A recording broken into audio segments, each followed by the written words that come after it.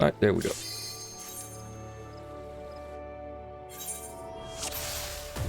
So very, like, this set is just going to be, I got you when I thought the gremlin. This set is only going to be, like, please. Oh my god, I'm trying to pet, dude. One sec. There. Alright, so this set is only going to be, we're just gonna go through it basically using nothing.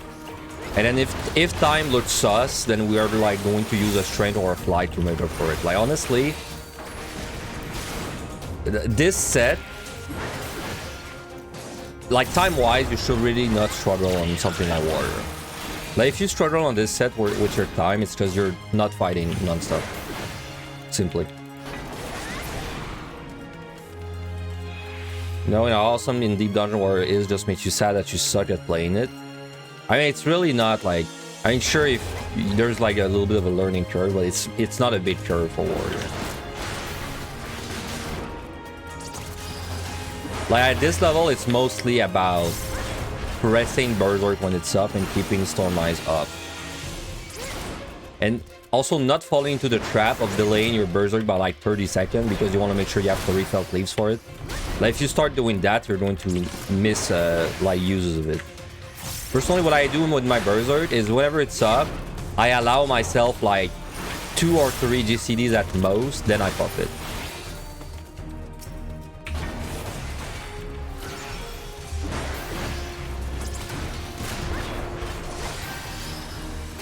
What if you get a bunch of glooms and nobility floors and stuff that can happen in this set? Well, if that happens, we adjust. I mean, it can happen, but like really, no item doesn't really matter. And gloom is like, doesn't matter too much either for this set at least. The real killer is like nobility. If we get something like 2 or 3 nobilities, and I think we would be looking at using like probably like a flight. A rage would be very unlikely. Because like we are gonna save an insane amount of time by not checking any chests. Like I cannot like state that enough. We are gonna be out of every floor in probably less than 5 minutes. Because all we care about is finding the key.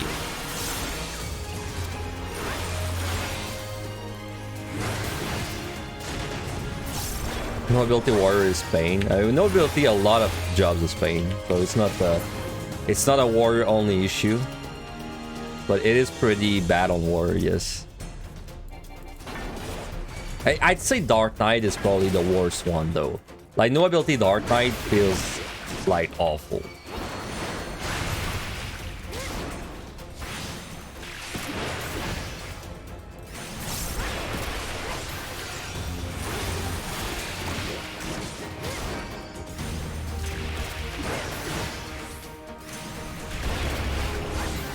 Hello.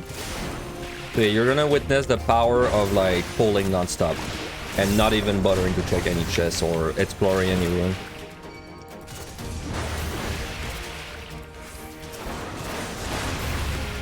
Unfortunately, we're overkilling one there, so we would have been out in 4 minutes without that that misplay there from the guy. Actually, it used to be that you could not dance with no ability on Dancer, but they changed the dance to make them weapon skills instead. Now you can actually use the dances in no ability. They made that change like a year ago, I think. Yeah, before they changed that though, it was very garbage in no ability for Dancer.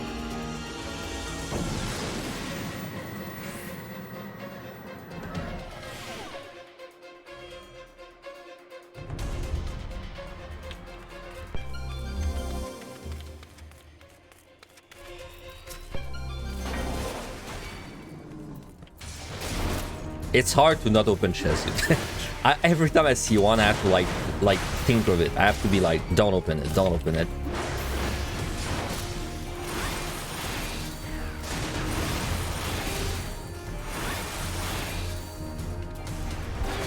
Oh yeah, whenever we're about to kill a monster, we just get ready to pull the next one.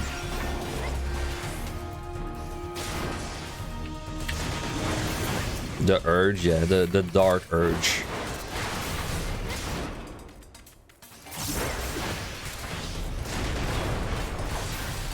Yeah, I think well, it was definitely a rating reason. Like, they didn't do that chance for the dungeon, but it was like, it was for, I think it was for monk.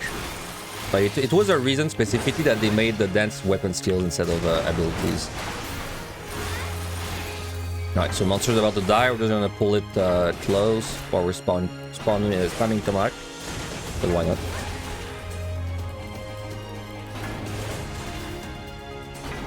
But that's kind of what I mean. Like, yesterday someone asked a question, like they asked like, do the devs care about the dungeon? It's like yes and no, because like they don't specifically do things for it, but like whenever we get combat changes, it impacts the dungeon.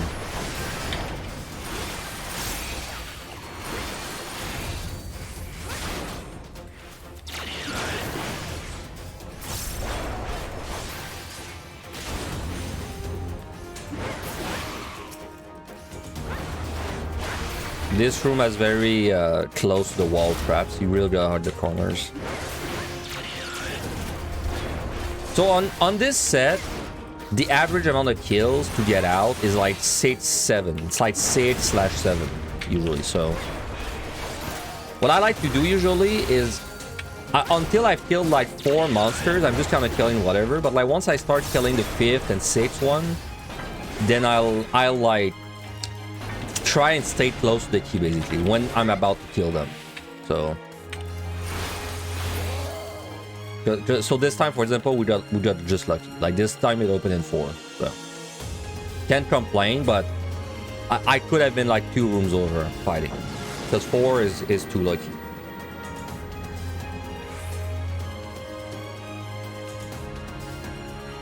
But if you're killing like the 7th monster and you're like 3 rooms away, then it's like not good that you're doing that. So we got a treasure room there, but it's right in front of me, so it's fine. I have time to deal with it.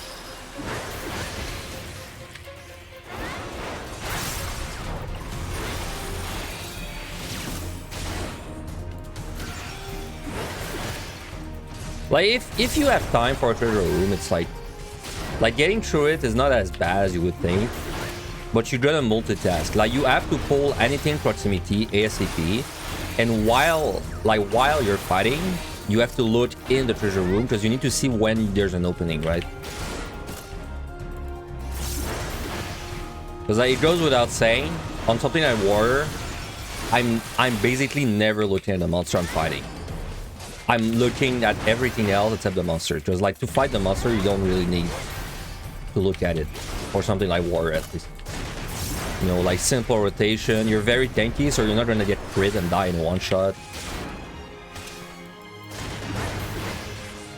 Well, you know, in my head, I've already made the plan that I'm pulling the pudding next, right?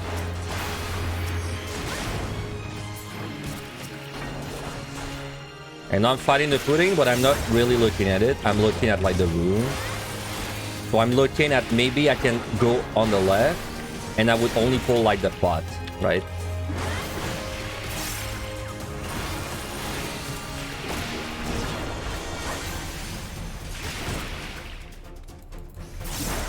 Now, if I have no opening, I'll pull the pot.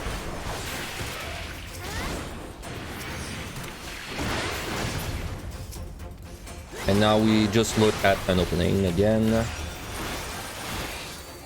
I'm not sure if the gremlin's gonna pull, but I'm willing to take a risk. Okay.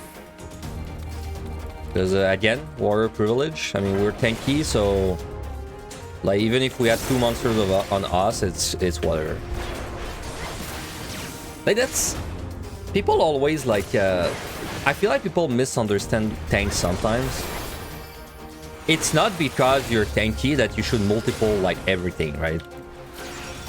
But you should definitely like use the tankiness for your advantage, and like one of these advantage, probably the biggest advantage of your tankiness is that you can take risk, but then if the risk doesn't pay out, but you don't need to steal or witching. Like you just fight a slightly more uncomfortable like encounter, right?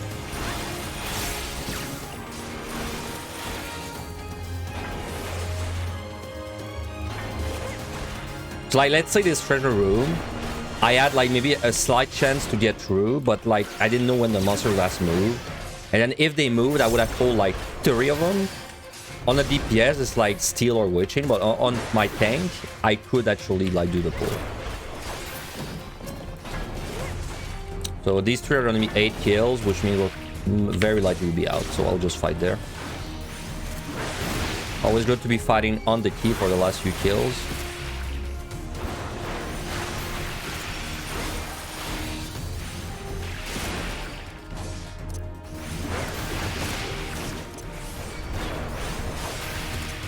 You would definitely open the first chest by accident out of habit. It's really hard. I would not blame you. It's really hard not to do it.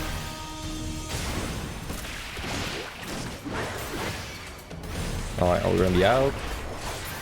Nope, need more.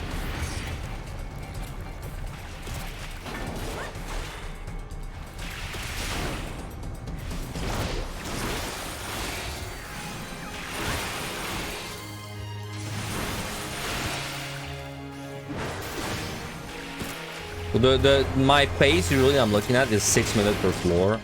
So right now we're basically 6 minutes ahead if we get out on this kill.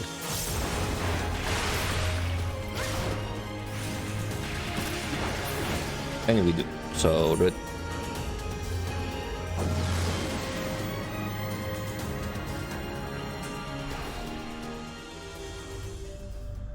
So that sounded like a debuff. Alright, so this is a very bad combination. Like, straight up.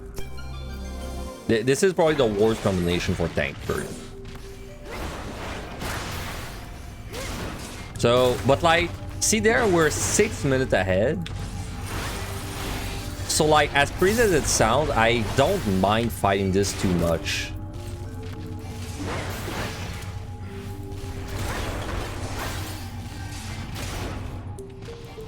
If we were like only 3 or 4 minutes ahead, I don't think I would fight this. But now because we're 6 minutes ahead, basically because we got a lucky 4 kill key, I think we can afford to fight this.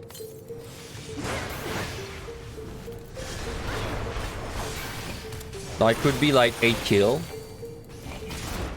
which would mean I would probably need to flight if it was like 8 kill. But I mean, if I'm gonna flight later or Serenity like now, like it's kind of whatever. It's like both are viable. So I would rather take the risk and fight this. If I got a no ability gloom on the next set though, I would probably not fight it, because next set is when time starts being a little trickier. On this set though, it's still like fine.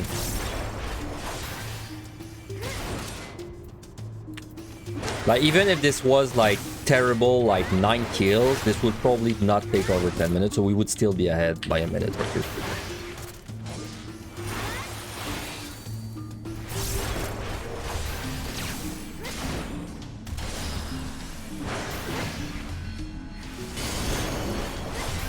I think that honestly what sucks the most is my potion usage,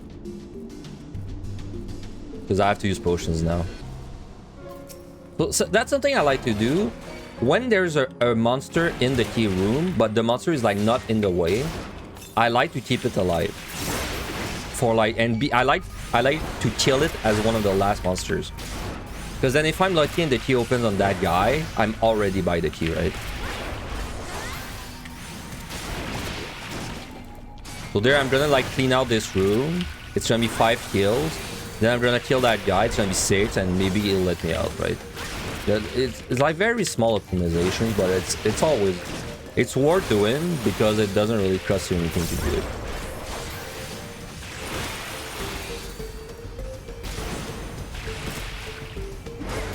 I did say yesterday that today's run was going to be a little tutorial-ish, like not too much, but it's why I'm talking a little more than usual about like you know, time management and all that.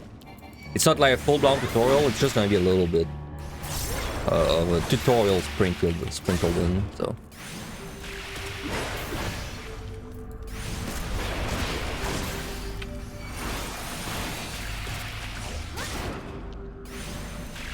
If we get out of there in like under 6 kills, the time was still gonna be like basically 6 minutes ahead, so.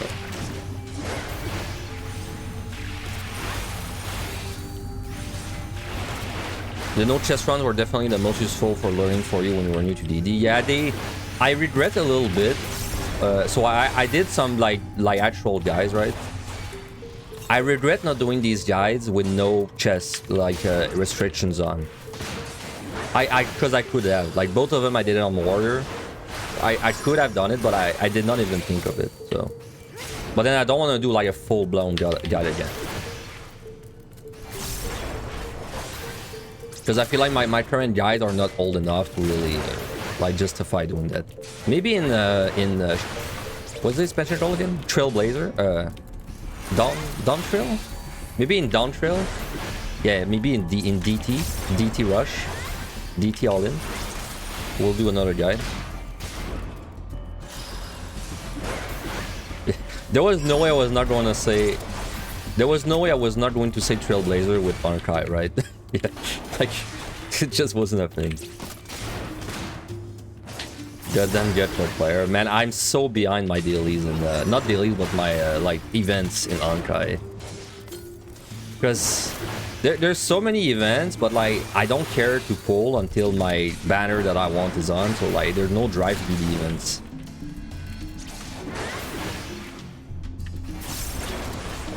Like I hate stacking up my resource so much. Alright, so that's the 6th kill. We're gonna see if we're lucky, if we're lucky. If not, we got the 8 there. I mean, I say lucky. 6 isn't lucky. It's average, right? And then we're up. So this Gloom no ability floor took 5 minutes. So even that was still below average.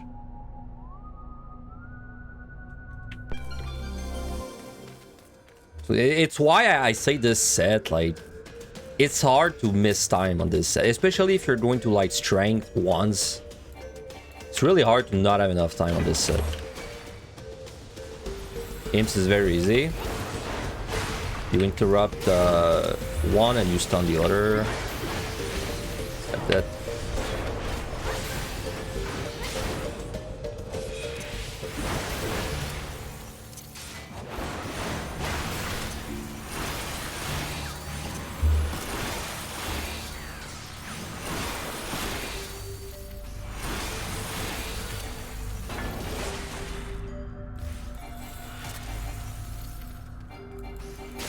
So again, the key is on my right there. So like... No! Yes! I didn't want to get the debuff. So the key is there, which might make you think, oh, I should rush to this room and kill everything. But like not really, because this would be 4 kill, which would be unlikely to let me out. So I would rather kill everything in that room, then I would like go to this room and kill everything. It makes more sense to do it this way. Because if I kill everything in this room first, all that's gonna happen is that I'm very likely to not have enough kills, and I have to like go back there, kill these two, then go back there, right? So...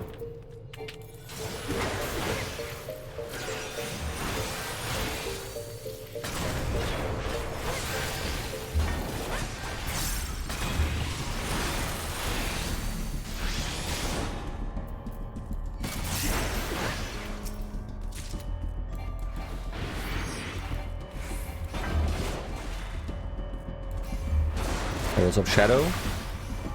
Hey, we don't need too much luck today. We're not hitting any chest, so we just need nice keys, I guess, and not too bad debuffs.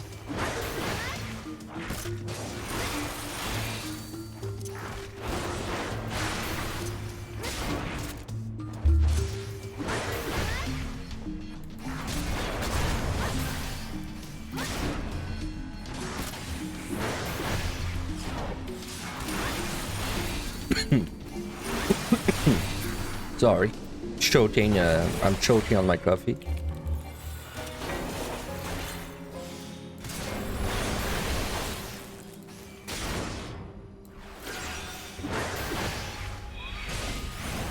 So I'm just killing that imp there because he's by the key. So like, if I was gonna be let out, then I would not want to pull this guy.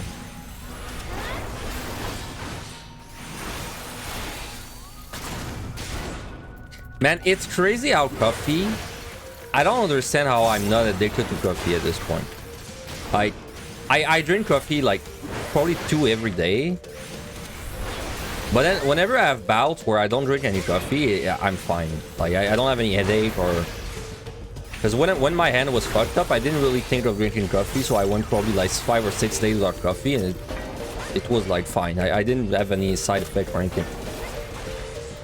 I don't know why I've never been hooked on like the whole coffee thing. Even though I drink so much. Ah, I don't have my stun, no. That sucks. Right.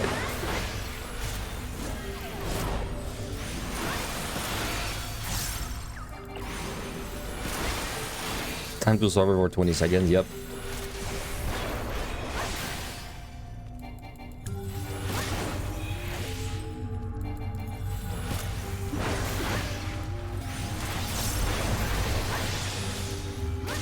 How did that go up?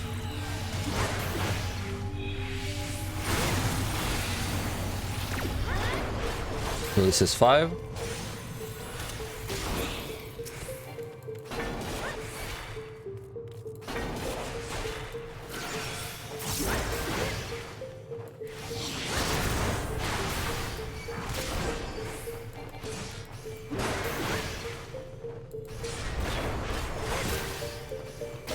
Getting slow from the parrots and EO was such a pain.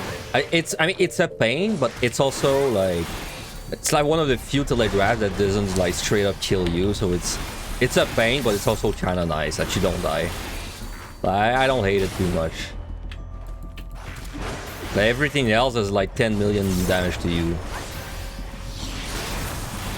Nice respawn. So we're 8 minutes ahead right now.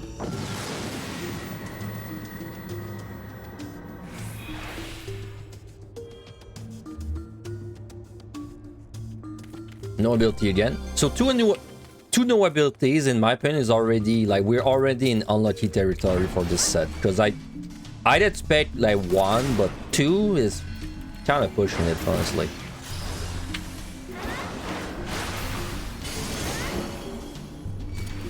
Well, of course we are 8 minutes ahead, so we can just do this normally.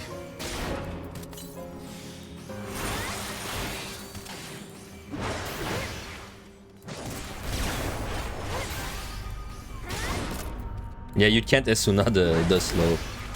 Yeah, it's the same with the Voln you get from the Diplos on the 60s. It's like a 3-minute Voln that also overrides your steel and you can't remove it.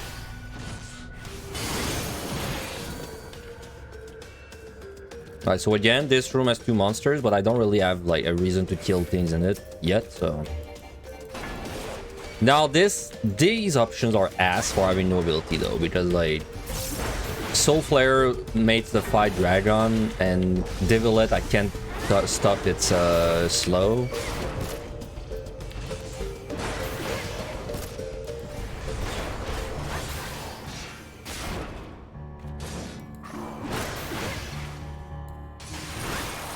Honestly, I don't really know what's worse between the Divillet and the Soul Flare in ability. I feel like the Soul Flare is maybe a little less bad.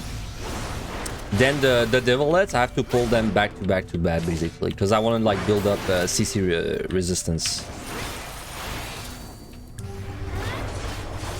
So I'm actually going to go pull the Taurus over there, or the Abaya and the Taurus. That's gonna be 4. Then I know the room has like 2 monsters in it, so that's gonna be 6. So I think I'll kill like 1 more. I'll kill the Albia, then the Taurus, then I'll kill like 1 thing. Then I'll kill what's in the room. Sounds like a plan.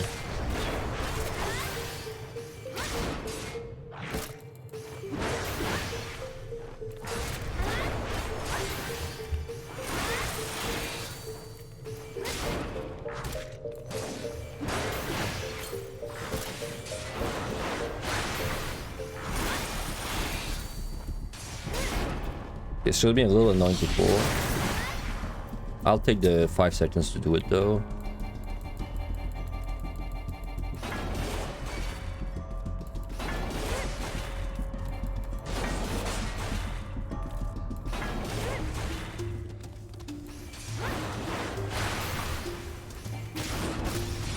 Alright, now we go back with this dude.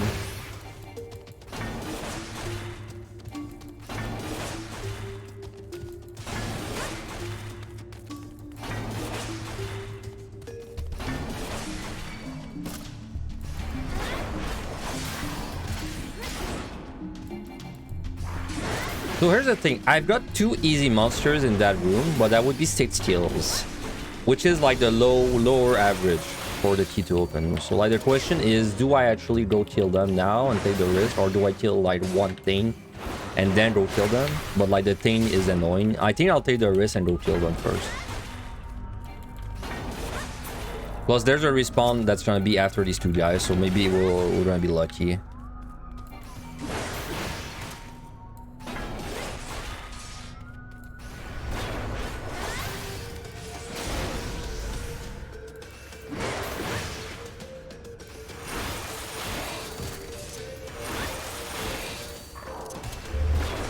So at most, if we are like very unlucky on this set and we get like bad debuffs the whole time for what's left, at most I think we would probably strength the boss, but I don't think it's gonna be any more than that.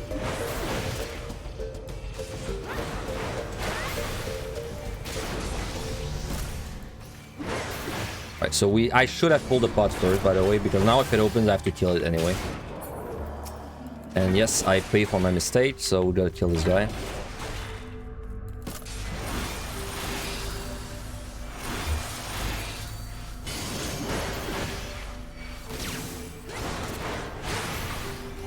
So that's 2 extra kills we've had to do so far. Everything else was like the bare minimum, but we've had to do 2 extra kills. Respawn in 5.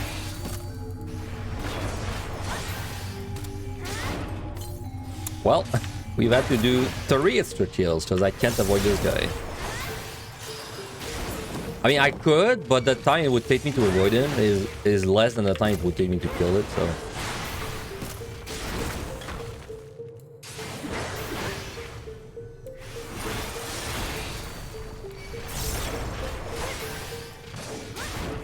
It's fine though, we're still 8 minutes ahead. This basically took 6 minutes.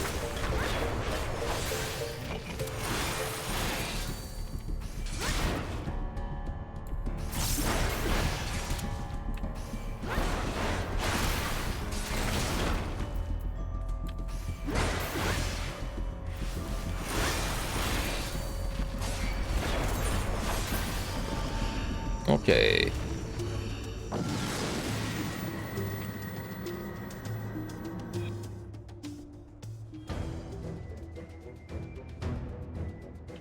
No debuffs. So again, 3 monsters in sorry, 3 monsters in that room. We don't want to kill them yet because the key will not open with them. But you also don't want to keep them like for so long that like the key opens and you still have not cleared out the room, because then you're likely to have to fight them, right? When you don't need to, so...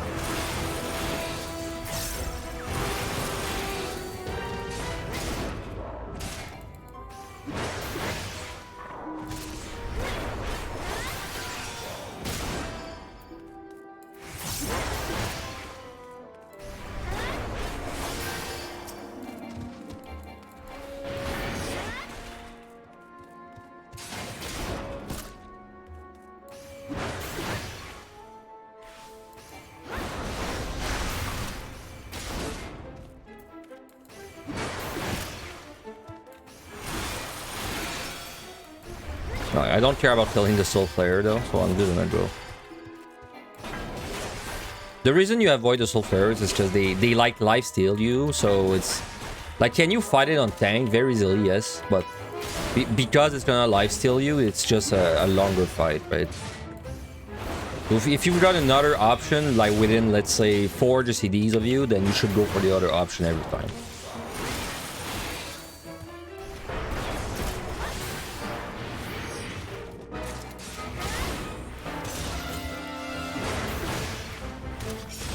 Right, do I still have it in me to stun in the correct time? Hey, I still got it. Right.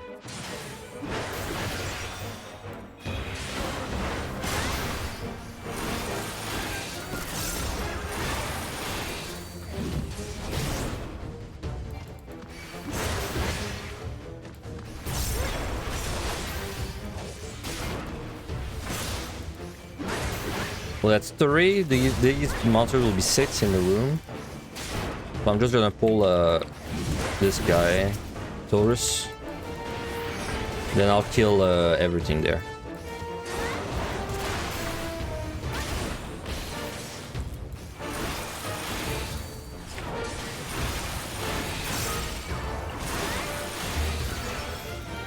So I mean, obviously we're gonna get through this using nothing. Like at most a strength, because we would get like no ability gloom twice. But like even then, I don't even think we need strength. So okay, we're gonna walk into the next set with all the poms.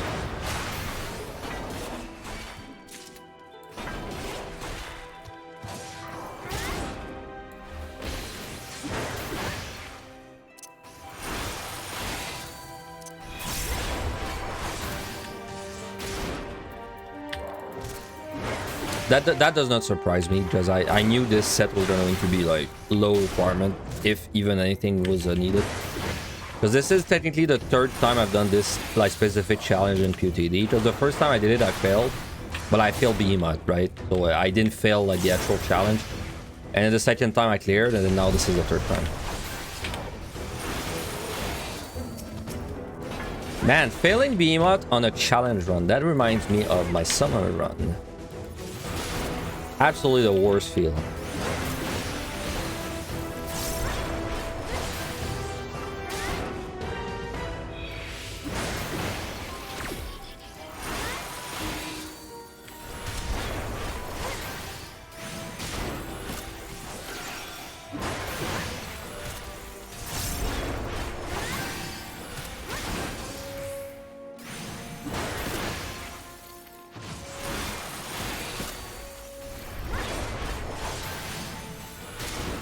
Alright, hopefully we're lucky.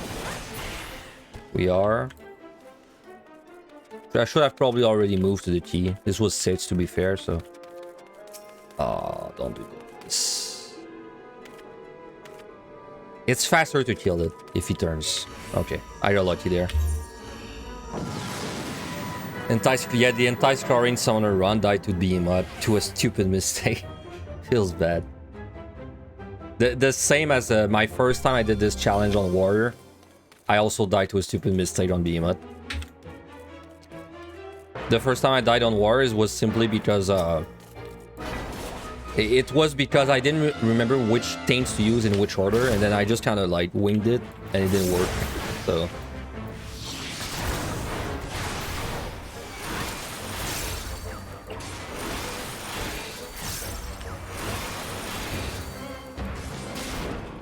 that is weird though. Now that I think about it, why did I not have a raising for like that warrior run though? That's kind of weird. Because I really don't see myself dying on the actual set on warrior. But I must have still raised that set, so that is weird. Maybe I died and raised, but I timed out. That's probably what happened. Oh, by the way, there's no item on this floor, but this like warrior doesn't care, so.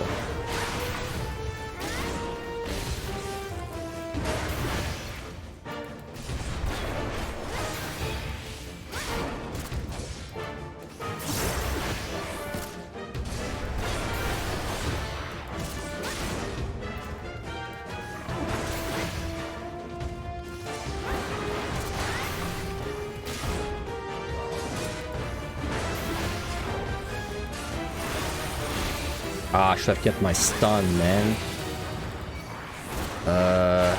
Okay, well, I'll fight. I was gonna fight the patrol, but without my stun, I'd rather fight him.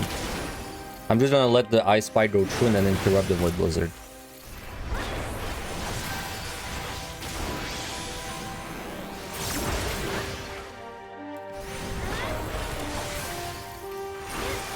Because if you don't have a stun, the patrol would put like a... How long is it? 15-second paralyze? Is it 15 or 30? I don't remember, but like a very annoying and long paralyze.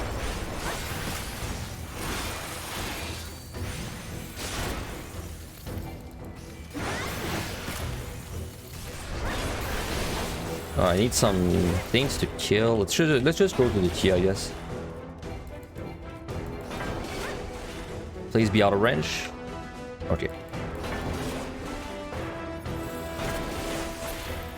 No, I think you're mixing up the curl. The curl is the strat where you like tank the cone. I don't think these do a paralyze on their cone.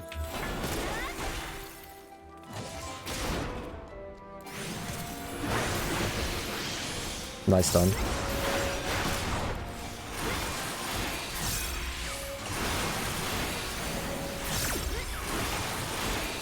That's gonna be 5 kills in that room.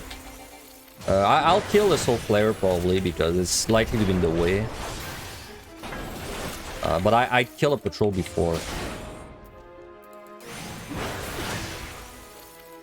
Any of you coming my way? Yeah, you are.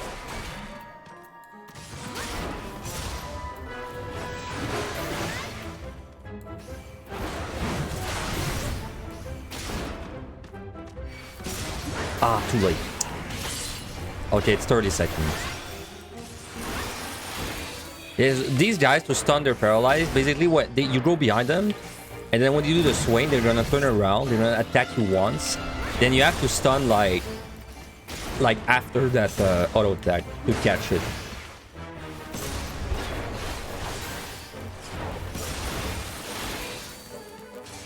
Now, on tank, you're not gonna die from that. On DPS, if you get paralyzed, it can like lead to your death easily. Well, easily. There's a chance it could lead you to your death. On tank, no, it's just like a loss of DPS, but...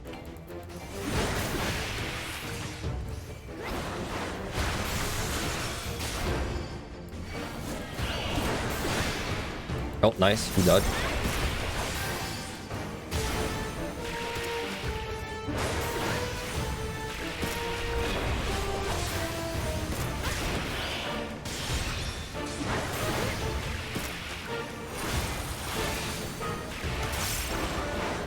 So yeah, these guys just drag on and on. Like, it's a pain to fight them, honestly.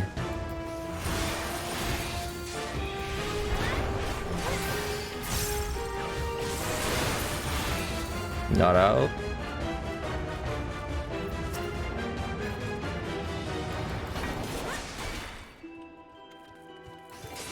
Okay, if I'm unlucky, patrol's gonna come back during my fight. They're gonna come my way, and then but the key will be open.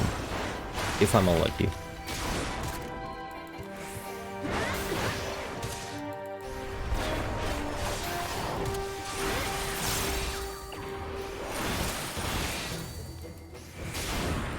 Not coming my way. Okay. And now this is a good example of like running out of monsters near the key, because all I really have left if I'm not out is a Soul Flare.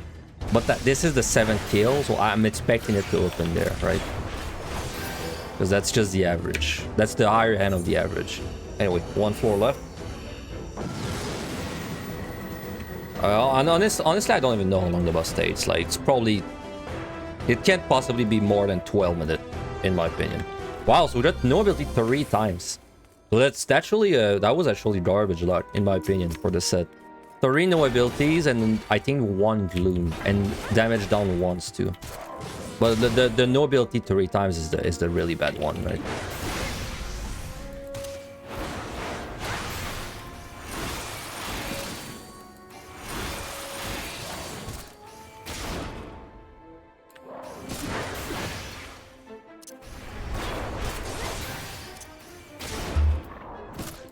It's even more annoying with the no ability on the higher floors there. Because the monster options, there's a lot of them that if you can stun them, you like reduce their annoying levels. But now we can't stun, so... for example, this guy, I'm gonna have to eat the paralyze.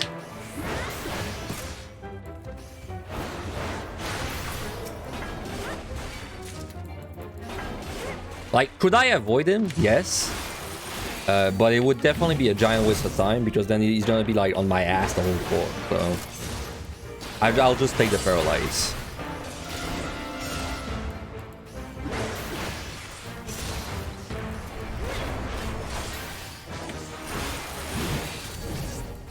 Oh god. The boys. This is good that they're all there though, because I'm going to have a paralyze like a CC reduction. Because the more they apply a CC to you, the more you get resistant to it. I might actually pull both. I'm gonna pull one, And then I think when the other one starts running, I'll pull the other one too. Because I want to kill all of them.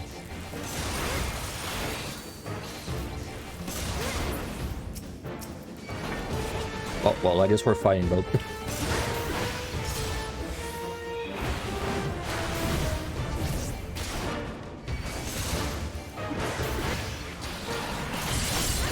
So see, we only got 7 seconds there, for example.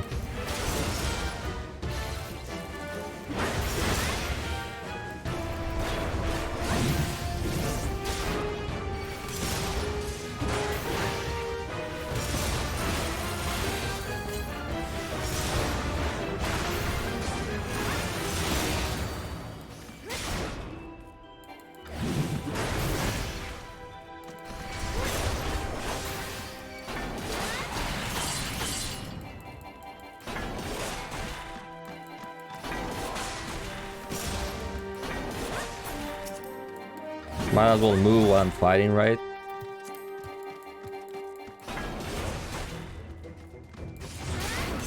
I'm not sure if I'm gonna kill this one before my CC reduction goes away.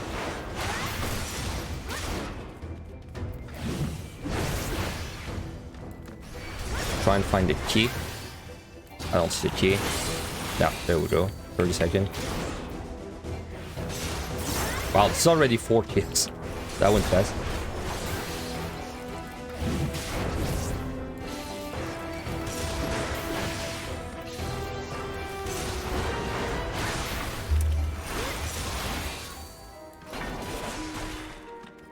I have a feeling the key is above there. Yeah, there it is.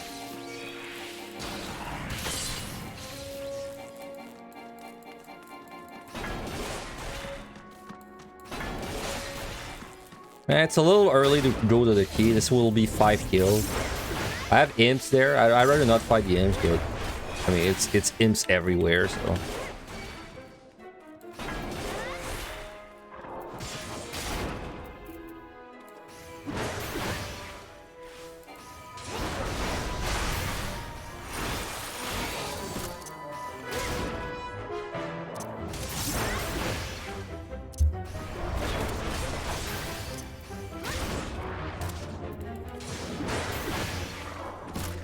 I really think that clicking only run would not be that bad with Warrior. Like clicking all your skills and also moving only with your mouse, I feel like it really would not be that bad on Warrior. Because you really don't have to move that much. Nice, 5 kills. I don't carry spine drops or whatever those pots to remove paralyze. I used to carry all of the pots, but I removed some of them for inventory space. I think I still carry paralyze, yes.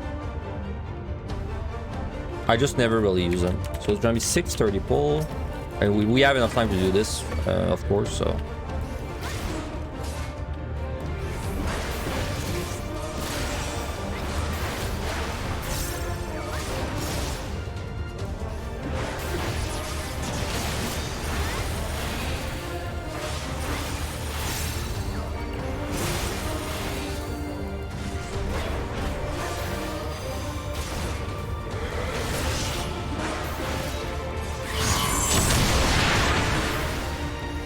Doing this boss when you can actually see the telegraphs is a whole other experience. Because the run we did,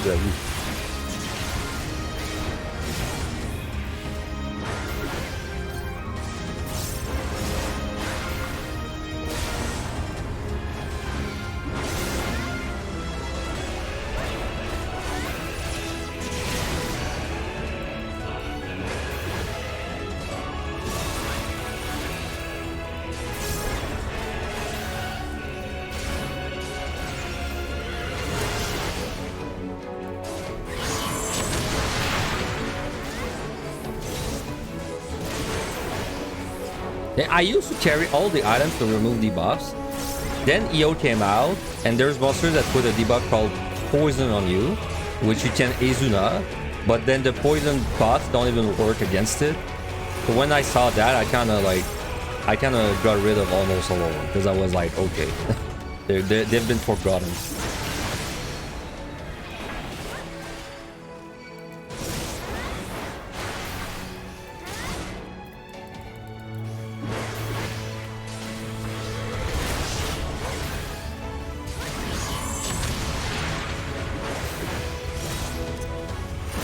I mean, it's a long fight. Honestly, I don't even think I would do this while I was strength normally. It's only for the sake of the challenge, right? You can. I mean, I just showed that you can do the whole set using nothing, but it's long, right?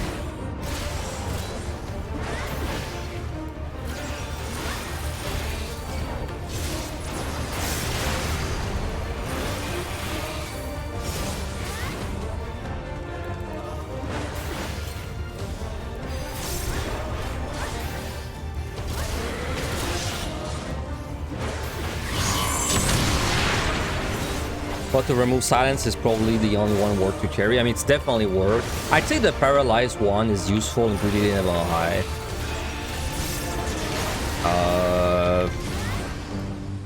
The Petri one is good in a group setting too. The other ones, I don't really think they're worth, no.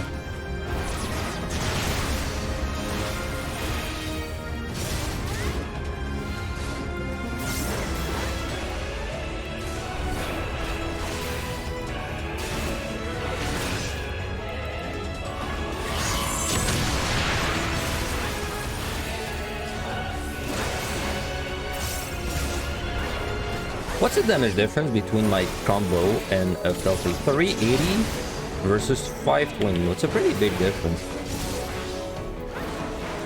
I think the last time I did the Warrior run, Feltleaf was a 490 potency move. I think. I remember it was like just shy of 500.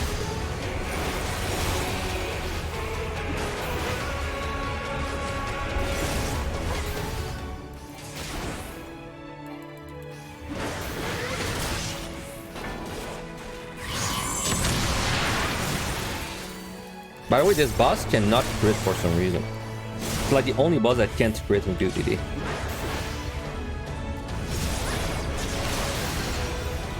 Thank God he can't, because if he could crit, I think this would legit be the hardest boss for some DPS job.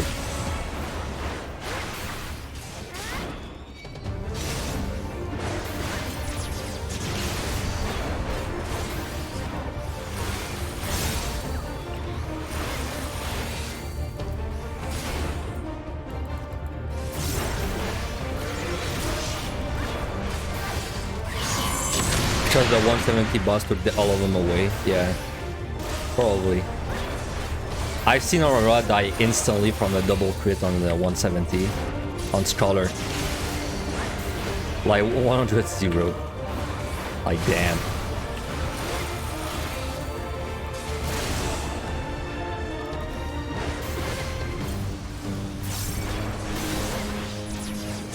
I 170, it's like okay. Doing it without a steal on a healer, man, is like nerve-wracking. I hate that. I know when I was doing my Astro grind, I almost always steal 170 just because like the risk of getting blown up was way too high.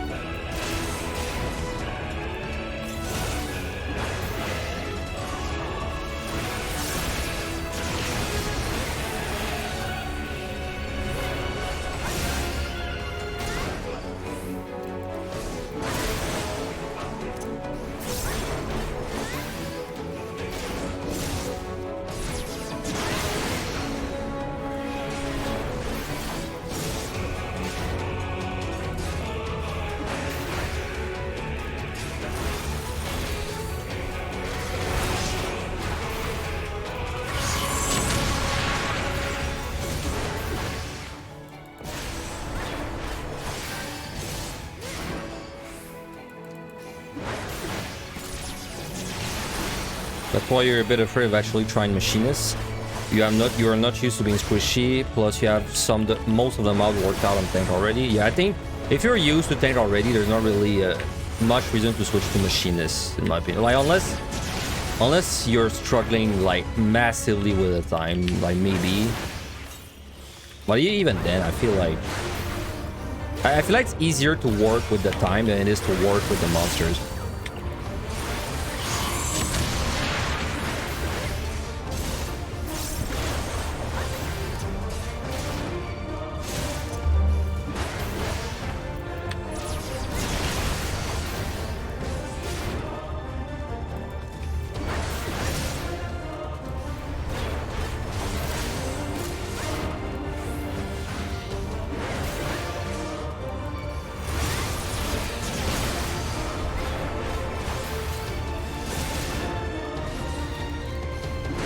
Nice spawn.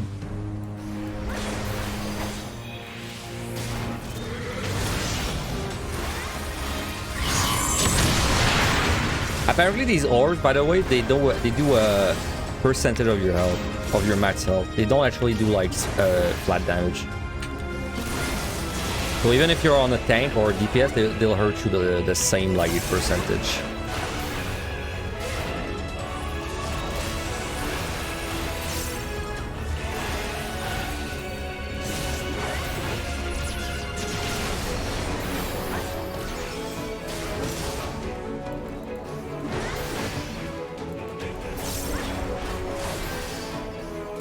Almost done.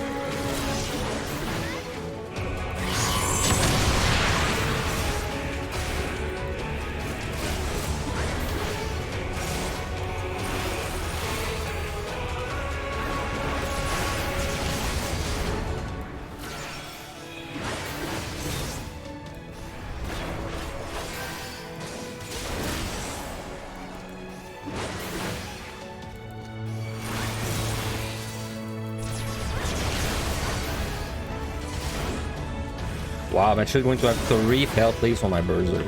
Never seen before.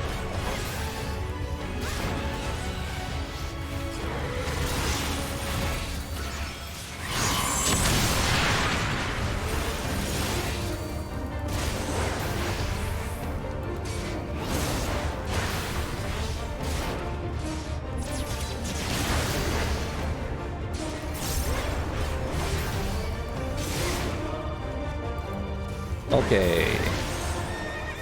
So we've used nothing.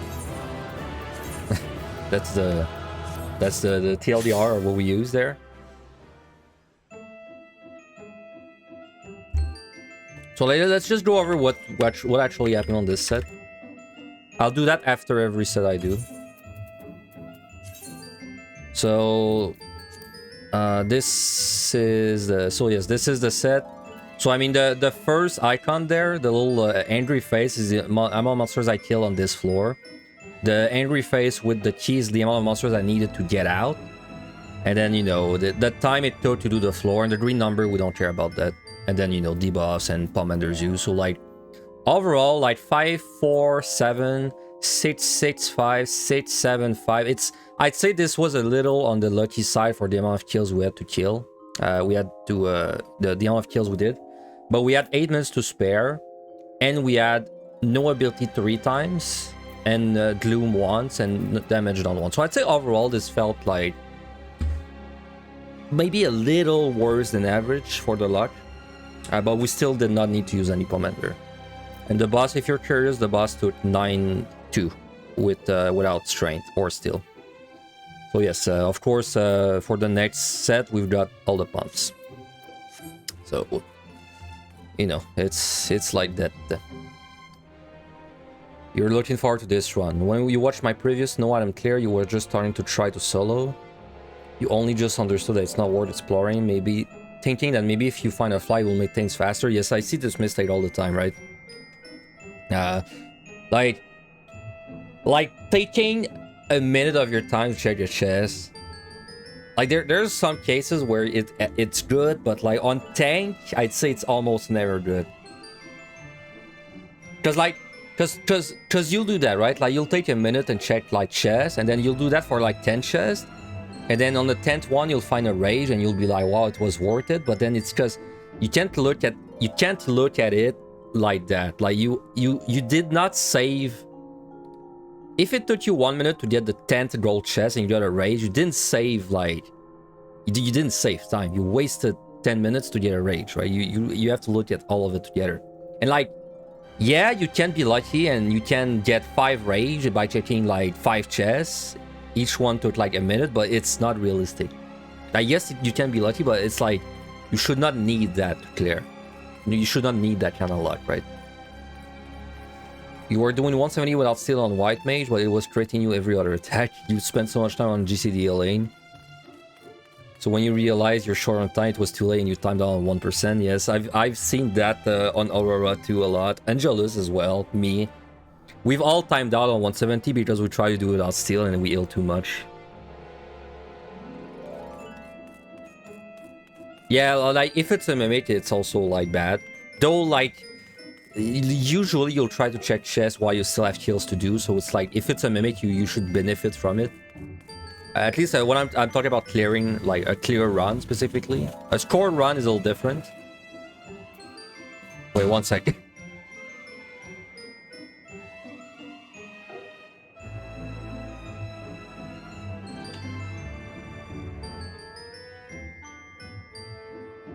Sorry, someone had a lawnmower outside and it was way too loud. I'll open my window after this set. Okay. So anyway, we're gonna go into the next one. So the plan there is kind of the same as the set I just did. Except this set, we're much more likely to have to use like something, but like we're not going to have to use much. If we use something, it's probably gonna be like a flight or a strength or a combination of a flight and a strength. And I don't think it's gonna be much more than that. Serenity would also be possible.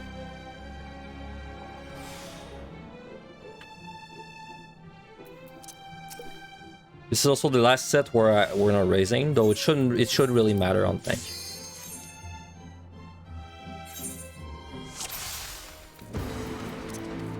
Alright.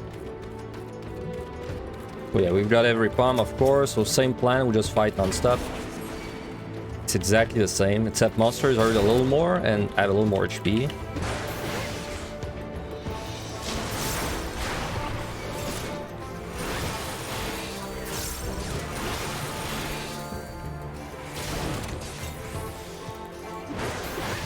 The new Tenkan Gotten change to Sam makes it so much better in EO for sure. What is a Tenkan Gotten? Gotten? Well, which move is that?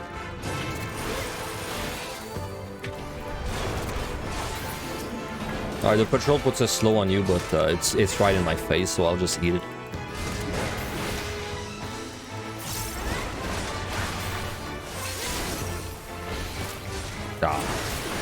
I tried to delay it a little bit.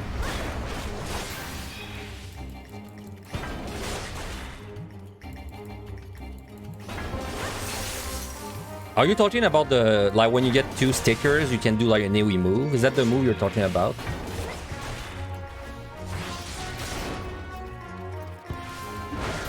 Like what change are you referring to? Are you referring to the fact that it's a circle instead of a cone?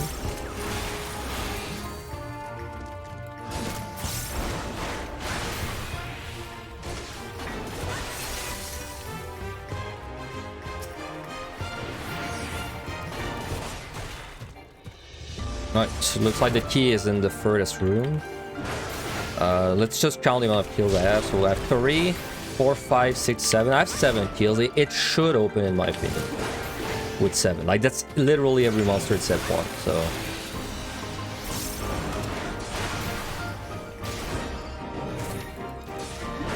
Well, if you're referring to the fact that it's a circle instead of a cone, now I don't agree. I think cones are easier to work with for the dungeon.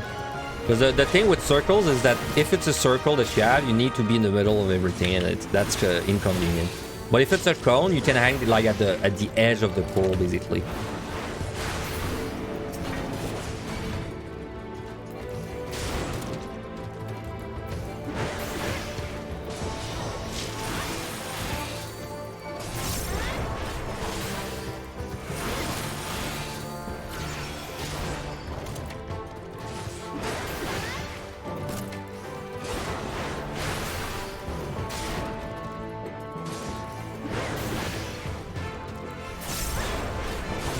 Not that, they buffed the range on it to HR, the same range as White Mage Holy.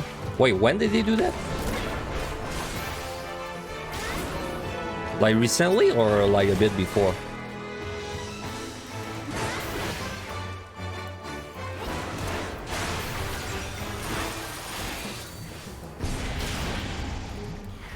.38. Did I do my samurai run after or before that? I can't even remember. I mean, that's nice. I'd rather it was still a cone, but that's nice if it's gonna remain a circle.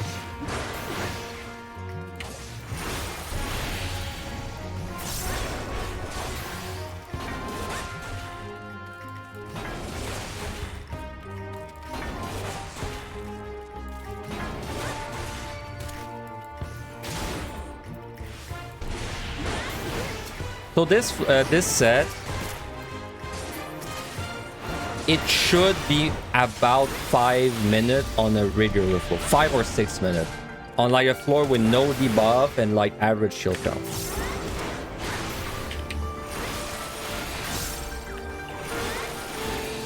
So like right now we're gonna kill 6. I'd say this set it's like 6 and 7 still.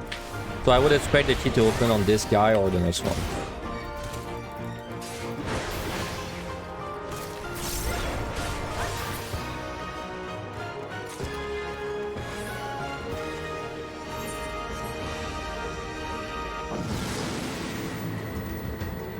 There would be nothing wrong, by the way, with using a strength or a flight already there. In fact, if this was a regular run I was doing, I would probably have strength the first floor right away.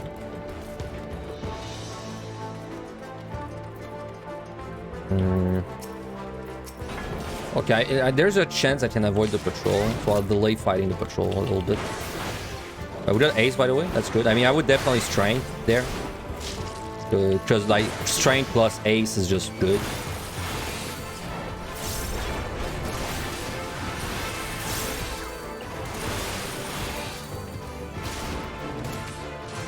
You know, man, I still miss.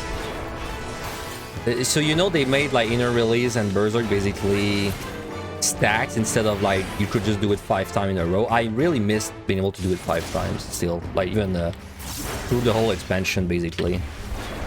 It was more fun to me when we could just spam it 5 times in a row.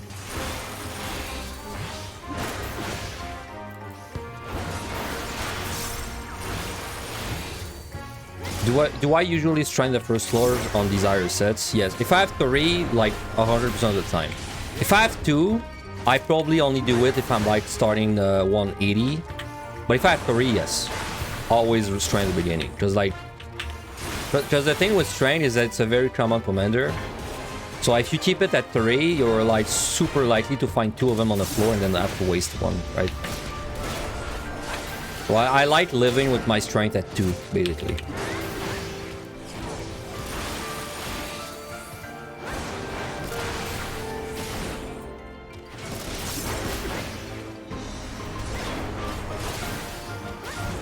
I mean, I can avoid you, and I don't know if it's really worth though. I might just kill the patrol, honestly. I'll try to go past it, and if it sees me, I'll kill it. Okay. If I start like wasting a bunch of time avoiding it, it's not worth.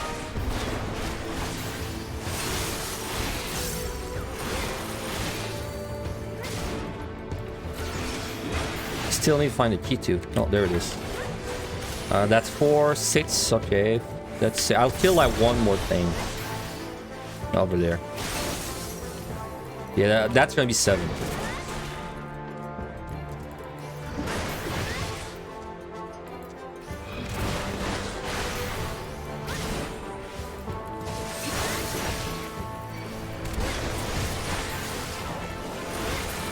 Oh, never mind. I'm out. That was quick. Nice, nice 4 kill. Wow.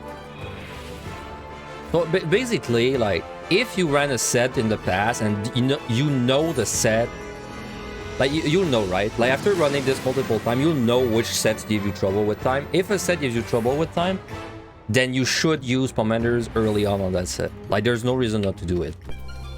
All it's going to do if you use commanders early, it's gonna like give you more options. I think I have a CC reduction. We got a blind there.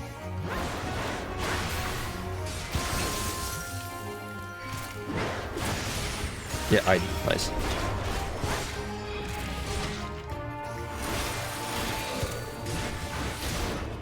Because the reason you're not going to be using commanders early on probably is because you'll feel like there's a chance you're gonna waste them, but it's like you're more likely to have to waste something to make the time if you know you're already gonna struggle with time on the set.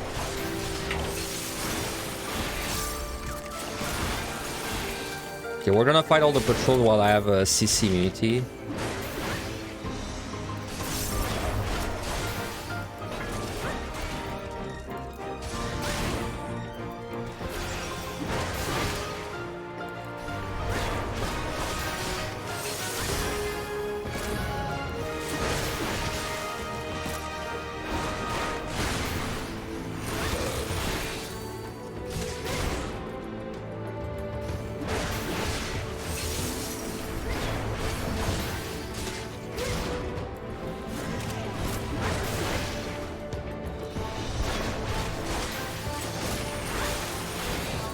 fight. Well, now I won't fight the last ritual. I'll just kill the things in that room.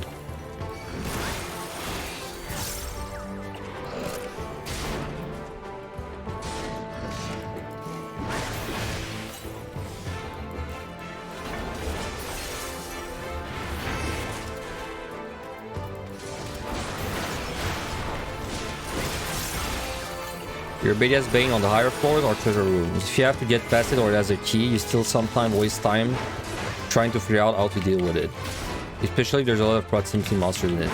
Yeah, I mean, if there's a treasure room and it's like usually if I have a treasure room, I'll pull something in it right away.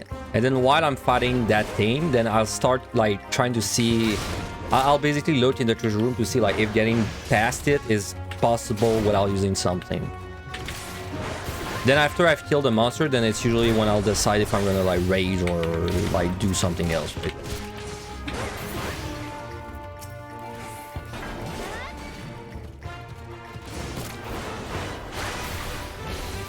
Oh, stunned too early.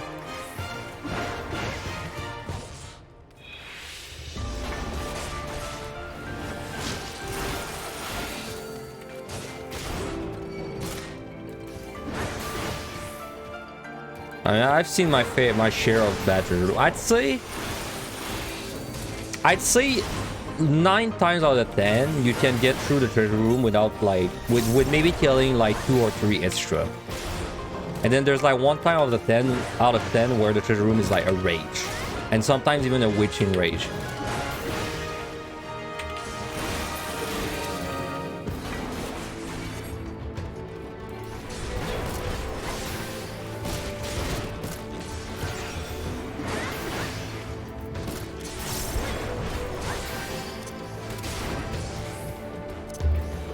I'd say that it's more dangerous to fall into the trap of trying to do the treasure room because you can, but it takes you an absurd amount of time, than it is to like quote unquote waste a rage, right?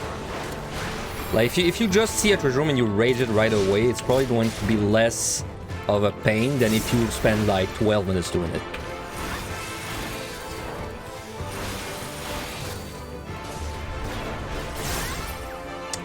I thought that the key might open and that I should like slip past him, but I waited too long. That's fine though, we're 6 minutes ahead right now, so. But we've been pretty lucky on the keys, so.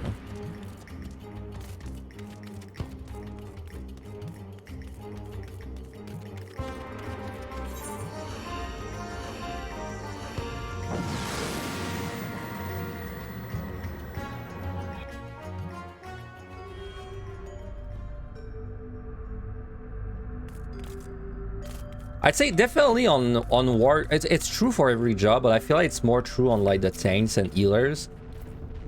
I'd say a really good thing you can do is the very first floor of a set, fight non-stop, with or without a strength, but like just fight non-stop and then look at the timer, right, when you get out, and then just do math in your head, right? Like figure out how much time it takes you to kill a monster, and then you can, if you just do that math, then it becomes very easy to like see if you're doing good on time, right?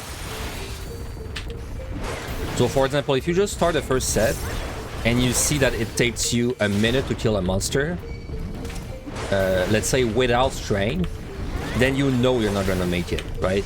Because one monster, 1 minute times 6, like you're below average, and you're already like not on pace. So like you would need commanders, right? But then on the contrary, if you do a set and you kill the monsters in like 30 seconds, then you know you'll probably be fine using very little commanders. Because like as long as there's no bad RNG stopping you, like you will be on pace just killing the monsters, right?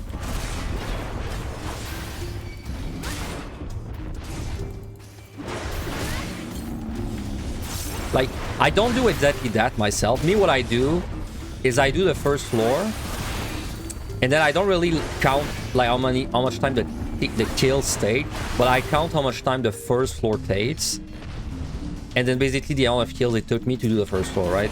So then if the first floor took me, basically if the first floor took me below 6 minutes, but it had an average or higher amount of kills, and I know that time will be like fine outside of debuffs, right? So for example, in that case, first floor took me I think 5 minutes with 6 kills. So that's pretty like very close to the average. So I know that I would be fine without any kind of debuffs, but we're gonna get debuffs, so it's very likely I'm going to have to use like something.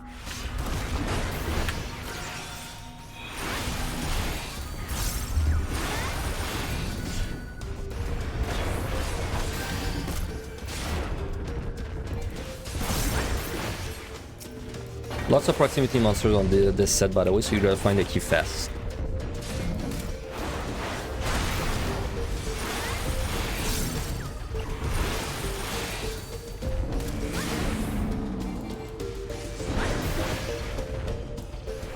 Well, so strength is like, you should really never keep your strength, well, unless you don't need to use it, right? But there's only one instance where I would like not go down to 0 strength. It's if I need it on the boss, well, of course, but like there's a second reason. It's if I'm playing a DPS job and I have like 1 steal, because then I need the steal to be like as optimal as I can, which means I'm gonna like use it with a strength. That's like probably the only case where I don't choose my last strength, excluding bosses.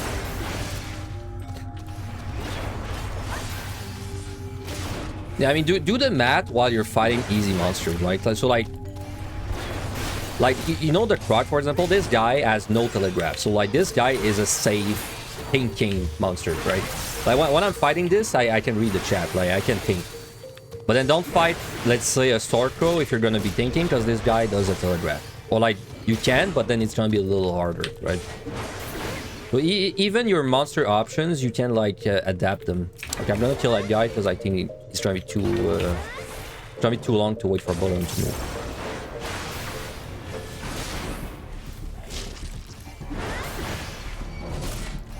It's why when you zone into a floor, like almost always pull something easy right away.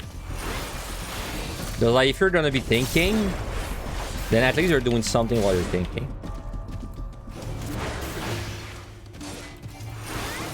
Ah, that movement was so unlucky.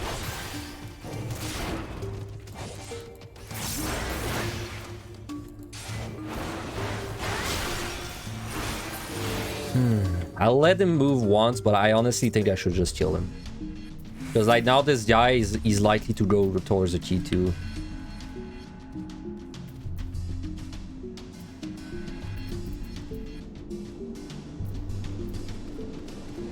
Alright, go right. Okay, all good. So this was not a good fight. I should have played this better. We killed one extra monster, and then we also lost like a minute or so running around. Oh.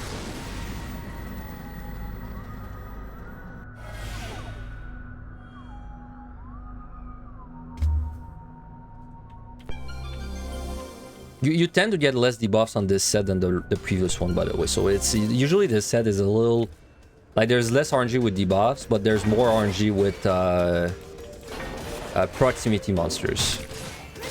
So, but like you can offset the proximity RNG a little bit if you like explore right away to see where the key is. Or like don't explore, but like just look around basically.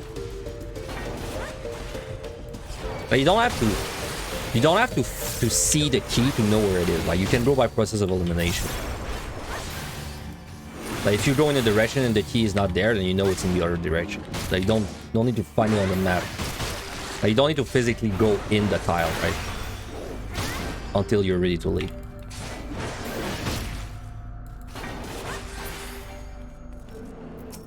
But in that case, we don't care because the key's right there, and we even got a treasure room right by it. So.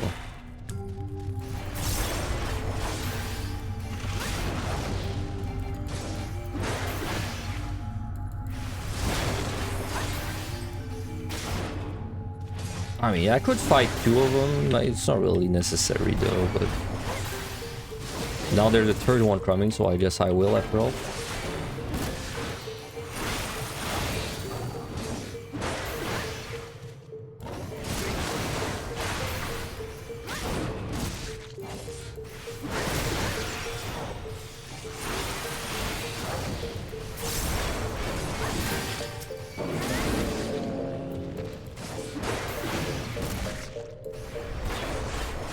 We're pretty ahead of time, but this set is tricky. Like, it's why I like to strain this set right away, specifically. Even flight is fine too, because like this set, you can just get a really bad treasure room with like 8 proximity monsters, and it's like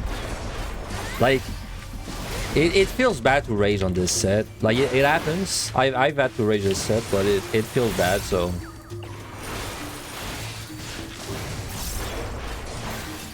Like, I'd rather be down a strain that I didn't need to use, but be like, feel at ease that I will not have to rage later due to bad luck. I'm willing to take the loss.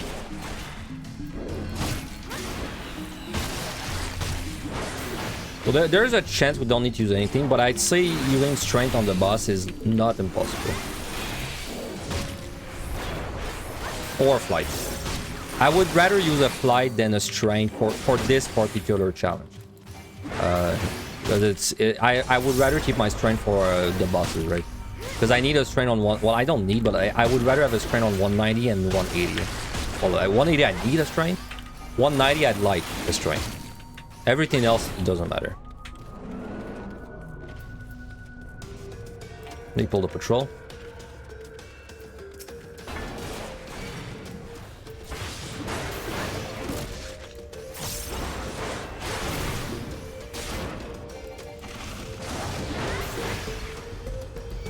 As I said in other ways, training is more of an investment. Yes, it is an investment. And sometimes your investment like doesn't matter because you clear and you have like 10 minutes left, which means you didn't need to strength like one time, but you know, like being down one strength is not gonna make or break your run. Being down a rage because you didn't want to strength early on and then you get at the end and your only option is to rage could make or break your run. Well, it's more likely to make or break a run than a strength, so.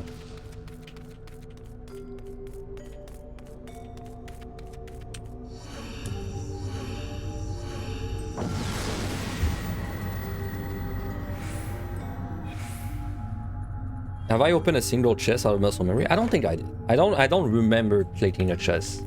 Though honestly I could have and not even remember it. Alright, key. Where's the key?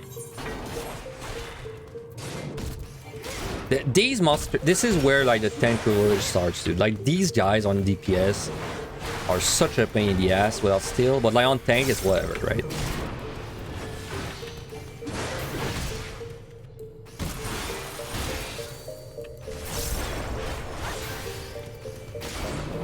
Like if I'm playing DPS, this is not a thinking monster. Like this is a watch out monster. If I'm playing tank, this is a thinking monster. Like doesn't do any telegraphs. So like yes, I'm fighting them, but I'm really just looking around.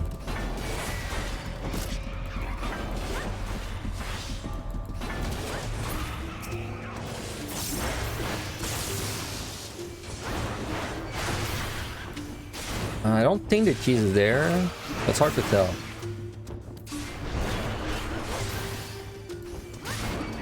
Ah, come on.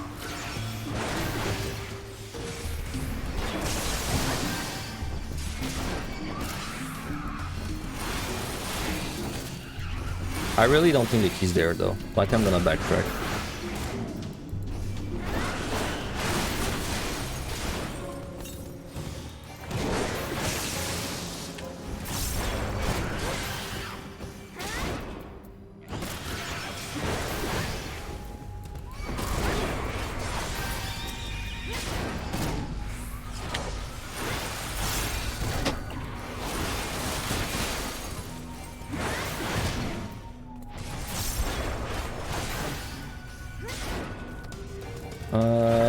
I can maybe squeeze through.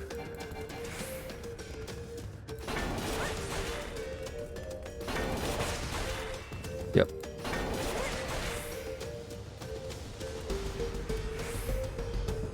Well, I don't see it, but I have a feeling it was not on the other side, unless it was hidden behind a monster. So I'm gonna keep going in this direction for now.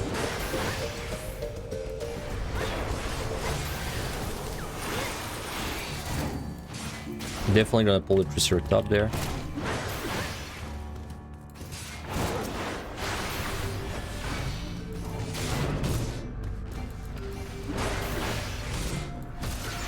Once the Archaeosaurus moves, I'll go.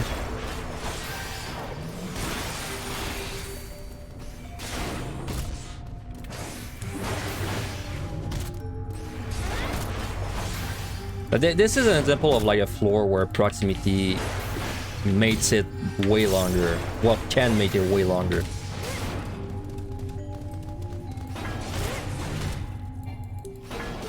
I think I see the key. So I was correct. It was in this direction.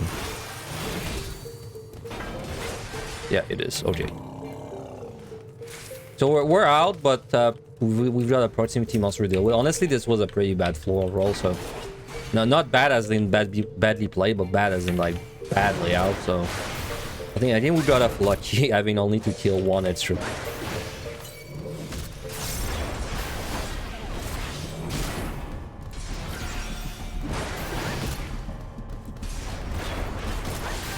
This was a 4 kill open, to be fair, though. It's gonna be 5 with the kill, but this was still a pretty lucky open.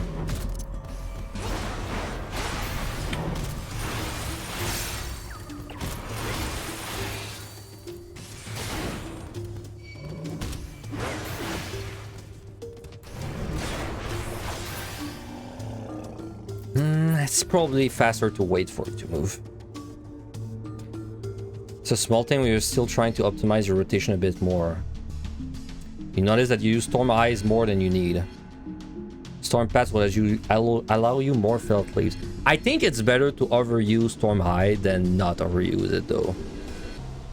Because like if you think about it, you're missing on 10 like gauge, right? So it's basically 5. It's like if you divide felt leaf by 5, that's like the potential you're control losing.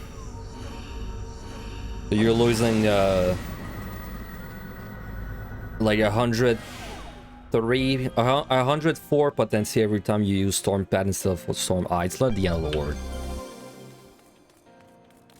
But yes, it's even my rotation isn't even optimized. Like I so rarely felt Berserk with 3 felt leaves in the bank because I tend to just burn them. Nice ace, by the way. I'd say we got pretty lucky on this set, honestly. I think we will have to use nothing.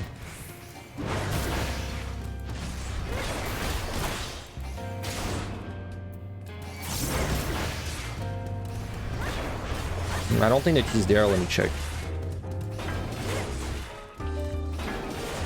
Oh, this is an example. Another example of a floor that would suck on DPS, but we are a tank, so life is good.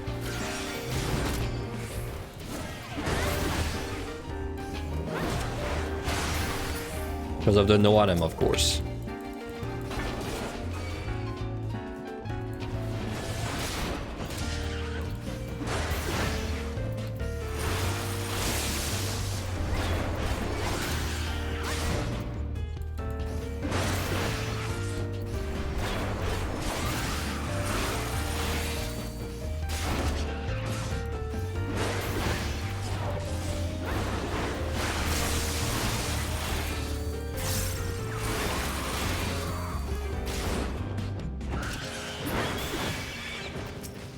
So see, it's tempting there to like ignore the patrol and just go. But like I would have had to wait for him to move beyond me, and then I would have to probably wait for the dino to move back too. So you know, at this point I'd rather fight him. Cause like yeah, there's a chance I'm going to need like you know, I'm going to overkill because of that guy, but I would rather overkill than wait. Because then the waiting is overall going to be more costly. And the key's right there, so it didn't matter. In that case, it was good to kill it. How did I not see that? It was right there.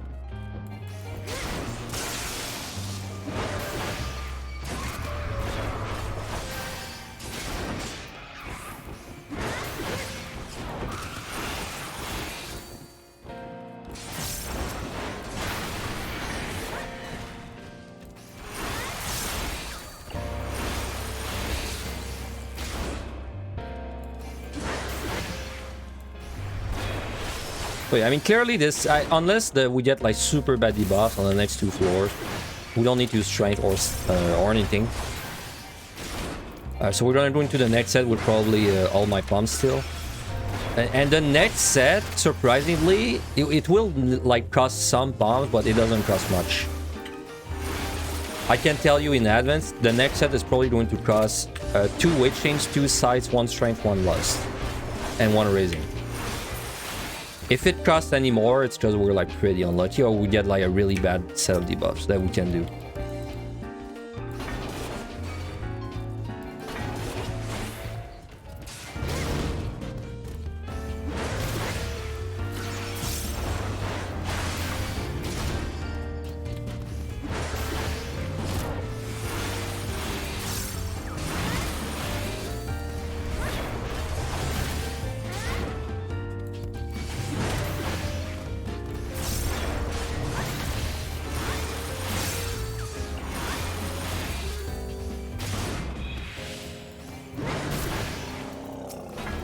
You remember that was one of the big things you took away when you watched my guide, just fight patrols. Yeah, because it's so tempting, right? To just like solid snake your way through all the patrols, but it's a massive waste of time most of the time, even on DPS. Like if on DPS there's a little difference. It's like if there's a patrol you can't fight, then you have to avoid it. But like if you can fight the patrol, I almost never avoid it, because then it's. Because, you know, like, avoiding a patrol is just setting up trouble for later.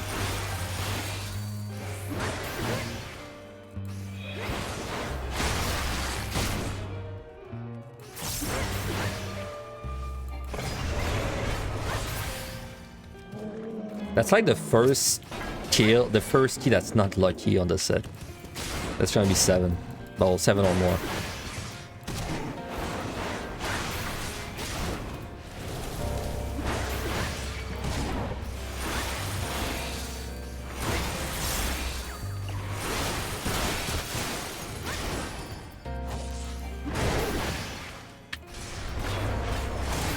But we got an ace for it, so...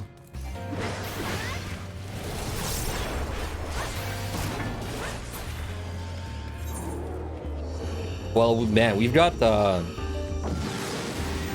like 17 minutes to 2 floors, so I don't think time's gonna be an issue. Like, unless we get no ability twice, but we didn't even get it this time, so... And honestly, even with no ability twice, I think we would make it. Maybe not though if we had no ability gloom.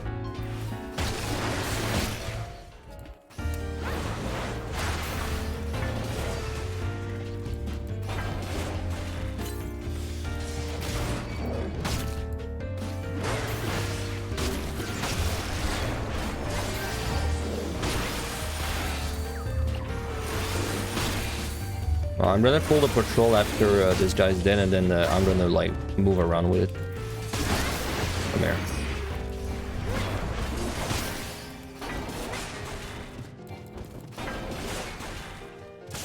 The 5 room. The key. So see, this is a floor where I can just tell where the key is by process of elimination, right? Because we know it's not behind me, and then this is. Well, this might not be easy to tell if you've not done all around, but I know this is 5 room. Like, I know beyond this room, there's one to the right, and that's it. So I know the key is in the one to the right. I just know. So I still need to see, though, if there's a treasure room. So I'll make my way there, but...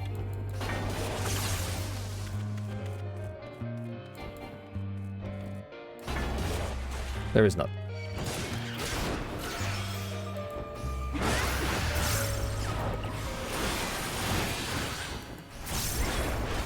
Okay, and see, in this case, like usually I like to kill monsters outside first, but in this case, 2 proximity monsters there. So, but well, 2 there too. So we have to kill them first.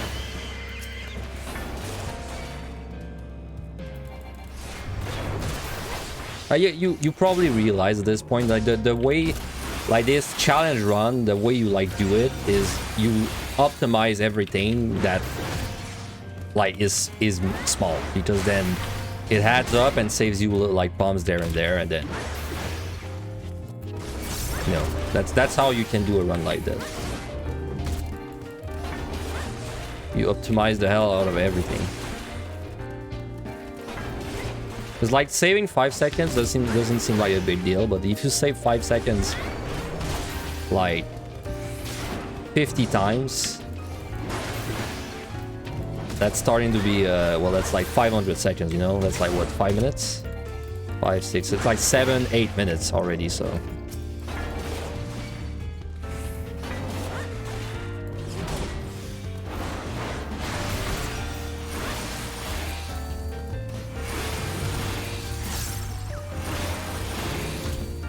Also, the thing that's nice with tank on this set, except if you're scoring, it's different, but if you're not scoring, this set I like to raise on the DPS, because it, like, monsters just kind of chunt you, but on tank, it's really not, like, scary. As long as you're fighting 1v1, you really should not be dying to things.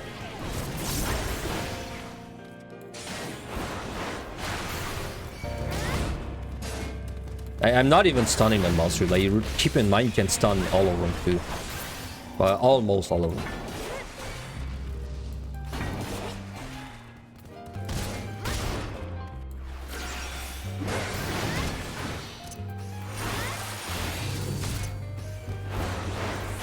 Man, I can't wait to try Baldur's Gate 3 with my friend.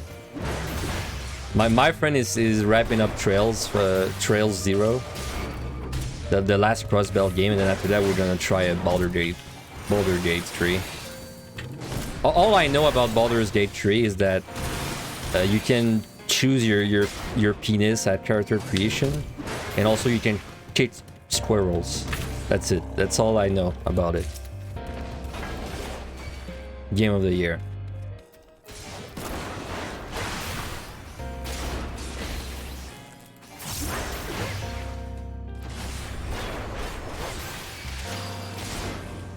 Though I not gonna lie though, I looking at the game, it reminds me more of Divinity Original Sin than Baldur's Gate, right? Like the old ones, but it's the same studio that made Divinity Original Sin. This is 6 kill. Type C or girl, I don't know which one it is. I have not studied the types yet. I'll get there.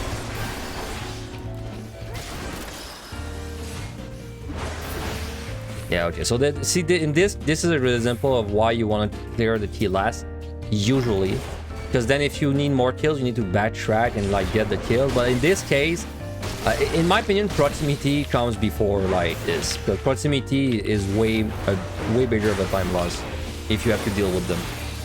So in that case, I'll take like the risk, right? Now this is 7, it should open.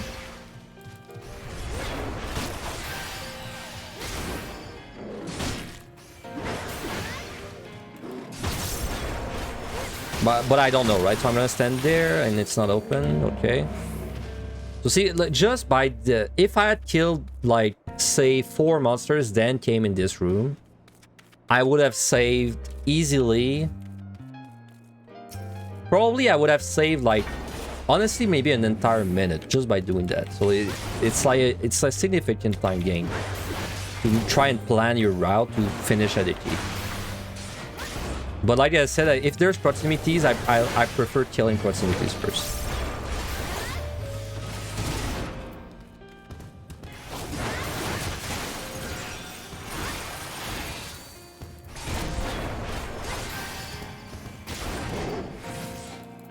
Now this is 8. I would expect 8 to open, right? I'm gonna like kill it there just in case, but...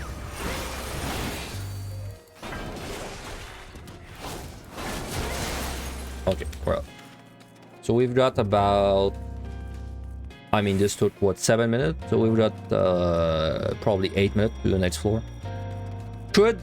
We could need to strength if the next floor was like no ability glue, but outside of this combination, I don't think we would have to use anything.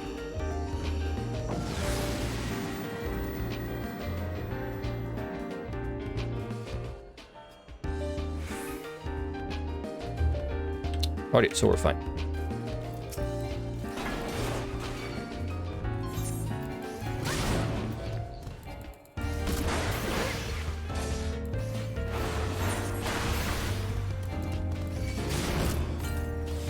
Gotta be really careful with this room because it has traps super close to the wall. She's not there.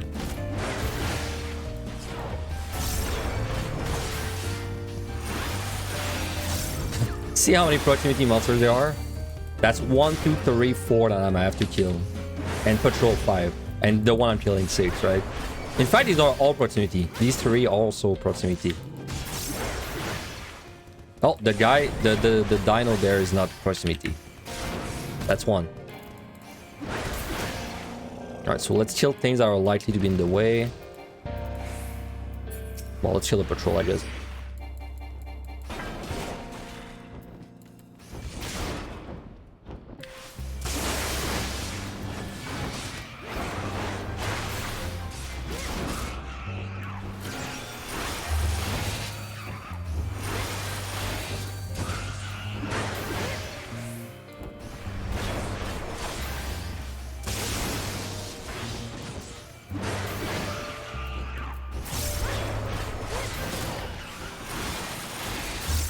Sure, right?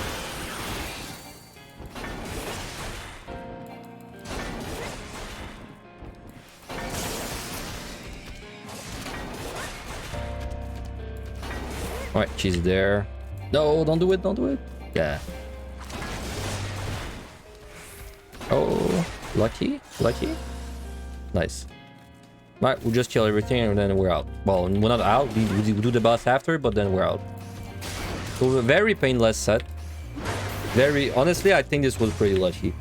The last set was a bit like unlucky. This one I think was like I would expect to use like a strength at least there. I think we got away with too much, and what really made us lucky is, well, it's not the pick drops of course because we have none. It's the kill counts. Like, you don't really have bad debuffs too often on this set, but the kill counts, I think we're like really lucky on the kill counts. Everything was like less than 7, except like a floor was 7 and another one was 8, I think. The flow should be removed in PotD, MLI, and especially EO. Well, yeah, you're right actually. It's kind of it's actually annoying in all 3. Like in PotD, it's annoying because it's procs. In MLI, it's annoying because it like casts so much that it unaggroes from you. And in EO, it's annoying because it's procs, but also like a freaking bitch to fight. You're right. It's is there another monster that's annoying in all 3?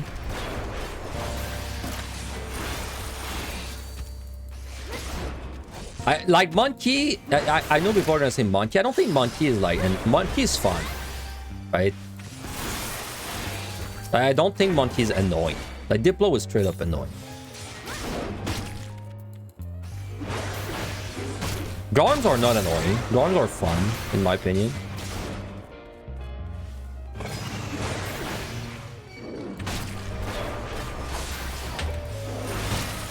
Huh. Gozus are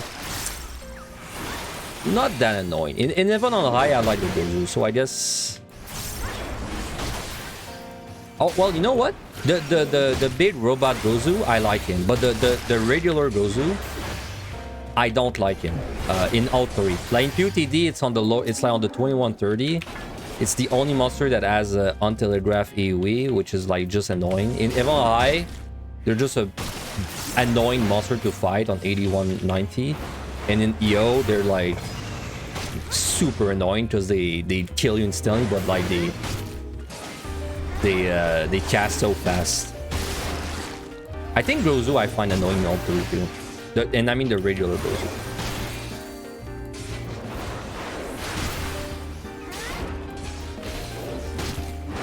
Maybe the plants that don't move, are they in EO? I know which ones we're talking about, but are they in EO?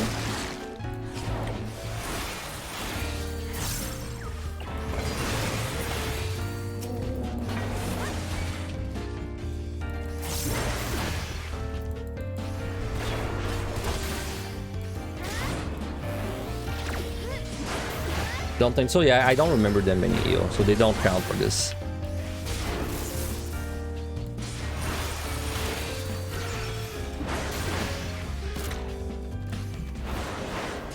Grenades are not annoying. Well, yeah, they're not annoying. I like the grenades in PotD. They're like a nice comfy monster in the 181 hell. Yeah, I guess Diplo and Gozu is the only two I can, for me at least. Oh, the 8 kill.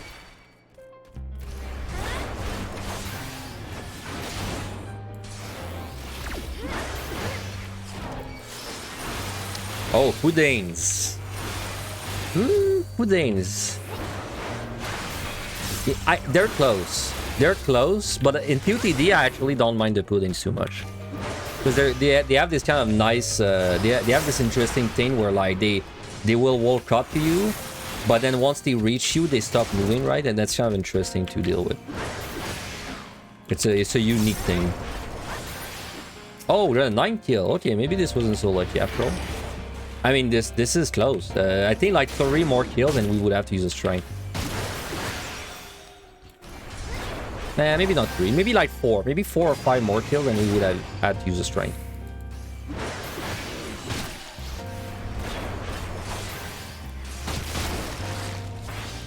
Oh, dude, their courses are freaking annoying. If they were in Evan High, they would be a contender, definitely.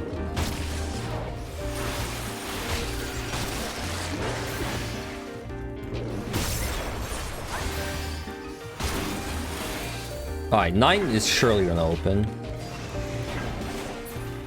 What? 10! Look at the key!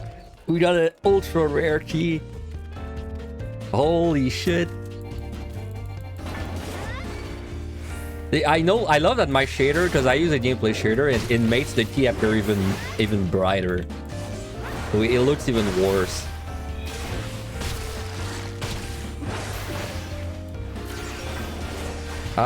So the last boss we did took 9 minutes. I would expect this one to take no more than 12. It probably might, like, even 11. So we should be fine.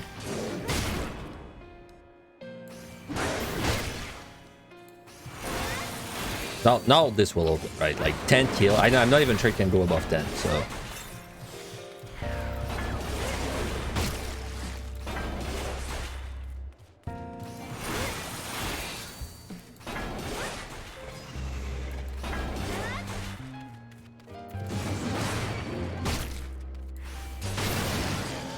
Alright. Rolling at like 1250.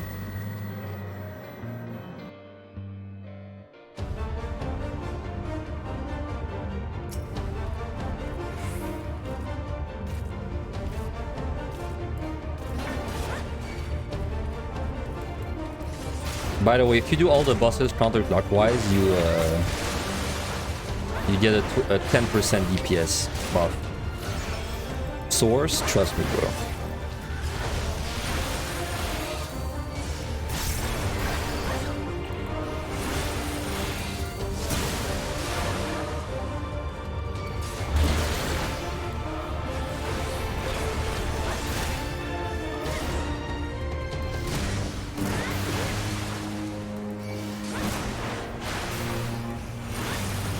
Well, I guess we're gonna face tank that.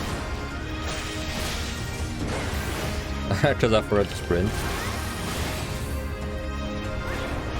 I really want to... By the way, if you use a steal, something very silly. If you use a steal on this boss, for warrior, you actually don't need to move ever. Like, you can tank everything it does. It's very tempting to use a steal and show you, but I guess I won't. But you can literally stand still, and it's not even close. Yes, and it's not even like dangerous. Like, stand still, drink potions, and raw intuition when it's up, and you do the boss. Yeah, even with a damage buff.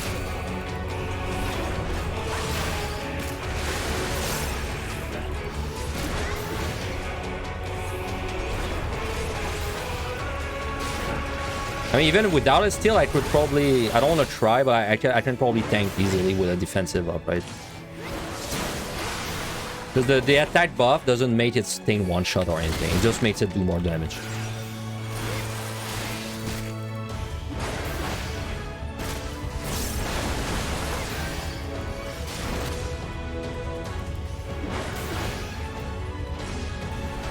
Well, I guess I can show you with on gang, just in case. Like, if I just stand inside of everything, it's not going to kill me, right?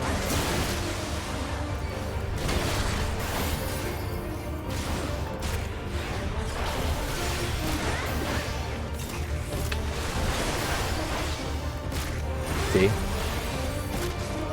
Now this will do like maybe, you know, 30%.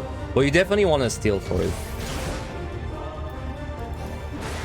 Because without a steal, you need defensives up. With a steal, you don't need defensive.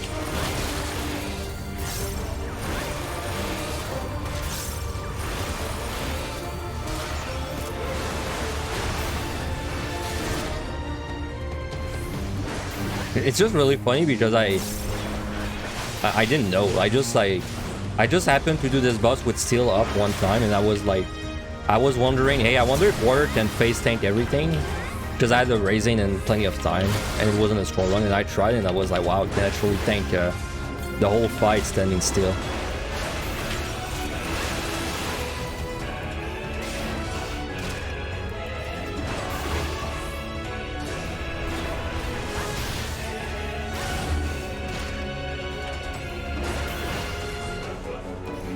Oh yeah, and the puddles don't, like, if you stack the puddles, they don't, like, give more damage. That's the reason why it's possible too.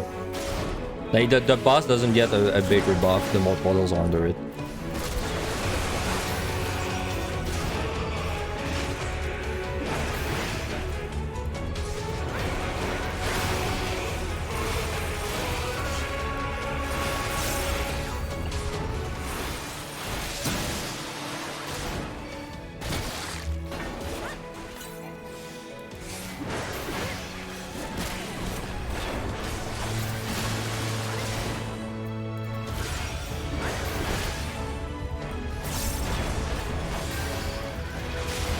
So I think we're doing fine. I don't know at 50, but I would be very surprised if we were not doing fine.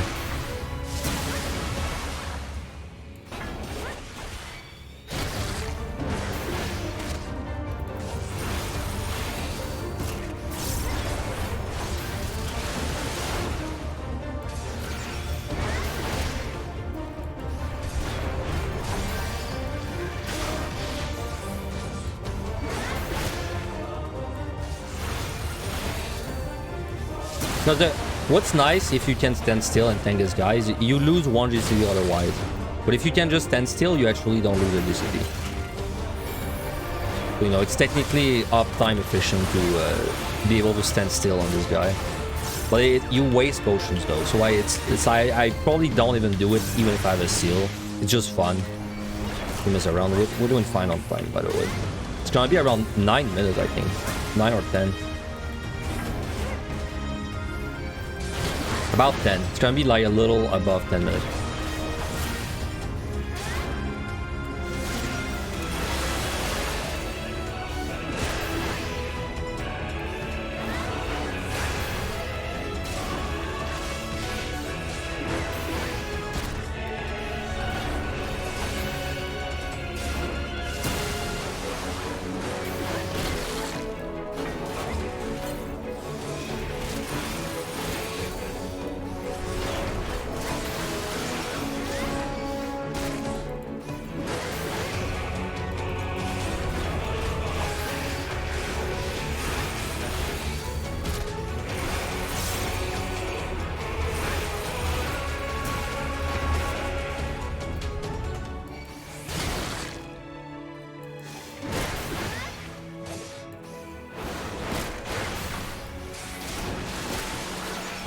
Is there any of you that do these bosses counterclockwise?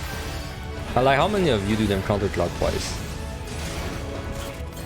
And if you do, is it because you watched my guide specifically, or did you just happen to do them counterclockwise by luck? Not by luck, but like by choice. You do? It's so funny because I use Angela's guides and everything to, like, you know, learn. But even after watching his guides, I just did all of them counterclockwise. Even though Angelus does them clockwise.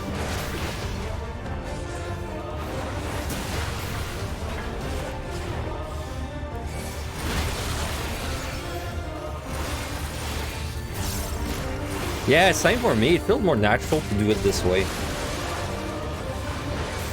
I almost have a feeling it's like related to WoW for some reason, but I don't know why. But I don't know, like, rotating clockwise feels weird to me.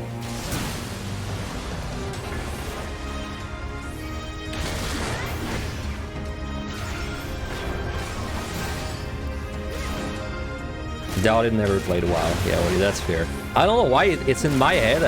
I feel like I associate it to WoW in some way, but I don't know why. Like, I know in WoW, so in WoW, when you pull as a tank, it's very weird, but when you pull as a tank, you don't run straight ahead. You run a little bit on the side to pull the boss, right? And maybe it's because when I did that, I would run to the left of the boss, and then so because of that, I just tend to pull from the left.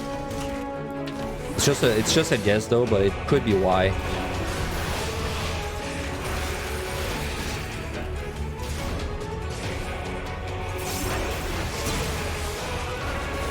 The reason you do that in WoW is because you don't want to show your back to the boss, so you pull on the side basically while strafing. Because if you show your back, I think you can't parry and dodge.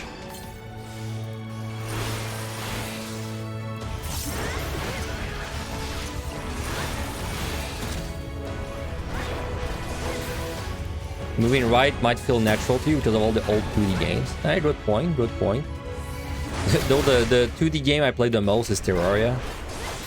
And even in Terraria, I always explore the left Ocean first.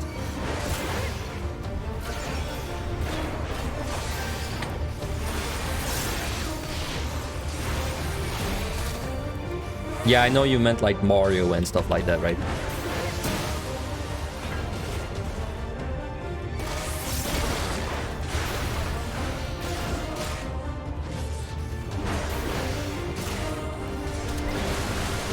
Oh, that was pretty easy.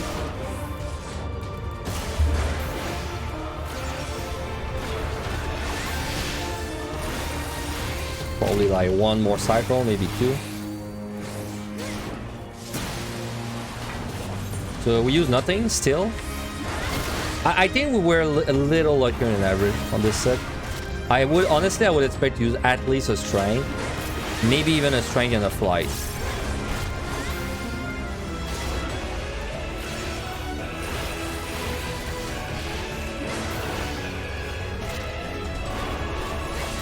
Like definitely, if you are not interested in doing math the whole time, honestly, if I zone into this set with Warrior, I would just strength right away. And then if you just do that, then you're probably fine with time, like excluding like the worst kind of orange you could get, but like you would probably be fine on time by just using the strength right away and not have to worry about it. Like you would the way I would do this, like to make it as brainless as possible, I would like zone into 161. I would use a strength right away.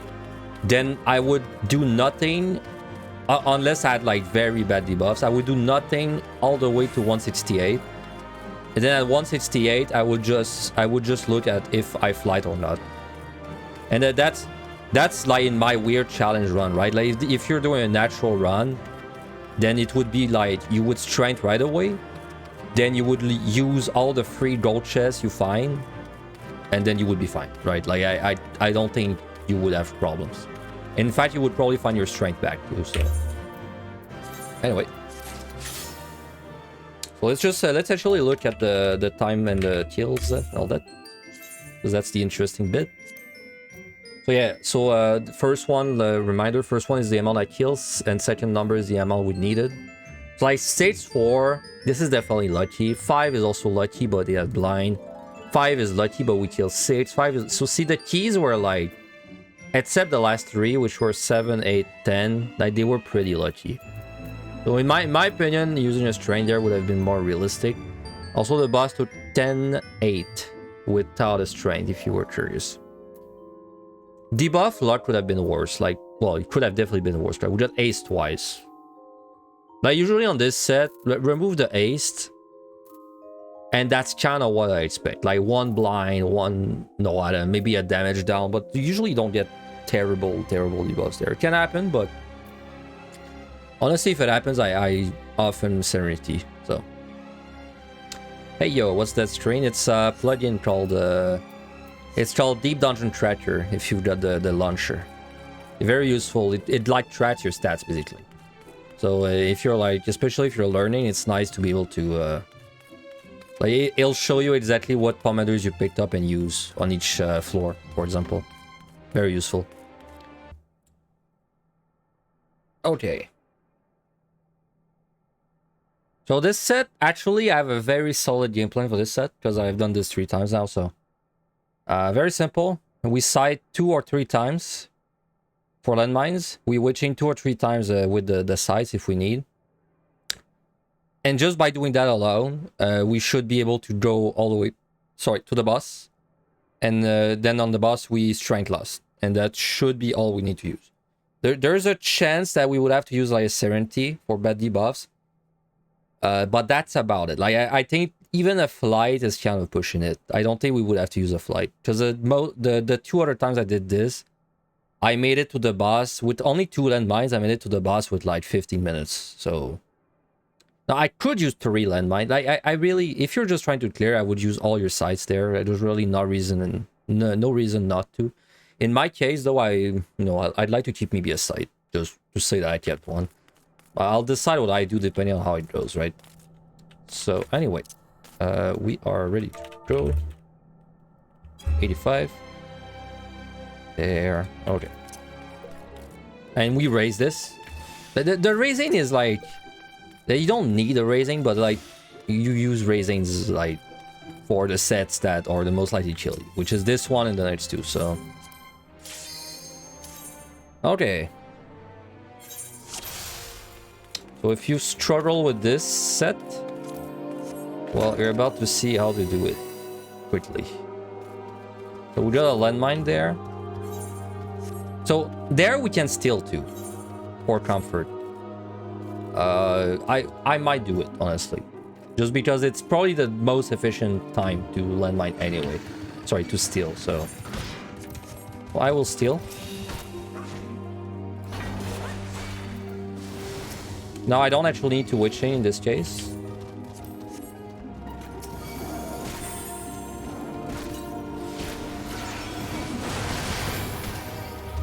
Because I have 2 landmines, so...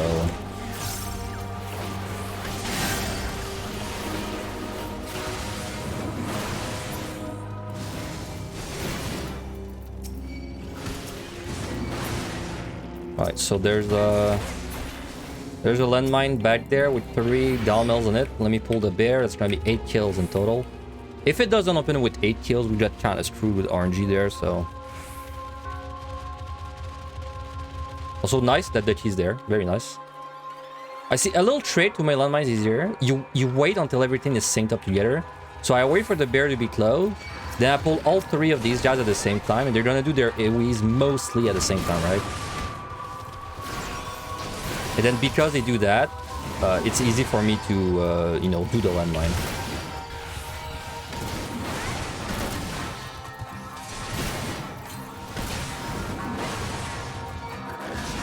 Also, it goes without saying, if you do a landmine on Warrior, you want to use Raw Intuition when, like, before you step on it.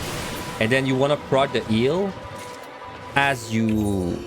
Like, you want to step on a landmine, but you want the Raw Intuition heal to already be queued up by the time you step on it, right? So basically, the massive healing from Raw Intuition is gonna, like, all happen while you're getting damaged. You don't want to do Raw Intuition after the landmine. Like, after you step on it. It's too late at this point. Put your landmine there. But the patrol is not that bad, but if you have a patrol in your pool, I would witching, honestly.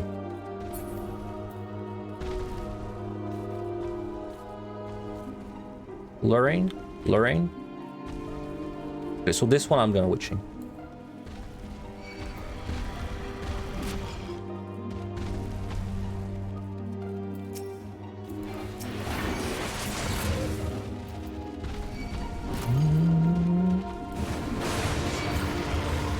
That's maybe a little overkill of a pull, but I'm gonna witching anyway, right? So who cares?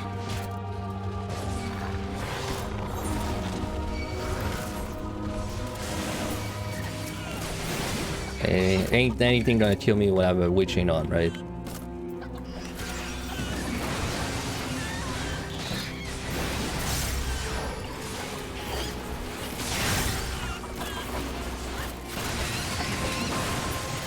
But yes, that is why... honestly, tanks are really good in PotD. But the fact that... dude, that's so unlucky that this guy's right there. How did I miss this guy? I can maybe squeeze past him there if I'm quick. Nice. Yeah, so the like tanks are really strong for multiple reasons, but like this set is a big reason why. Because you can do landmines and basically skip 2 entire floors. Like this took like what, 4 minutes to do 2 floors. All it cost me is a side, is 2 sides and a witching and a steel. So, and if I really wanted to, I could side this too. Why not? Let's do it, right? Let's do like the full 3 length side that I would do normally. So something you can do, by the way, so you see I'm pulling monsters before I even see a landmine. It's fine because I'm very likely to find a landmine, but if I don't find a landmine, I could like Witching Lust or Witching Rage instead. So it's why I'm fine pulling the monsters before I even know like there's a landmine. But you notice I only pull easy monsters. It's on purpose. Because then if I have to do the pull, then I want to make sure that it's monsters I can kill.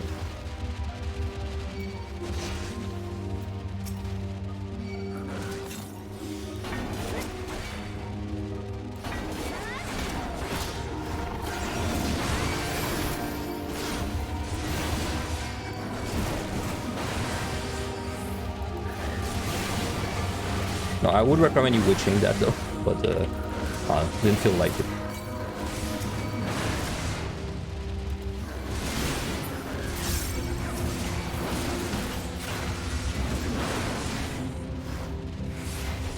And if there's one thing that's great about EO is you can do landmines like literally every floor, and it's always worth it. Like there's not really a floor in EO where doing the landmine is a waste. It's always good. Meanwhile, in PotD, there's like 30 floors. Well, like they're worth, landmines are worth something from like 150, but then you only really do them on 170 and 160, right? So anyway, now we are 12 minutes ahead, which means there's no way we need to use anything except strength loss on the boss. In fact, I bet we're gonna make it to the boss and have like enough time for 2 attempts on the boss.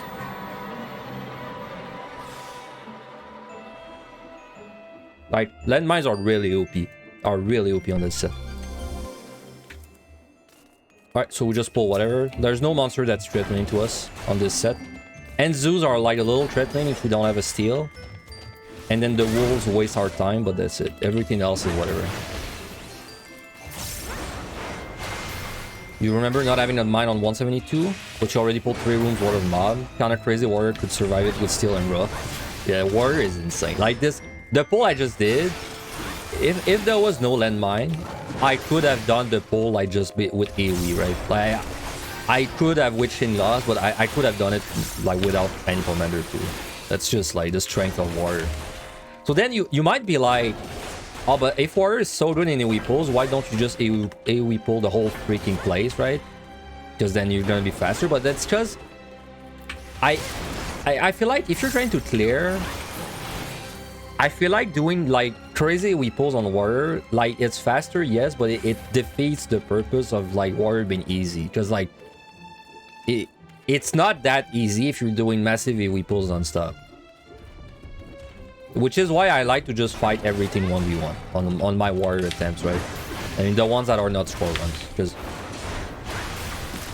why not? Like you're not playing warrior because you want a challenging experience. So if you're gonna do massive AoE pulls, it defeats the purpose.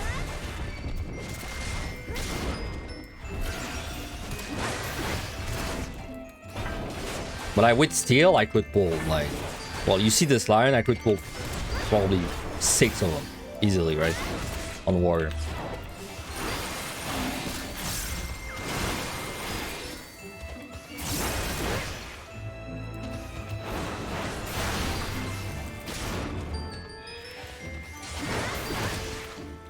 Yeah, the wolf is the only like quote-unquote bad monster right now because it will lifesteal and waste a little bit of time.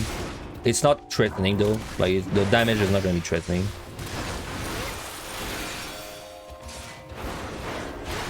This cry move also, I really don't know why I'm running out of it. This does no damage on the tank though.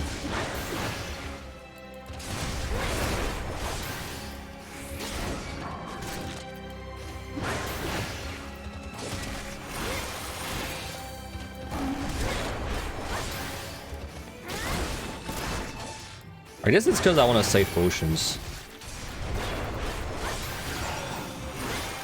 Because I already know time is not going to be an issue, so I guess if I can save potions, I'll take my potion saves.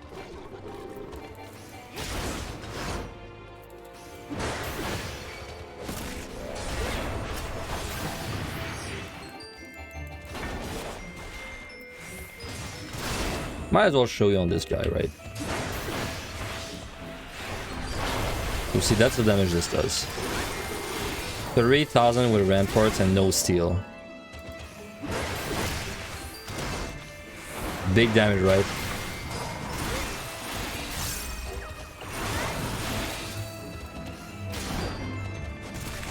I did use Omgang there as I was doing it. Oh yeah, by the way, I could have used Omgang on the 9. I don't know why I didn't even think of it, but you should definitely use Omgang. I use Omgang there because I'm always scared of like gaslighting myself. I'm always scared of like remembering things wrong, but no.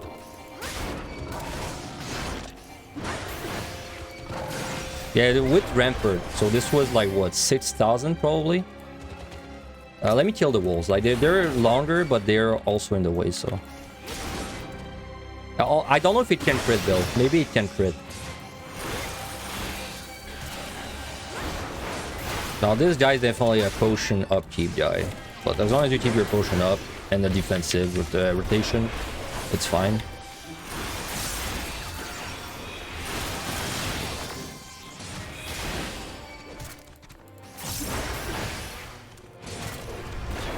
Yeah, I know it's 20%, but I did the math too quickly, I think. It would be like 5.4, right? If you had 20? No, that's if you have 50. I'm way up.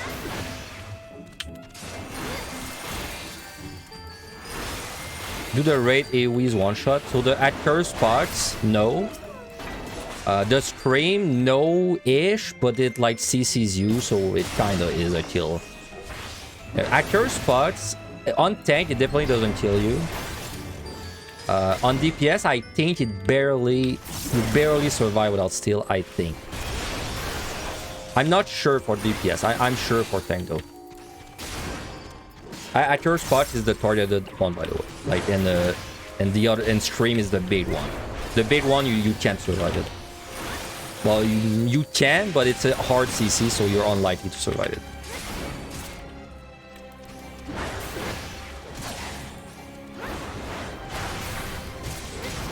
It's a one-hit KO without steel, really? Okay, well, then with steel you can survive it then. Barely with steel. Because I know I watched Ben during one of his attempts. He survived it on Red Mage, but I could not remember if it was with steel or without steel.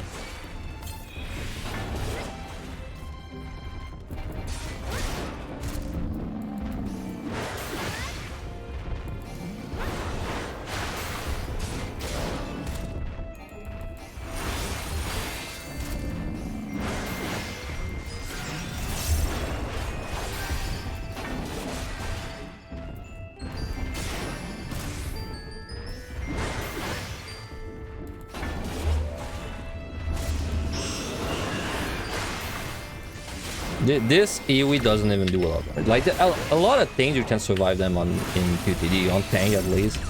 It's just like some AoEs will put like a debuff on you, and the debuff is like kills you basically. But usually, if something doesn't put a debuff on you, it doesn't kill you on tank. The thing though is it's hard to remember what puts debuffs on you, right? Like the Lion Cry, for example, I thought for the longest time that it stunned you, but it doesn't stun you.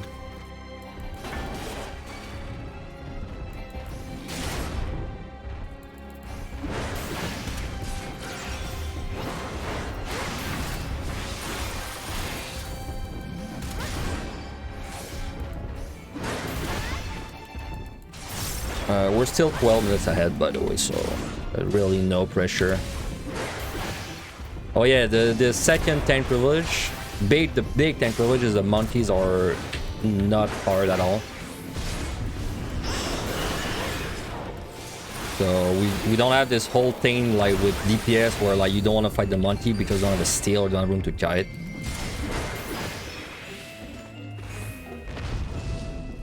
What about the sandworm? When it does the What the AoE does is like targeted on you. That doesn't kill you on DPS, no. If you mean it's bait AoE that it does when it's in rage, you survive it on DPS without steal if it doesn't crit. Oh, there's a wolf. Hello. Alright, one sec. That's gonna be slightly spicy. Not that bad though, but definitely bad enough to kite a little bit.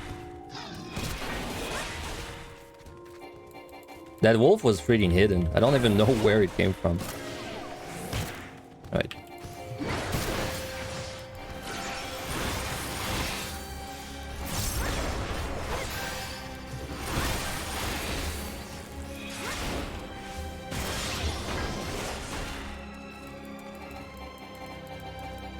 Don't crit me, senor, please. As long as he doesn't crit me, there we're fine. Alright.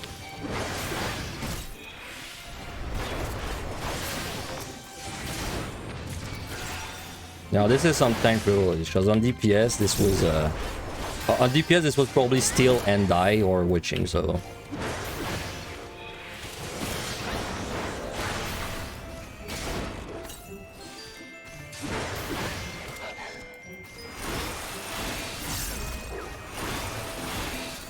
yeah, 180 is Behemoth. This set is Behemoth. My Behemoth strat for warrior is pretty fail safe. So. Plus, I think we're gonna have so much time that we're gonna have 2 attempts anyway.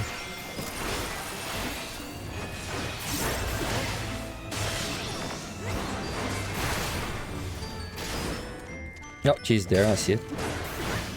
Like the wolf is like fine, but it's just long because he keeps life stealing. I would avoid pulling them. But like sometimes you don't have a choice, right? Just look at all the wolves.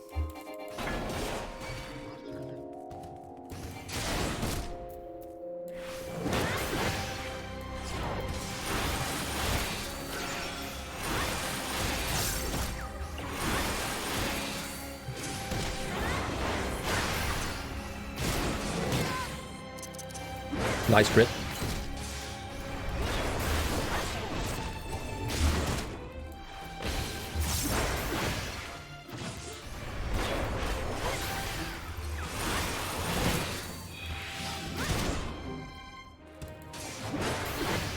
It's 4 kill, probably not gonna open. I guess I'm fighting the wolves. Like I could go back and fight other things, but it's quite a long way, right? I'm not really sure it's gonna save me time if I do it. Now, a little tip you can do on the wolves is when your frostbite is about to expire, you can stun it and try to delay the next frostbite a little more.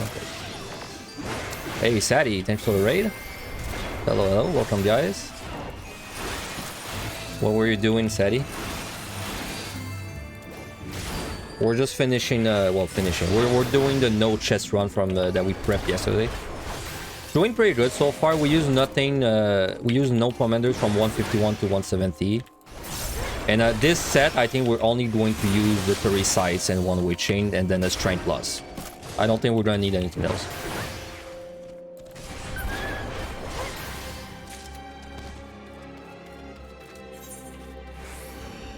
Do I berserk on CD or try to build a 3 felt leaves? So if I was a good player, I would build 3 felt leaves in advance, and then when I berserk, I would have them ready.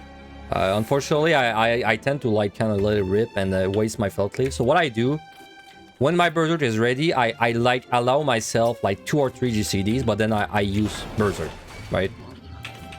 Because I don't want to sit on berserk for 30 seconds. That seems just like a waste. So I see perfect example right now. My berserk's ready, I'm just gonna get the 2 felties out of it and deal with it, right? I feel like it's not worth delaying it for more than a few GCDs. Nice dodge.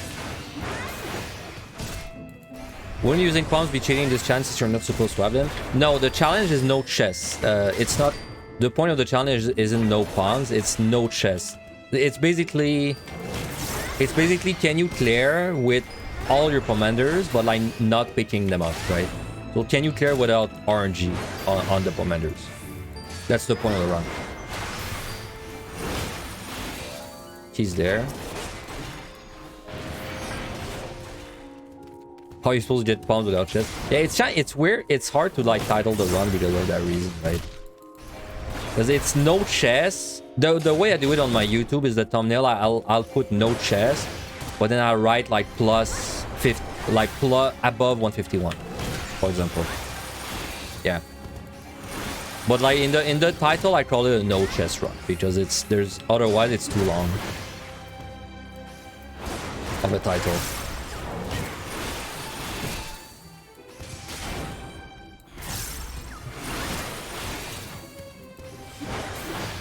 Lucky patrol, I can just kill it.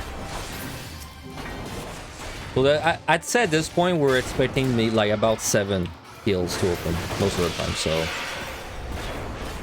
I left a curl in there. So I'm probably gonna try and kill 7 monsters and then come back.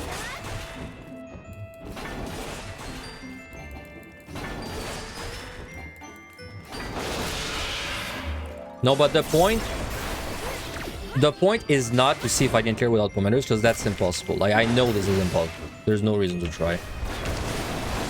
The real point, the first time I did this, it was to see if it was possible, but now the point of doing it again is to see if... It's to see how much I have to use, because now I know it's possible and not even that hard, right? It's also a good like tutorial VOD to watch, which is why I've been playing more than usual on this attempt.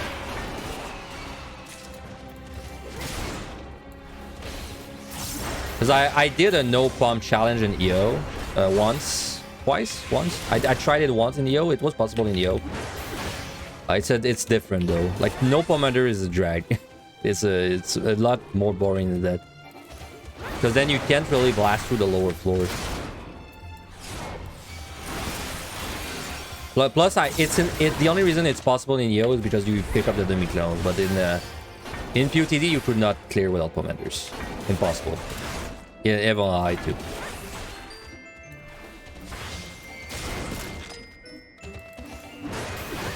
Well, even I, maybe you could. With like a really lucky machinist run, but it's like very unlikely. Like technically, if you got lower like kills, lower keys, plus you didn't get like impossible debuffs ever, you can technically do it in MLI, but like dude, you're not gonna see a run like that ever.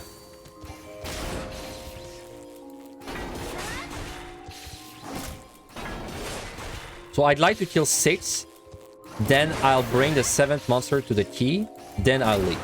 Because it hopefully will not need more than 8. So this is 5. So then I kill 6, then I bring the 7th. Unless it opens before. Imagine Magicite drop rate the same as the beach drop rate, Leslie said. Wow. I would be a choke if that was okay.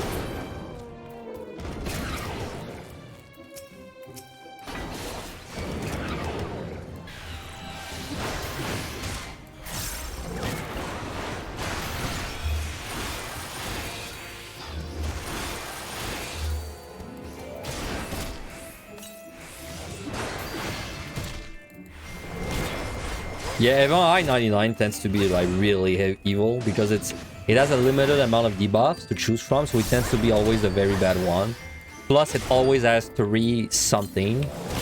But I've had a few I-99s that had like ace, like they were like good fightable fours, but it's rare. It's very rare.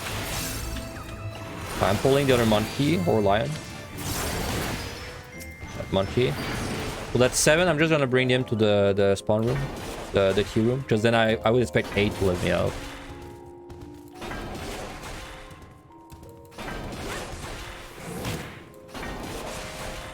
So we are about 12 minutes ahead, I think. If I get out with this kill, it's 12 minutes.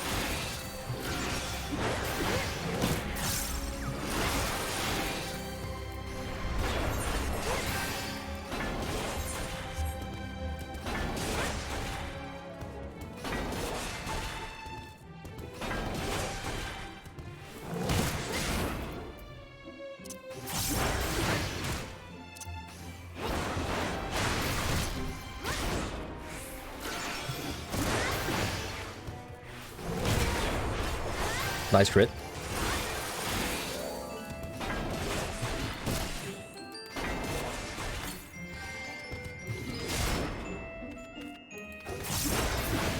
You know, I said that in the past, but if I ever have merch, it will definitely be like a coffee mug that says nice crit or something. I really don't see what else I could. I'm not really a t-shirt kind of merch guy. It'd probably be like coffee mugs and mouse pads.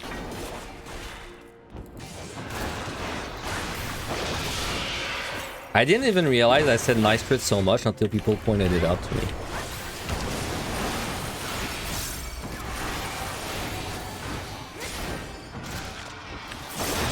Nice dodge too. Which one do I say more? Nice dodge or nice crit? I think I say nice crit more.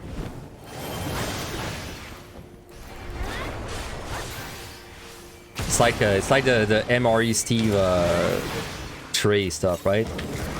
Like nice. Let's put this on the tray.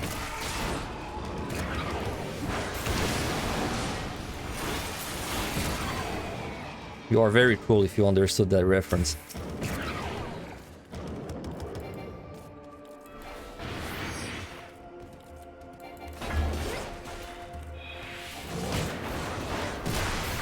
So Enzu is fine on water, even without steel, especially with an ace. All you really gotta have is like two, I'd say 2 defenses, and you're gonna survive it.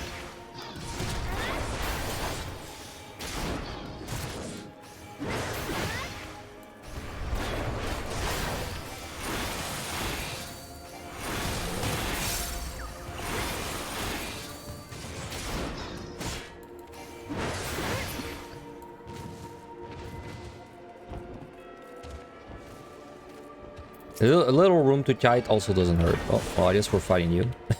Didn't want to pull you yet, but...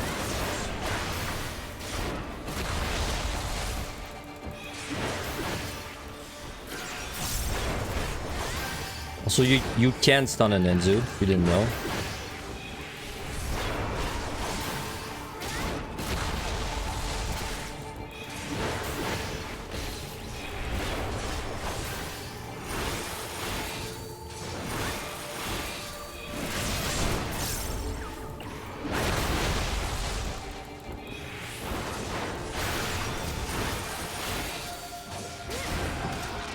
Definitely a potion upkeep fight though.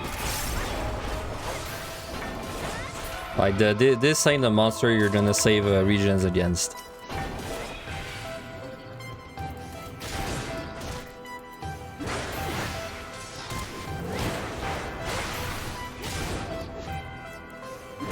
You know, it's interesting because when EO came out, you know, all of us that have a lot of experience, they kept saying EO monsters do no damage. But then some people, I think we kind of led people into thinking that no damage meant no damage, which is fair, because that's literally like what it means. But like, it's just when we say no damage, we mean no damage if you're drinking your potion non-stop, right? So I wouldn't understand why it's so confusing. If you go into EO and people keep saying, oh, monsters do no damage, they do no damage. And then you go in and you die in like 6 out of that, and you're like, what the fuck? But then it's because you don't realize the potion upkeep, right? You're not built for you haven't evolved for potion upkeep yet. Because like basically when we say no damage, we mean no damage with a potion active, right?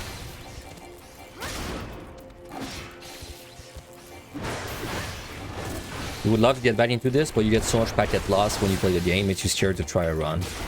I mean, yes, it's lagging in there is bad, and DCing is even worse. I don't blame you there.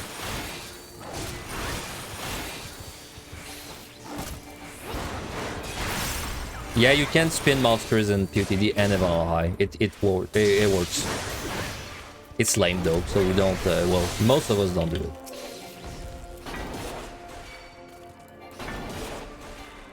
You can't even spin the bosses.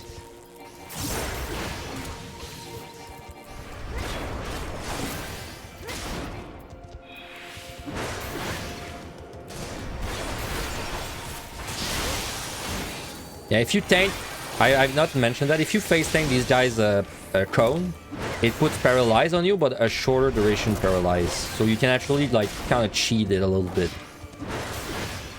Because then if you get the shorter duration paralyze, you don't get the longer duration one. You can do it on DPS with steel, but on tank you can do it like always. Well, as you can see, time is a joke. Like I said, if you do like even 2 landmines is already like plenty, but we did 3. So like with 3 landmines, time is like, I don't even look at it for this set. I mean, I do, but I don't need to. Though I'm not gonna lie, the debuffs have been really nice on this set. We got Ace, I think, twice, and no bad debuffs, as far as I can remember. But like, even if we had bad debuffs, we're gonna make it to the boss with like 12 minutes extra, like something insane like that.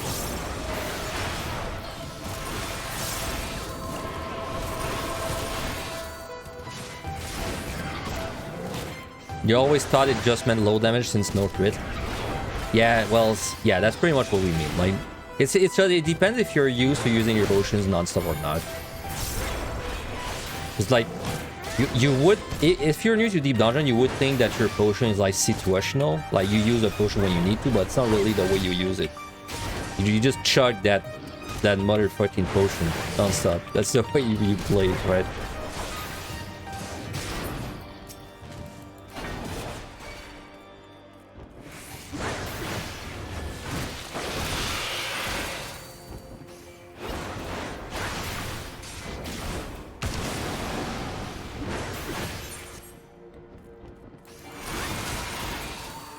Oh, keys on the left.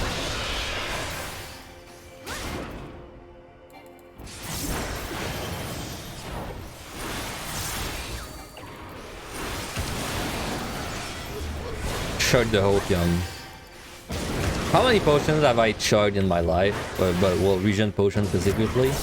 I don't even know. I don't even want to know the number. It must be insane, man. Would it be at least 100,000? Honestly, yeah, I think it might be over 100,000.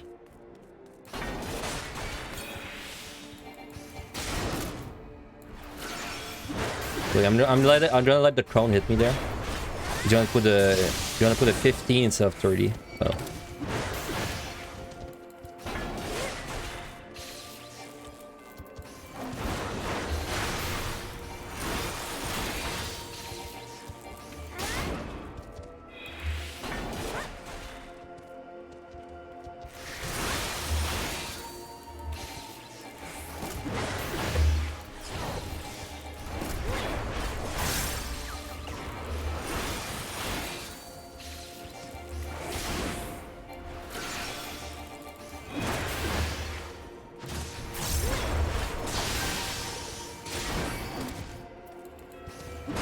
Out of all the video games you play, you probably use sustains the most out of all the games put together, except PoE.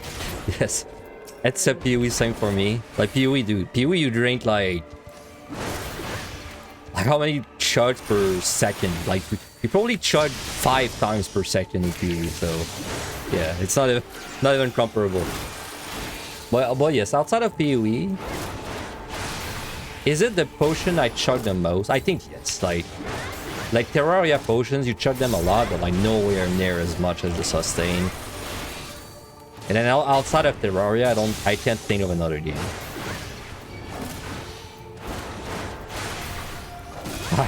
5 per certain, these are baby numbers. I have never played Pathfinder. See, my PoE life is always the same. So I start a league and I'm like, this league I will not play Flicker Strike. Then I play a build. And then it reaches map, and then I'm like, this is boring. I'm gonna switch to Flicker Strike. And then I play Flicker Strike. That's like every season, in a nutshell for me.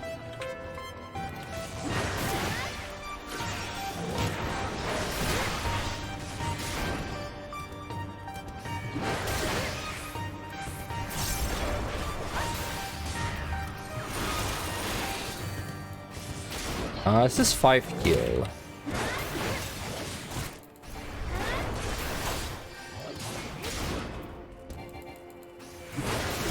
Why is my most popular video called Blood Money and why is it League of Legends? That was back when I was like pro athlete. So I think that video got posted on Reddit by my manager, and he got a lot of attention because of that. Because you know the league subreddit is massive, so.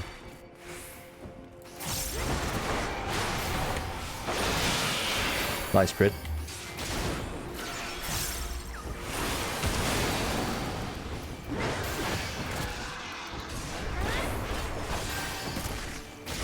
This was like 10 years ago. Like, imagine if you post a video on lead subreddit today, maybe it'll get like 1 million views. I don't know. Well, I don't know. Maybe the subreddit is actually less popular nowadays than it was before.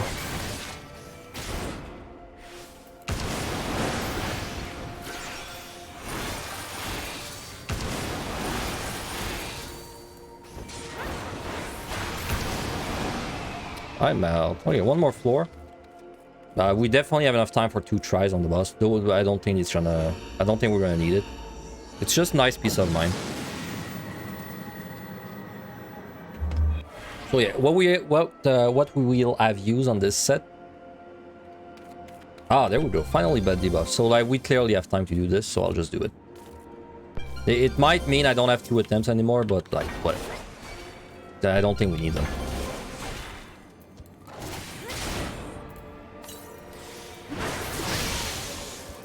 Ooh, big damage.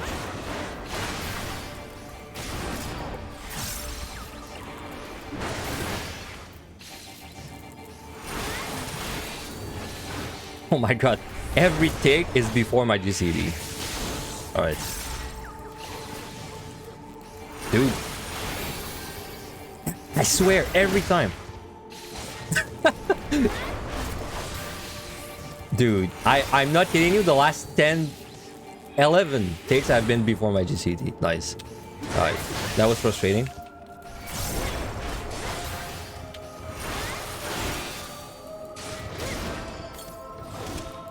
Dota has dropped in popularity a bit.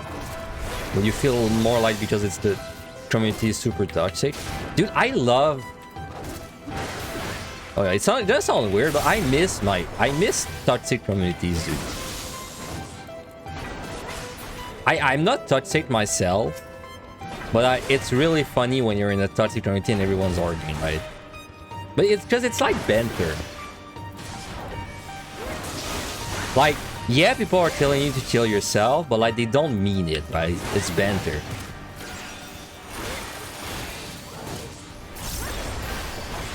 Because I've been playing Chivalry 2 again.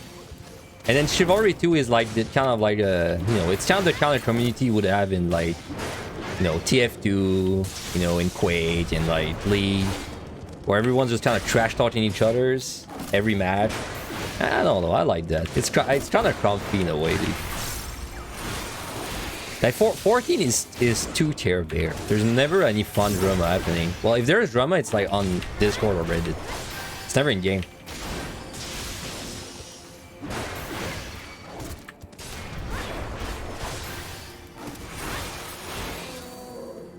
Enzu in Gloom Blind is a little ambitious, so I will avoid this one. I think it's doable, but it's like, it's not a fun fight.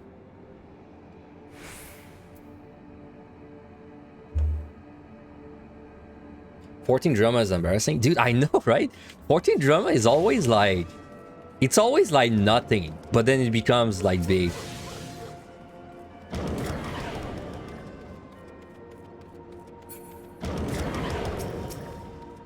Though I feel like a lot of it because it's like concentrated on Twitter, right?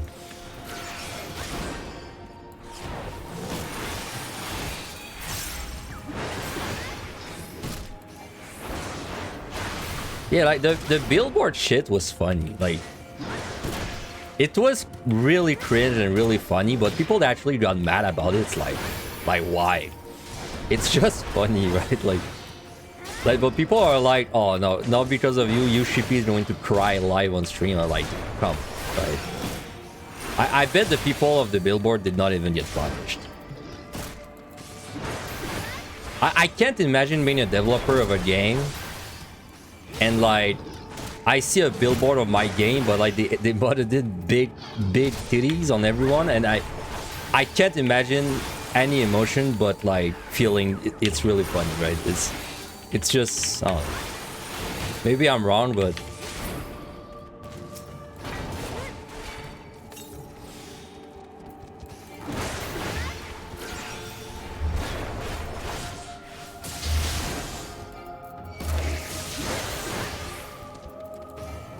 like, what other drama was like ridiculous? There was something, dude. Like every time there's drama related to like XIV mod archive, it's always cringe and always overblown. It's like, oh, this person uploaded this like slightly controversial mod, and now we will cancel everything and like split it in like 10 websites, and like, dude. Oh yeah, the Lala chair was crazy. Crazy, like, nothing drama too. I kind of missed the chair though, because it was during EO, I think, or like close to EO, so I didn't really like let it seep into me, but I heard bits of it there and there. I don't know if it was during EO. It was during a bit where I was like busy doing something. I don't even remember exactly. It was like, it was Square Enix released a chair that's like a baby chair, but they called it like a Lalafell chair or something. And then people were mad about this, but I don't even remember why they were mad. Oof. That's a lot of that, dude. If I was a DPS, this would be like a terrible floor. This is another tank privilege there.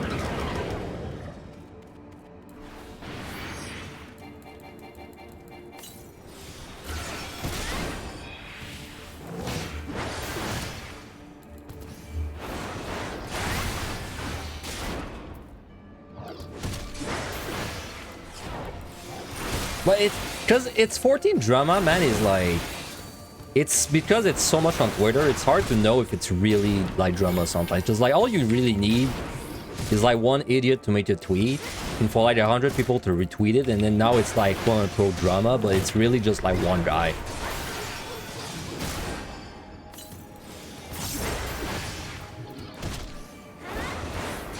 And yes, it's not called Twitter anymore, it's called X.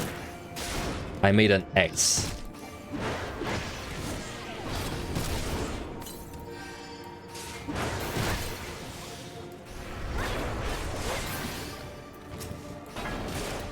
Random question. Machinist 181, 190, do you have a commander user strategy? Or on Machinist it is just YOLO and run? I usually on 181, on almost any job, I like to strength early on. Just so I can like hurry up to the easy floors, and then on the harder floors I'll use a combination of like alter, flight, and then if I don't have a flight running, I tend to rage somewhere. I tend to rage once or twice on the later floors.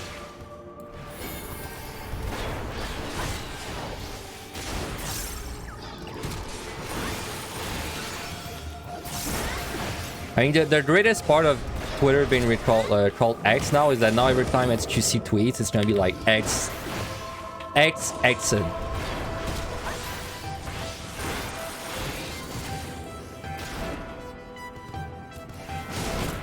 Oof, a crit there would have been pretty bad. Stop missing, please.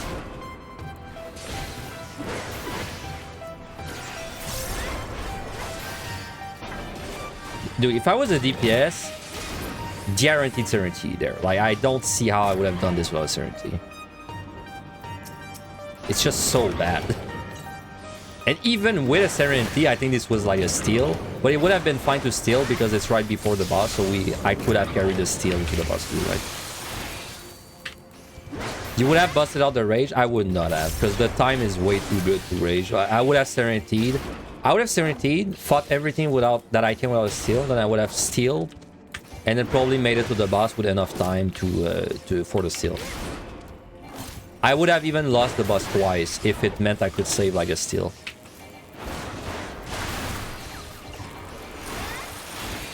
Oh my god. This floor is taking so long. This is why having a lot of time is nice, I guess, but...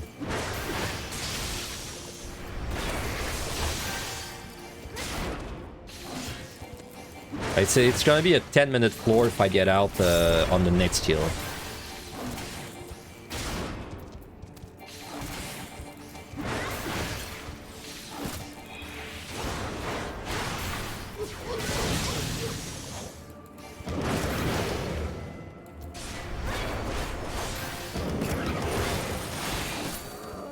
Wow, we're not out. That's 8 kills.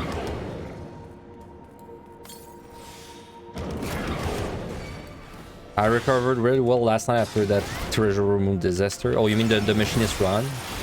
Yeah, dude, that treasure room was terrible. One of the worst floors I've done in Deep Dungeon. Like top 5, easily.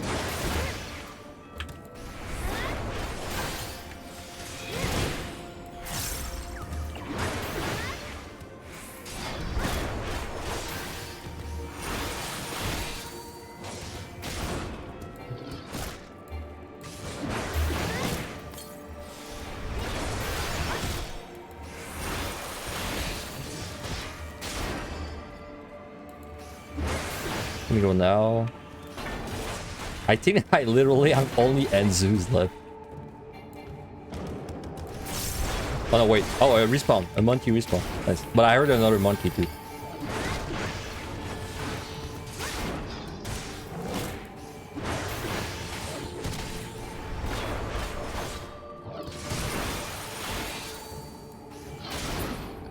What? It's 9 kills?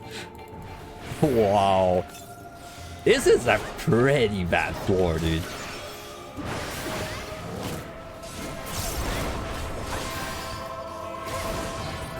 Well, goodbye to a dance. Though I really don't think I would need it to a dance, but I'm gonna just keep saying it so that when I do fail Behemoth, it's gonna like sting even more.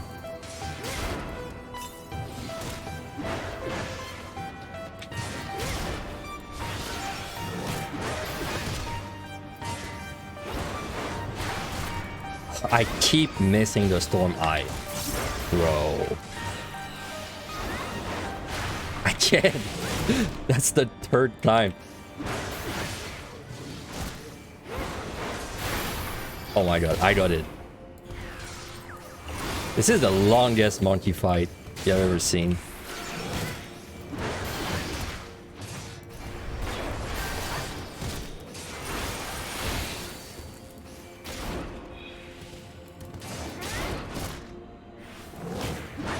Imagine this for on DPS, my god. It would have been so bad. Alright, surely 9 is enough. Alright. Wow, that was a 12-minute floor.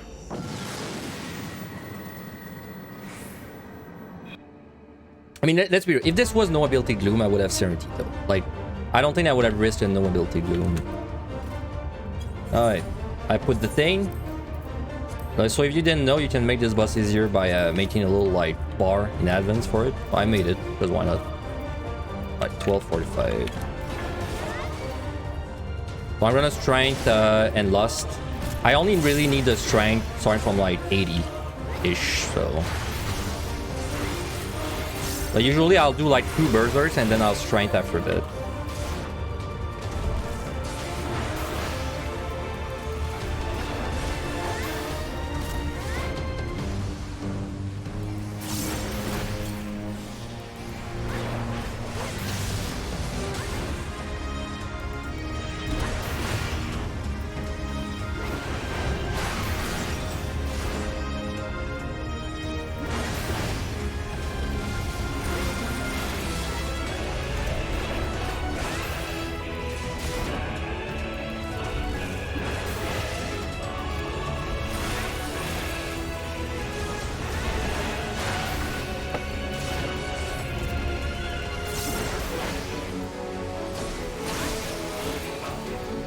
I'm gonna strength after this berserk.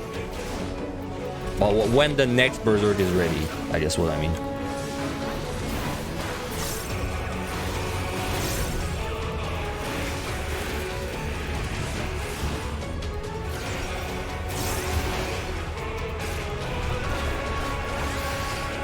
I've come up with like a weird melee uptime strat over time. It's The way I prefer doing it is well, first he's gonna do Thunderbolt there.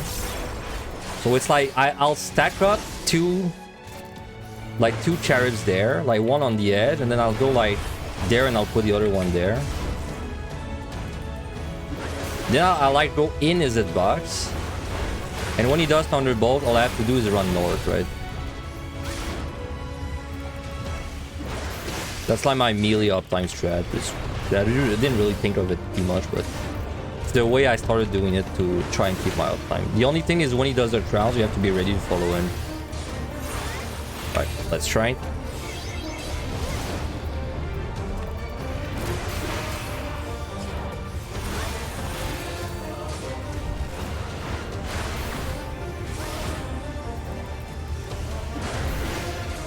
So honestly, you could tank the Thunderbolt on tank if you really want to. Don't know why you would, but you could.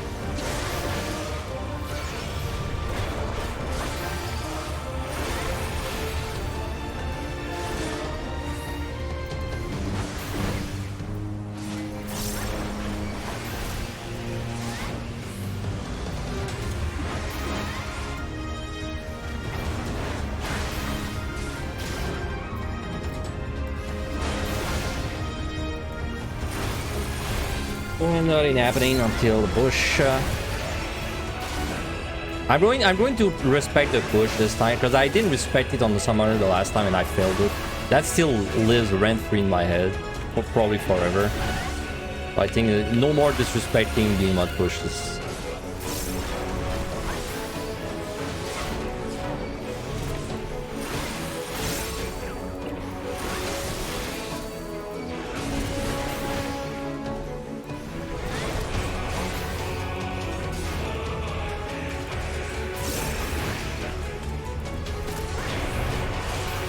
You know, if I pushed, you know when he's running back there? If I'm actually on the other side, I wonder if it's actually longer than a carrot gas. Because it's a pretty long walk when he's going like all the way from north to south.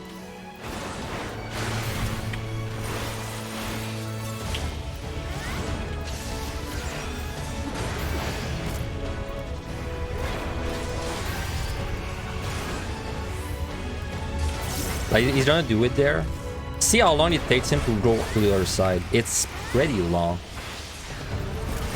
It's like 1, 2, 3, 4, right? Like it's 4 seconds.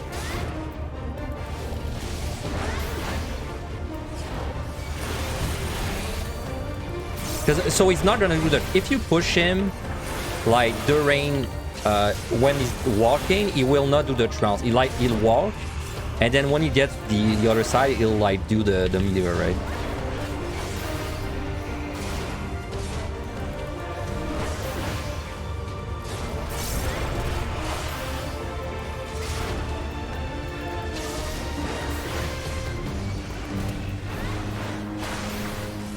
Yeah, but even though he does it as soon as he's finished walking, I feel like the time it takes him to move is pretty big. It's harder to time though, right? That's the thing.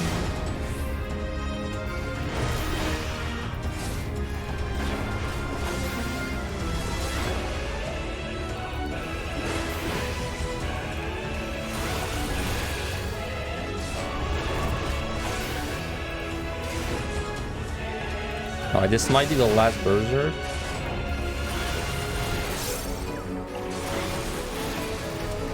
Maybe one more. I don't know. We'll see.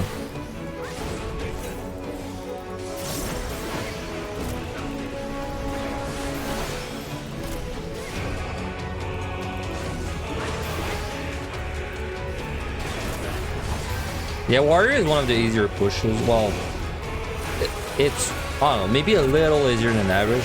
And in fact, my cycle, my healing I use is not even optimal. I could survive one more meteor with it, but it's so lenient that I've never fixed it.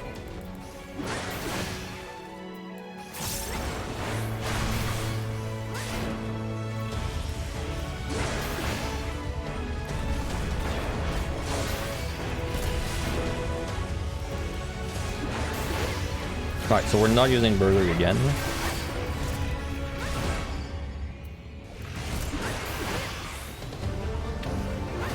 We've got mostly everything ready. Alright, so we're just gonna lost, I guess now.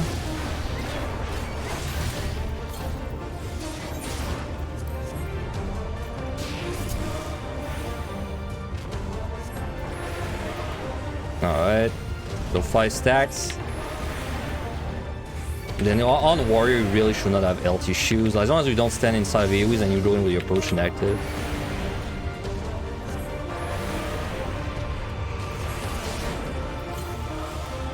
Right, and then you just spam Storm Ice buff. I'm gonna push during the double chariot there.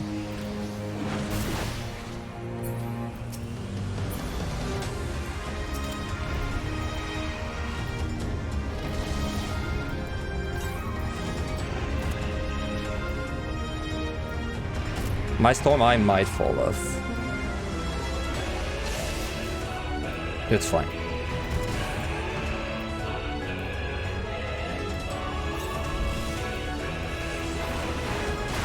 Right.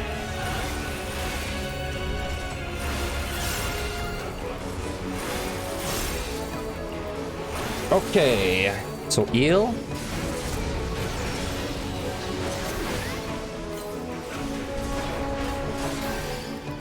Alright. Home gang next.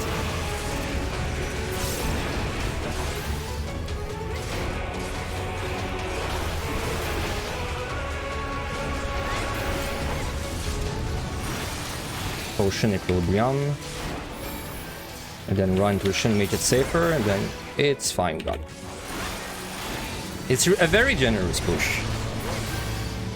And like, I think well, no, I don't think. I know my healing is suboptimal. Like, I think I could spread a little bit thinner my stings, and I could survive one more meteor. But like, you already killed it a meteor ahead with this setup, so it's like, no, killing it 2 meteors ahead, but making it like easier to mess up is not really worth. Behemoth will never not be scary for you. I mean, this boss never gets like you're never gonna go into this boss and can like feel no pressure, right? I think it's normal. You'll get used to it.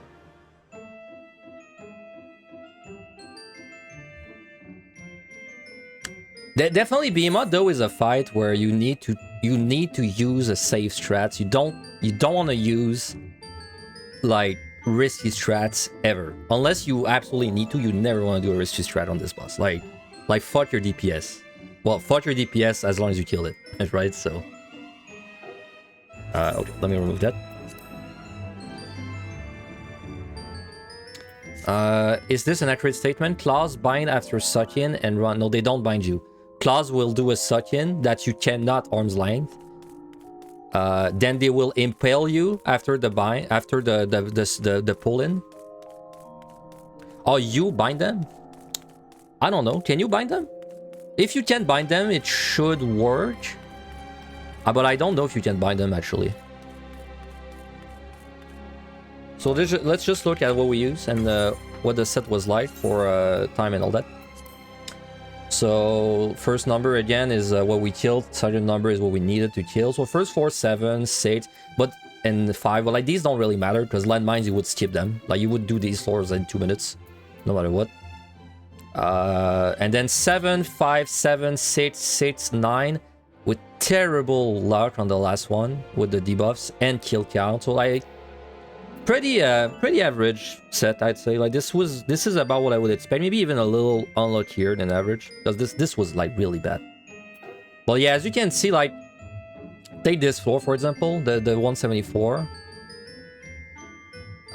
It took 640 to kill 7 monsters without strength. So like clearly you can see from this floor that you would not make this set if you never use a strength, right? Because you would bleed time every single set. But like I mean, if you kill 5 you're fine, but 7 is the average. So see 638, 7, 647, 515, 6. So yes, and what we use is 3 sites. You can see at the bottom there. We use 3 sites, 1 strength, 1 steel, 1 witching.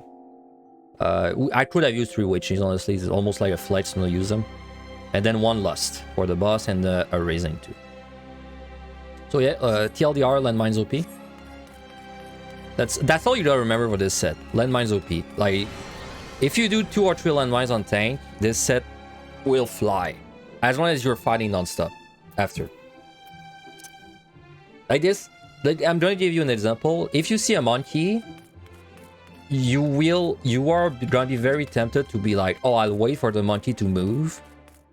But like, no, like don't do that on tank. You pull the monkey, kill the monkey, because it's gonna save you way more time. And then you just apply that logic to every single monster, pretty much. Anyway, 181 is the real challenging set. This is the real... This is the set where we could lose the run, in my opinion. I think if we get past this, it's like pretty safe, but this is the difficult set. Yeah, it's called Deep Dungeon Tracker on the Dullahan. Should you show it on stream? Probably not, but you know, it's just... Like, if I got banned for this, would I, like, accept it? Yes, but...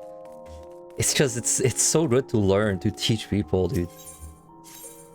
I mean, I would accept a 1-week ban for this, but I would feel a little salty about it, but... You know. Alright. So... This set... I use a strain usually early on. Now, am I gonna do it this time? I think yes. I think using a strain is too important on this set. I'm gonna use a strain. So I need a strain on the boss. Well, I don't need a strain on the boss, but I would much rather have one. So, yeah, I'm gonna race too, don't worry. Like, these patrols are bad. We don't want to pull them while we're fighting something else.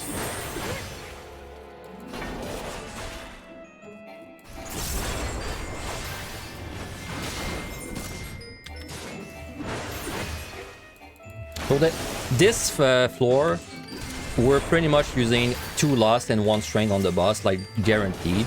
So these are so this strain and these 2 lost, I'm not even gonna look at them. I'm gonna keep them for the boss. I'm probably gonna rage once, and I'm probably gonna empty out my flights and use like, or I think I'm more likely to empty out my altars and then use like 2 flights or so.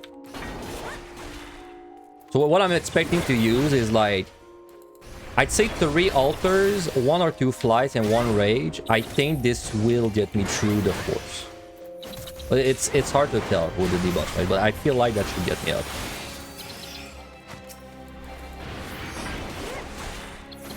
If you got banned for it, they would be obligated to add it to the game. I wish, dude. Like, for tracking score, it would be sick, but like, just to help players, that'd be great. I mean, people are gonna disagree. I think, personally, I think you should be able to start at any floor in PotD, right, without rewards, right? But you should, I think it's kind of lame. You can't practice higher floors without going through them every time. But I know this is an unpopular opinion, though.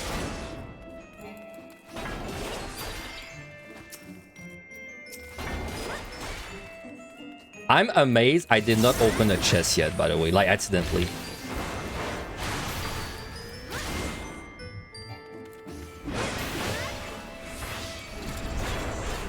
My wheel has been strong this run. My willpower. I'm resisting the temptation of opening chests. It won't matter because you need to start at 1 for score. I mean, if you could start at any set to practice, though, I would definitely do it.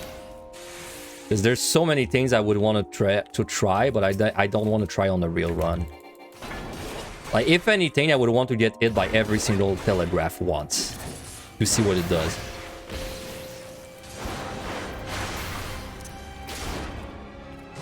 Also, I could limit test the AoE pulls to the limit.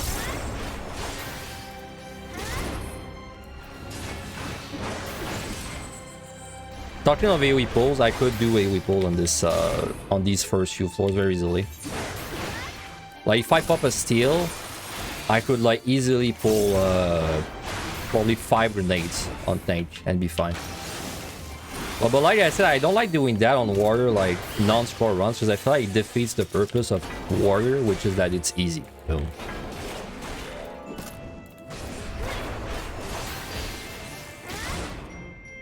Deep Dungeon Roulette. So it loads you into a random set. That'd be sick.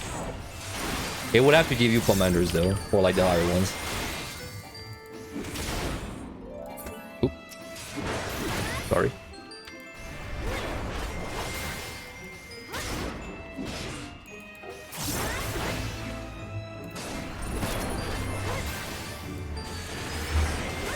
Alright, so this is 7 kill at least, so this is pretty average. But at this point, I know from experience that time will bleed on this set. Like, there is no way we're gonna keep a good pace. Even with a strength, it's gonna be very tight, but without a strength, it's gonna bleed. Time's gonna bleed, for sure, so...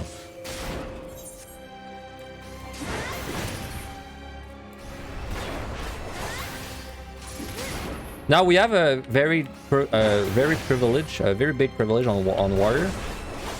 It's that there's so many monsters that are terrible for DPS jobs on the higher floors, but we don't have this issue. Wow, 8 kill, bad start. So there's so many, like usually the last 5 floors on DPS are trash. And then tank has a big privilege there that we can pretty much pull like anything without a steal. There's some with Gloom, there's some exceptions, but that's it. And no ability, of course. But like no ability, we don't really want to deal with that at this point.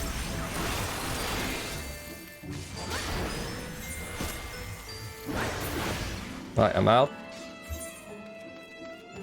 So I mean, so it doesn't really matter if I use a flight next floor or in like 6 floors, so I'll use it, right? In fact, if I was doing a real run, I would rather flight right now, so because I could pick one up.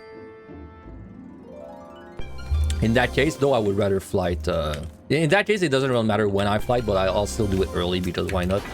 Turns out it was a good idea because with the Gloom, so that was lucky though. Can you fight a flood without stealing on Warrior? Yes, you can. It's kind of like an Enzu. Like you need good defensive management for it. For Flood Dragon, I would say even like. I would even do it only if my home gang was ready, I think. Because like without home gang, you could get against it can get a little spicy, but it's very doable.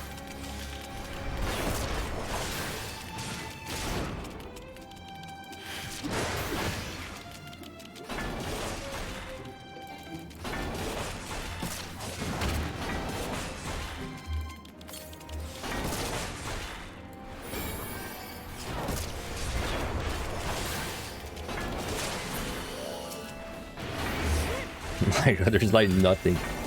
Well, I flighted, but still.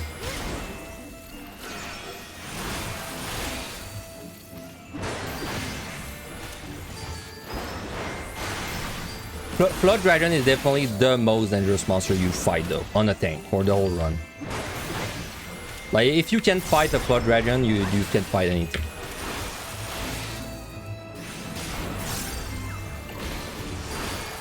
Also, I keep seeing that 190 people say you should steal on tank. I don't agree. I don't think it's that hard without a steal. I think it's easier than DPS if you don't steal. So in fact, I will probably not steal 190 because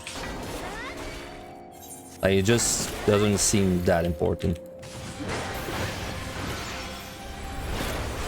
Like it's way easier than a DPS even if you don't steal. Well, it's a little spicy when you lost the first time, but it would be spicy if you lost on a DPS too, right? So it's not this is not really a tank thing. But plus it's easier on tank period because you can spam defensive before going into the lust. On tank, I don't think it's spooky on tank well still, because you still eat less damage on the DPS, but you also have defensives, right?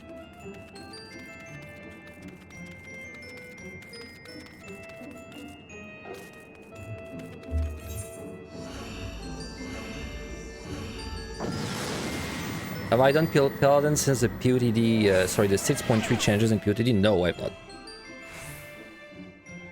It really doesn't interest me, honestly, because all they did is make Paladin, like, less good and more boring. So, like, my interest in doing Paladin again is very low for PotD. In the high, it's great. In PotD, though, yeah. Right, no Adam. This is another warrior privilege there. Oh, tank privilege, honestly. Can just do this without caring too much.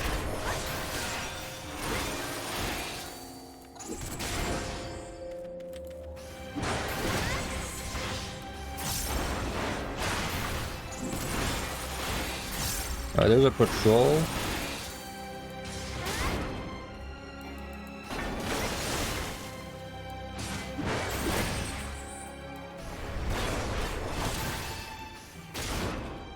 Sprite or food on tank. But I gotta kill the patrol first.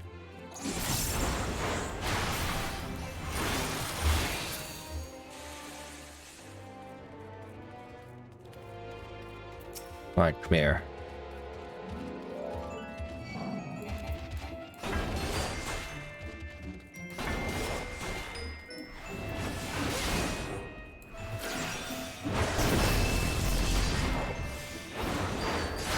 For some reason, I thought this was ram's bread.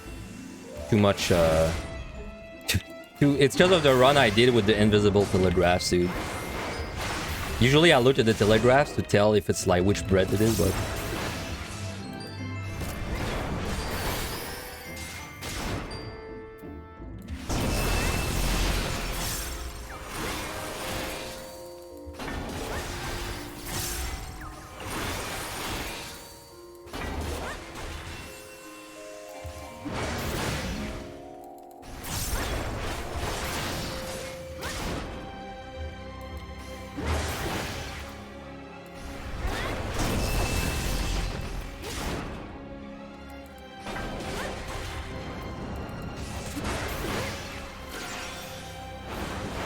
You know, I actually survived a Ram's voice with Steel on Warrior in the past, but it wasn't in a group run, not solo.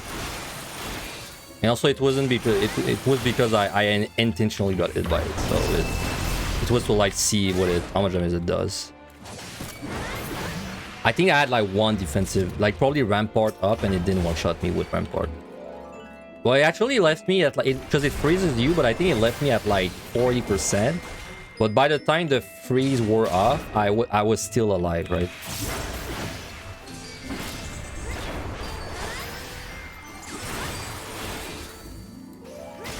Wait, is it 15? No, it's 15 seconds, right? Isn't it like 5? Because I definitely got hit by it and survived. But now you're making me think that maybe my friend tanked a little bit. If it's really 15 seconds. It's like 8. Okay, yeah, 8. I think I survived this.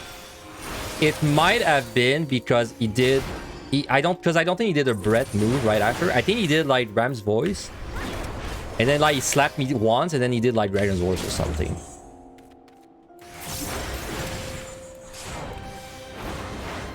I should do a little bit better on my DPS there. I'm being kind of lazy.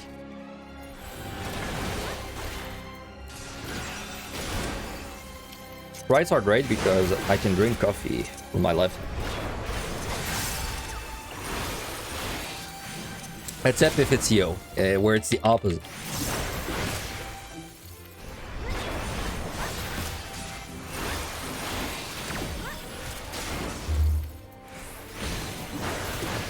Nice interrupt and stun, by the way.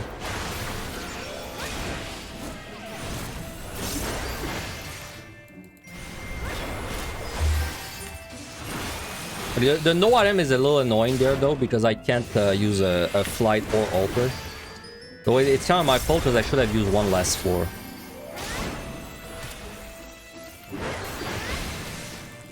How many times have I died to a Sprite Explosion?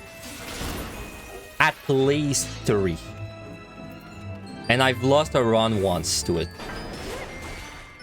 I've lost 2 Raisins 100%, maybe 3, and I've lost a run to it. Ooh, the crits.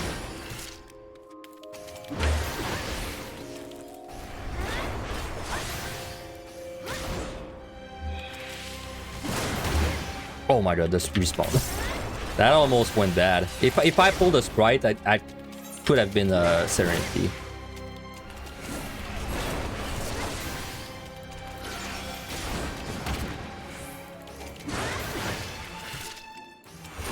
Yeah, I think if I pulled a Sprite there because of the respawn, I think this was a Serenity.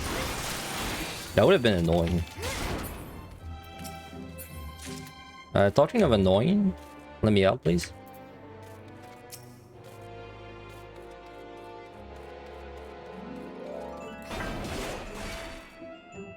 You've lost one run to Sprite, and how many raisings?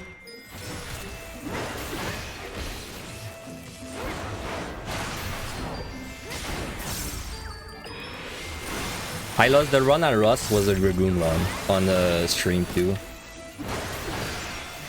Sprite deaths are rare for you. For me, they're so... Drone and Sprites are so freaking... yeah, but a big part is because of the streaming, of course, but they're so bad for me, man. It's because I'm trying to multitask too much. So like, I'm fighting the Sprite, but like, I'm not really looking at the Sprite until it's... And then when it's dead, I forget. I completely forget, like, the Sprite. It's like out of my brain, right?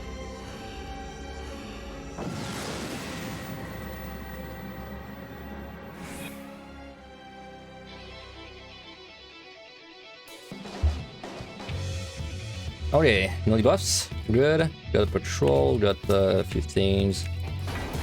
3 patrol. I just want to see where the key is. I don't know yet. It's probably there on the right.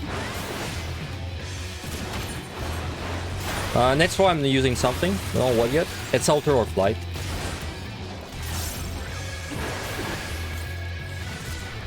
I mean, looking at the time, I think there's a chance I don't have to rage. It depends what debuffs we get. If we get like a bad... If we get one really bad debuff floor, I would Serenity.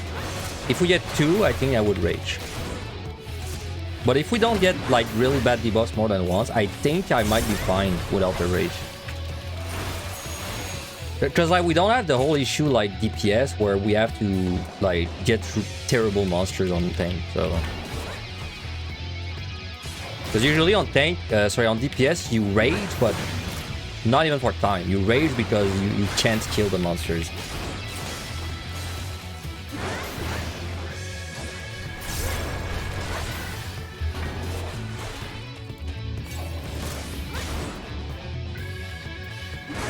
Is this a freeze one shot? I've never been hit by it. In fact, I've never seen anyone get hit by this, but just because it's called freeze, I feel like it's probably a one shot kind of thing. Oh, key's there. Wow. How did I not see the key? Come here.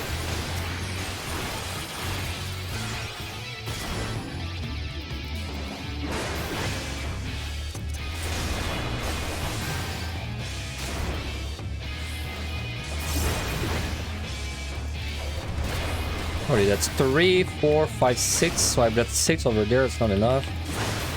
Brawler. The Archer's is fine though. So I've got 7 nearby monsters. Yeah. If there's another patrol, 8 would be perfect.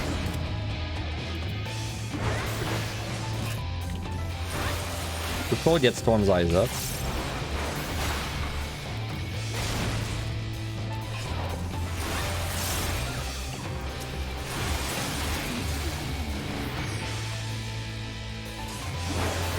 No, there's no other patrol. Okay, so I gotta pull something from the other room because I'm not fighting a crawler. I could fight a crawler, but it's a massive waste of time because it slows you non-stop.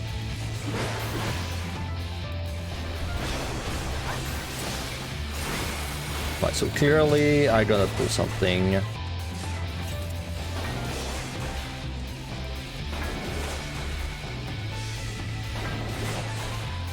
Let's bring you. Right.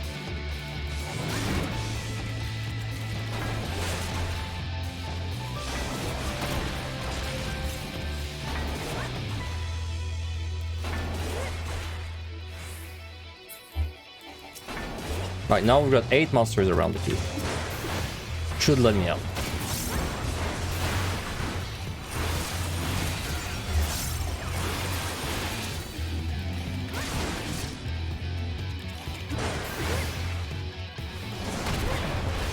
That's 5.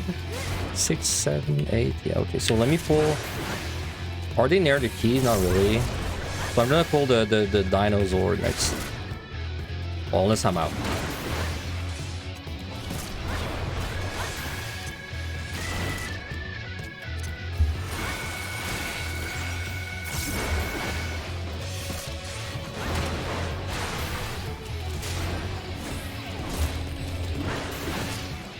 You know what they should do? They should make Reprisal a bigger range. I would like a change like that.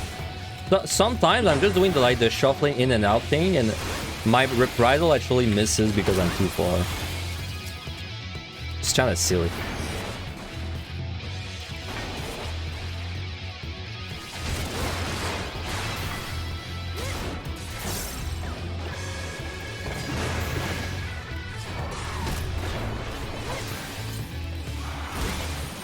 A 30-yard reprisal. Yeah, if you look at the Earthly Star chant, maybe it's gonna be a 30-yard thing. Can you imagine you press reprisal and like every monster in the room just goes on you? That'd be sick for scoring, dude. I'd love that actually. Or like imagine a storm in EO. You just walk in the treasure room and you press reprisal, everything pulls on you and then you storm. Perfect.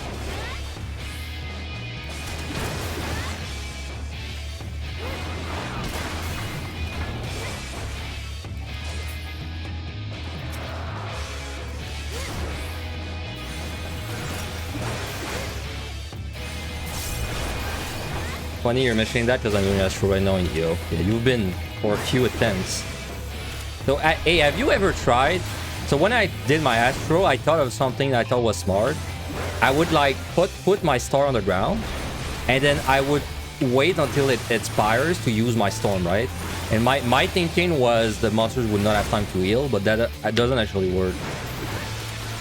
They can actually heal on the same server stage as you explode a star. Yeah, it doesn't work consistently. That's what I'm saying basically. I thought it was a big brain thing, but doesn't work. 8 kill, not nice.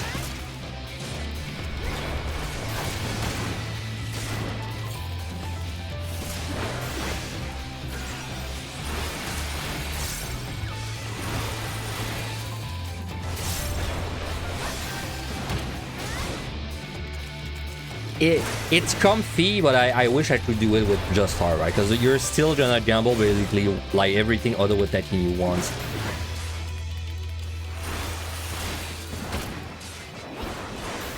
Well, you can shield yourself though in EO on Astro, so it's not that bad. Alright. Honestly, there's really no difference between using Alter and Flight. I mean, Alter is RNG, Flight is less RNG, but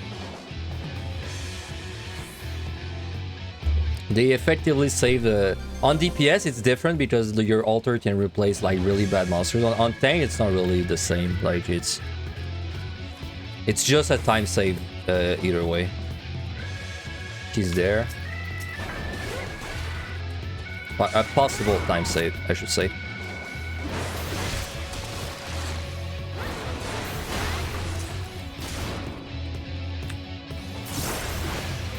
My Astro run is a blur because I did it once and then I cleared and then that's it, right? Like there's nothing really to say about it. I don't remember what happened in it outside of me trying to do the Earthly Star thing and it failing because of server take.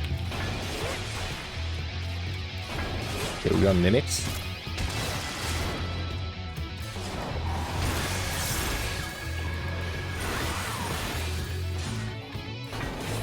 I don't really have a reason to fight the Mimics because I don't pick up the chest, but I think I will because they're less bad than the Scorpion. So, and Crawler, of course.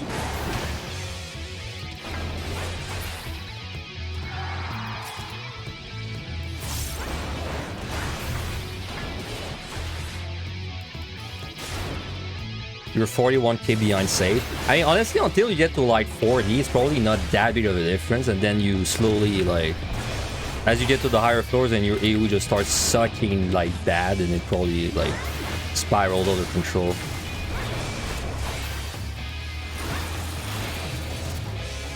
Well, that's exactly the way it is in the other deep dungeons, though, so it's not really a surprise that it's like that in EO2.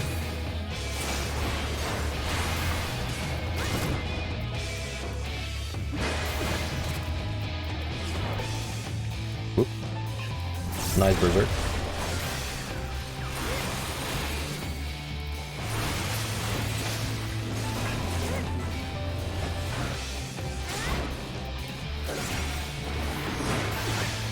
I wonder if it's gonna be another zero Serenity use run. Because when I cleared with this last time, it was a zero Serenity use the whole time. And we're on a good track with it, but it's kind of out of my control. Because if I ever get no item, no ability, then I have to Serenity. But it's the only combination that like forces a Serenity for Warrior.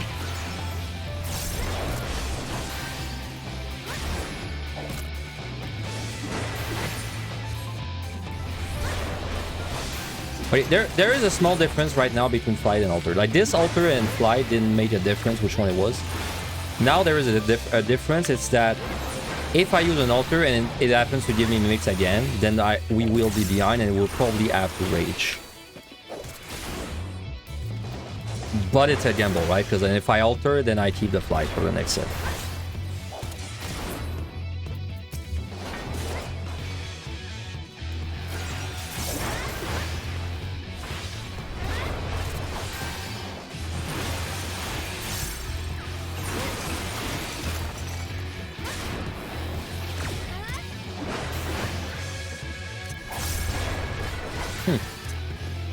I don't know which one I'm going to do, honestly. I don't care about raging this set too much. Like, honestly, I don't really care. Because if I double dip a rage, it's going to save me probably 2 flights, right?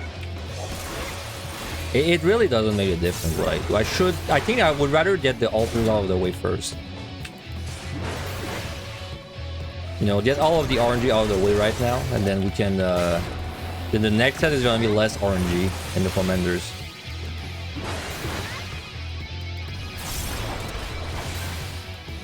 Yeah, they have more HP because I didn't see that there was another direction to go. I thought I had only claws and crawlers to fight.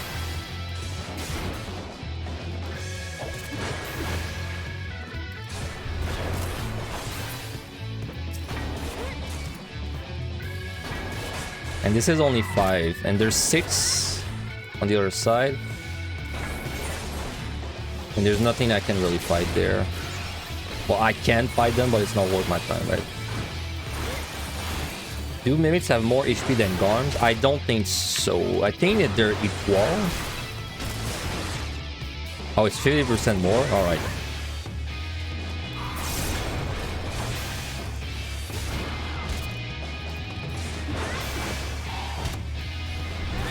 It's probably not gonna open. There's a respawn though. Oh, there's actually a good respawn.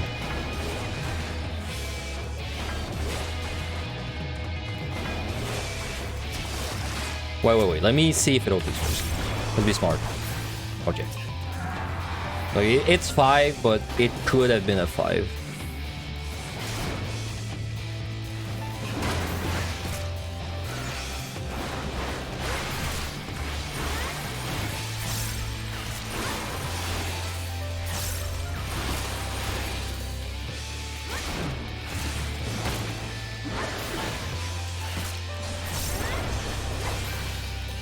Alright, if we don't get out on this kill, we're gonna be a bit behind place.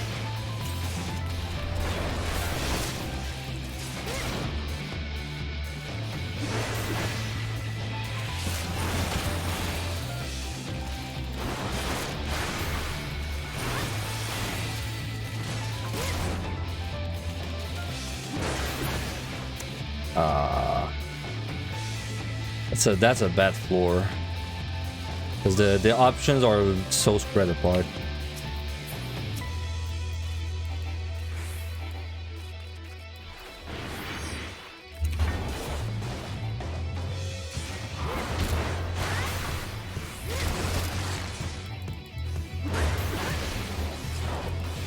Whoop, wrong button.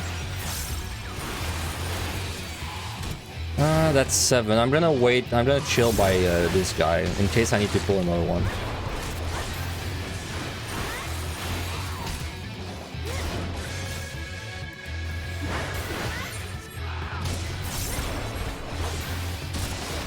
Okay, so I alter next floor, and then we see what we get, and then after it's gonna be I'm gonna decide like 4x4, basically what I do. I'm gonna adjust with my time. Basically, I'm gonna plan to use either 1 rage or 0 rage. But I would say right now I'm more likely to use 1 rage, because this is a high kill again.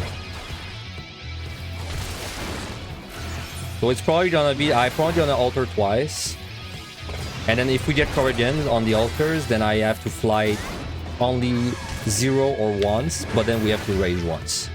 I think that's the way it's gonna go.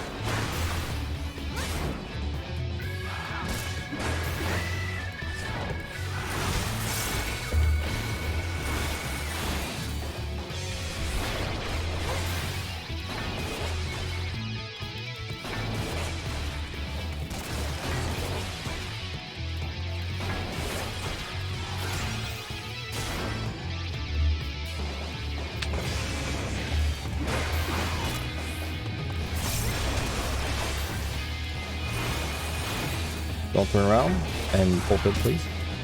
Don't turn, don't do it.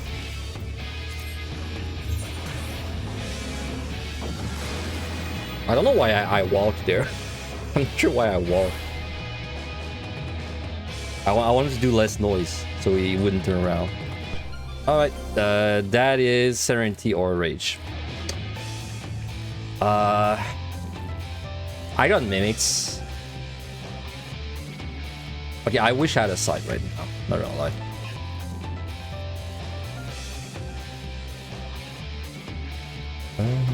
I don't think the key is anywhere near there. I mean, I'd like to double dip a rage, but it's a little hard to set it up.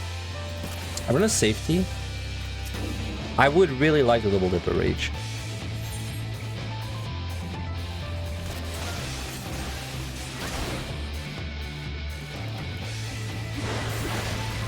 I with a witching, it's gonna be like not that bad to set it up.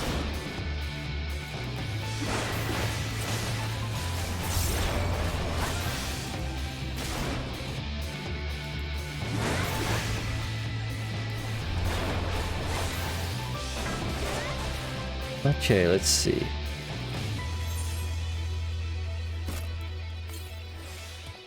Ooh, okay. I mean, that's good actually, because I can like pick them up. Don't turn around, please.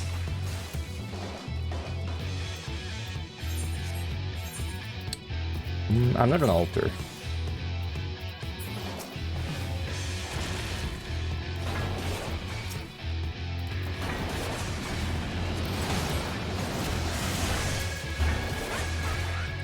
Ah, you put the freaking slow on me, really?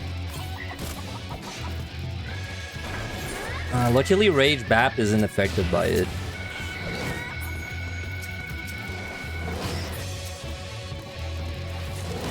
I pulled 7, a little unsafe. I should have pulled 8 in my opinion, but quite good.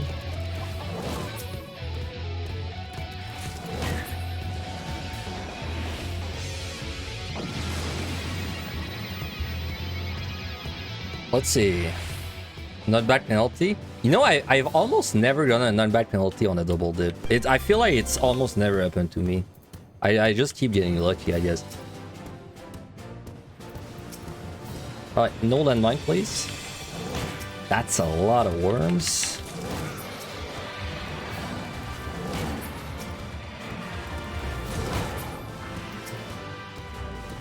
Okay, please no ring.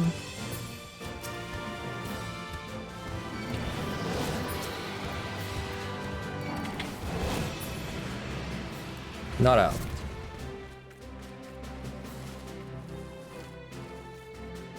This is a blind floor, by the way, so pretty high value double dip. And we got 6 kills out of it. No key there. These floors would be so ass on DPS, dude. Like worms and flood dragons, that's it. That's all there is, dude. Flood dragons. Oh, there's one Archosaurus. Sorry. One.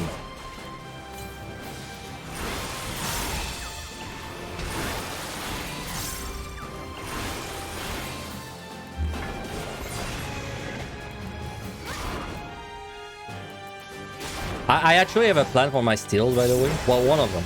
One of my steals is gonna be at the beginning of the next set, probably. To try and do a rezo. Jesus, how many worms? That's like the 5th one that shoots. Yeah, so I'm probably gonna use a steal right at the beginning of the next set for a rezo. Then I'm probably gonna use another steal right at the end for another rezo. Dude, that's a lot of worms. Let's be careful.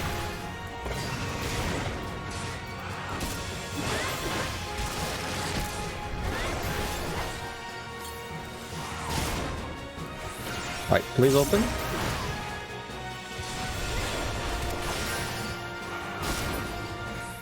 Yeah, we're not getting a lucky set.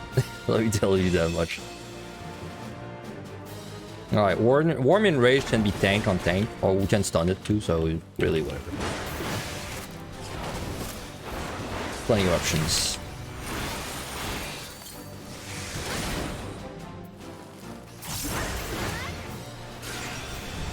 I'm scared of the other worms shooting me though.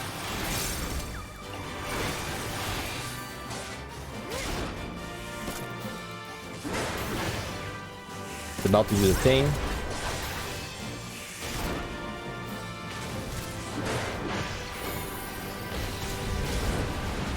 Yes, if you stun him when you see the telegraph and you run away, he actually misses you there.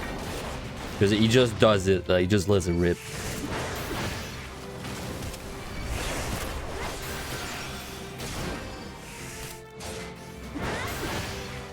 That's like good on tank, but like it's on melee DPS that this is amazing. Like on melee DPS, it saves your ass on the worm. I would still not do a worm without steal, but at least it's like if you have a steal, it makes them a lot more viable. Holy shit. Please calm down. Alright. Let it rip, time to Beyblade. Man, when I was in high school, I'm sure it was the same in everyone's school. My Beyblades were like huge, right? Like everyone had their own Beyblades. Some kids would they would like mod their Beyblades to have like pointy metal bits to like wreck the other Beyblades with them. Wow, okay, this is Serenity. I mean, that's why we have them. Holy shit, the key's there, thank God.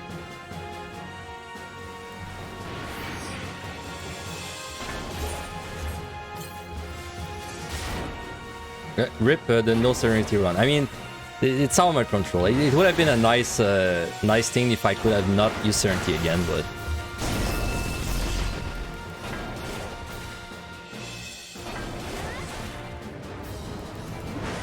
Garm train. I mean, is there a train? There's a few. I don't think it's a train. There's 3. Not having a train there, we might witch in. Ram's voice. Ram's voice. Well, let me welcome you to this great thing called witching. I mean, it's gonna suck though, because we have to fight. We have to fight 2 Garms anyway, so.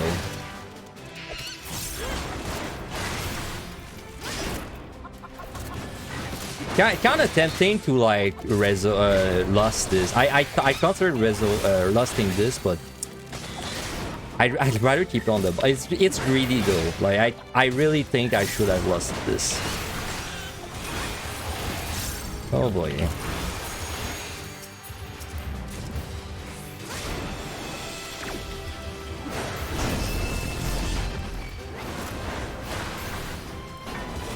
I can't look at the map, so if there's another patrol, we're kind of screwed. Oh my god. There was no surviving this. They were perfectly insane, and my interrupt was down. Alright. At least I got a little lucky. They went separate ways. Instead of both of them running back into me. It's unlucky because I interrupted the first Ram's voice and Dragon's voice combo, but then they did it again, and I was like, well, I don't have anything at for this one. Could have played this better though. I pulled when I accidentally pulled the one there. I could have prevented that easily.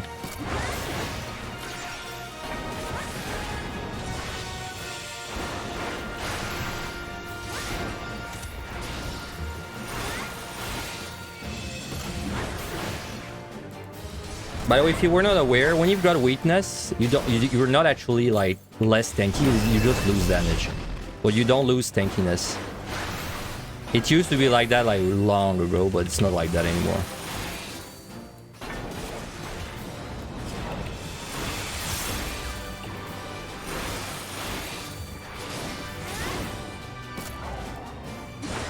This has been a pretty rough set, honestly. The other one's coming.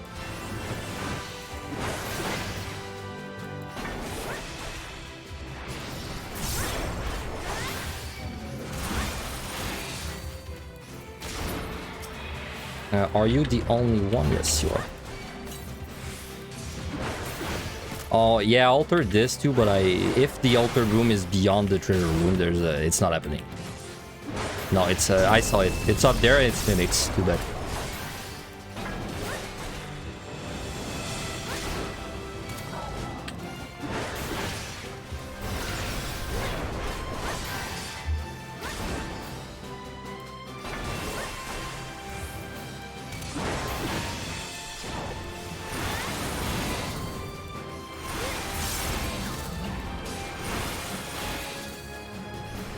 You really feel how tanky they are when you're playing a tank without strength. Let me tell you.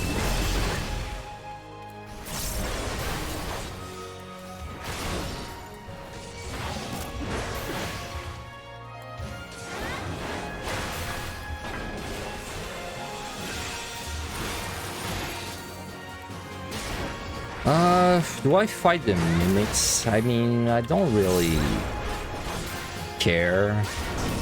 It's probably better to fight things in the treasure room than mimics. I'd have to watch out for the respawn though, which is like now.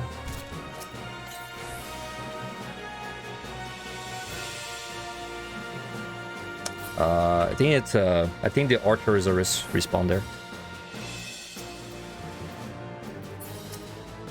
Alright, let's chill things there. So next floor is flight. Wait, none of my altars gave me Corrigan, huh? I guess so it's the worst possible altar luck that we got. That's kind of nice.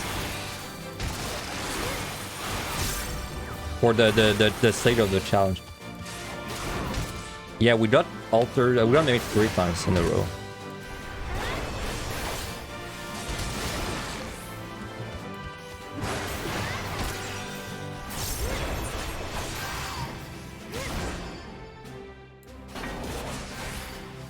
How much time do I need on this boss with 2 lost, 1 strain?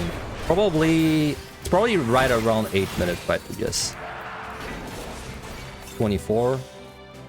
It's gonna be 54 in raid.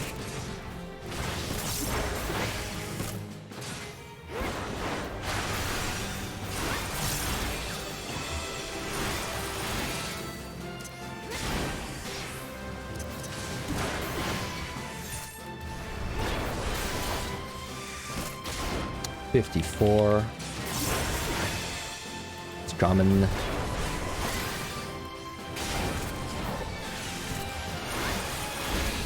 Was a little late on the stun there, but it's still fine. You can tank this on tank, by the way. I don't even know if you need a defensive. With steel, you can tank this easily. Because on DPS, you can tank this with steel. And without steel, if it doesn't crit, I think you can tank it too.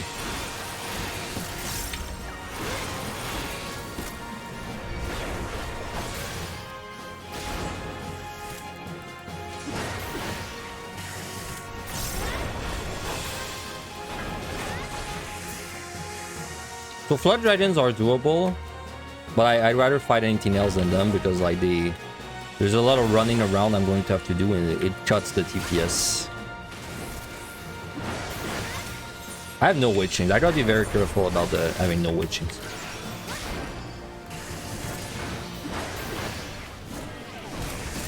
You know, if this key is a high kill, I could be put in a situation where I have to rage again. But I'd have to be pretty unlucky on this floor. And then the next one too.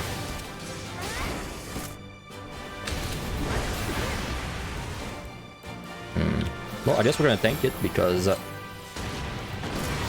yeah, because I didn't want to pull the flood.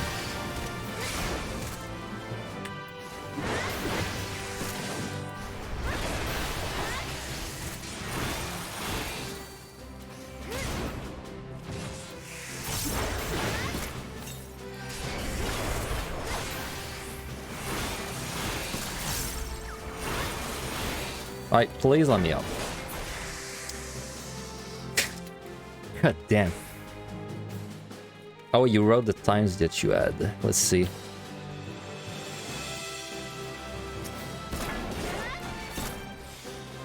So it took you 8:30 with double... okay, so I'll shoot for 9 minutes then.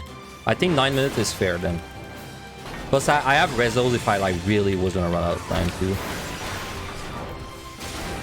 So if I get out with this kill, which would be average because it's 7, then I think I have time to fly.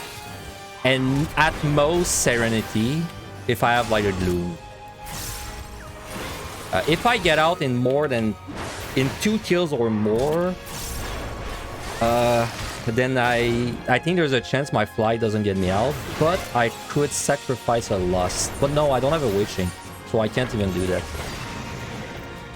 Well, I hope this just opens. If that I don't have to think about it.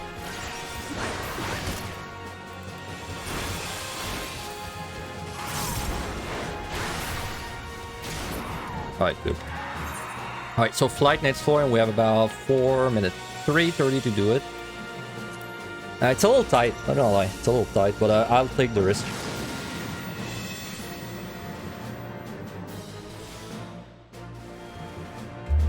Well, 4:30, sorry, not 3:30. Oh, waste. Alright, Garm nest. 1, 2, 3.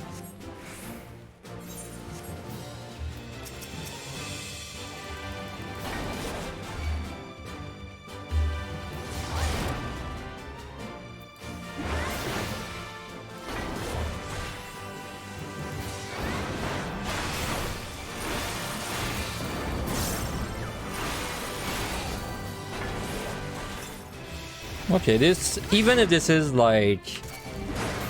I think if this is 5 kill, it's still fine, so we should be mostly okay. It's gonna be tight though. If this is 5 kill, it's gonna be a little tight on the boss, but I think it's still doable. And 5 kill is the worst RNG, so... for this set. Patrol. Yeah, I don't have witchings. Good.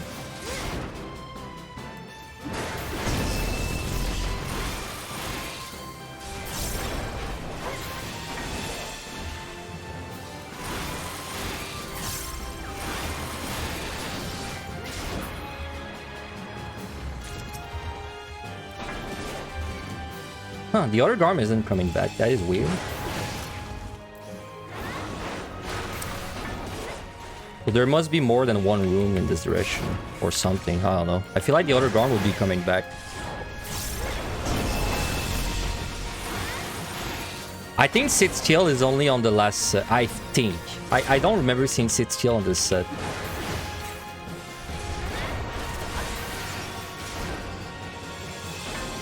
Dude, where's the third Garm? Did I just imagine a third Garm? No, there was a third Garm, right? I'm sure I saw 3.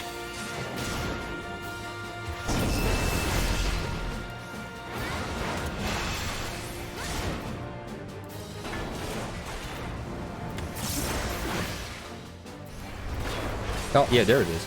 Okay, so there's definitely more than one room in this direction. Because that dude just took a long break.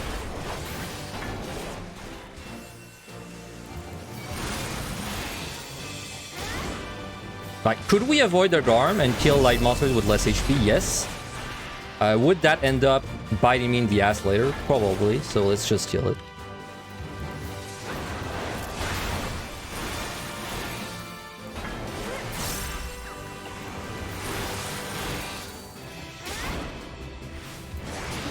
He's right there anyway, so... Yeah, 4 is fine. 5 is limit, but I think it's still fine. The only thing that would put me in a very bad situation is a respawn on my ass as I'm about to leave after like 5 kills.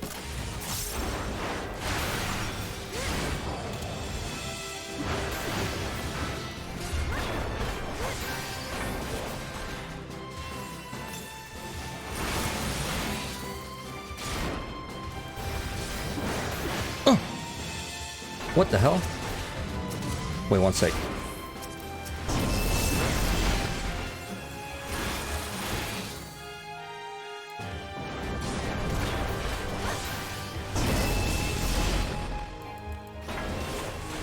This was a respawn, right? Or this? No, this was a 4 Garm. Where the fuck did you come from? What?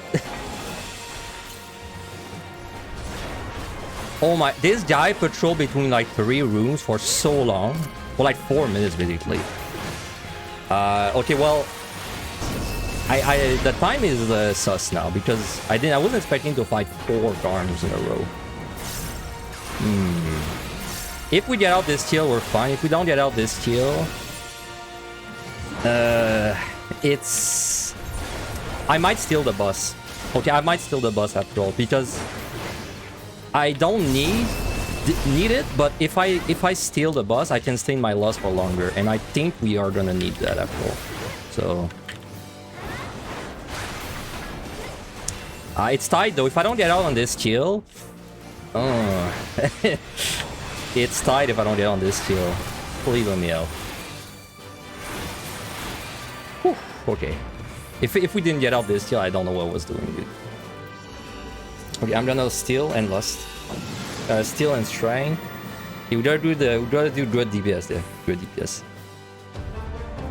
Oops, my mouse. Okay.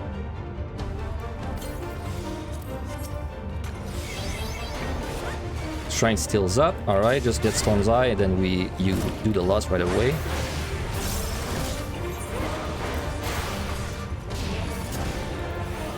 We could do this without a steal. Like I said, this boss without a steal is not hard on tank, but I need to get a loss that is as optimal as I possibly can in this case, because like the time is too tight otherwise. So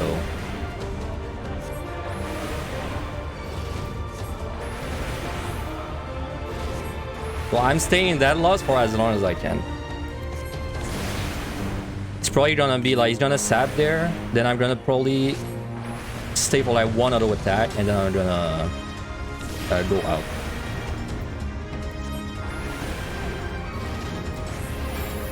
Right, like that. I can delay my Berserk a little bit to sync with my pot. Right.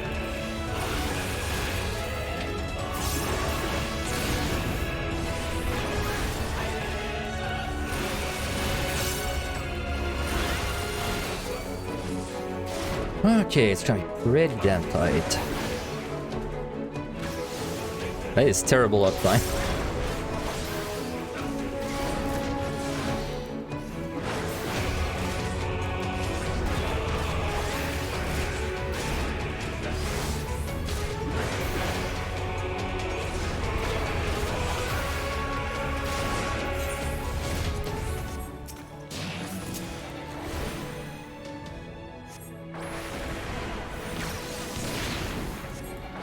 I was tempted to rezo there, honestly, but I think it would have been overkill. Because like I was thinking, oh, I don't want to loss again and then override the loss, but then when you think about it, my loss is more damage than my burst. So, well, sorry, it's more damage when I don't have my burst, and my Berserk is up like now. Like as long as I use it before 6 minutes, it's fine, right? So Yeah, I'm trying to be very optimal right now, if you could not tell, but...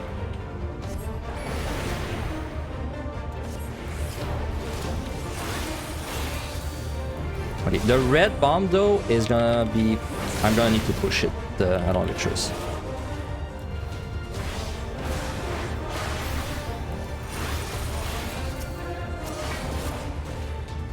Uptime is bad there.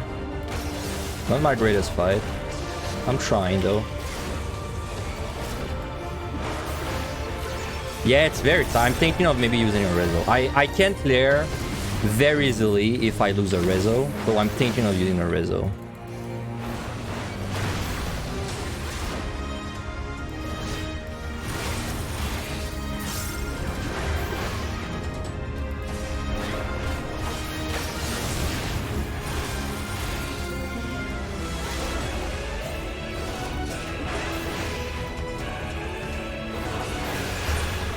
I don't like that, but I would rather secure the clear, so I will do a rezo.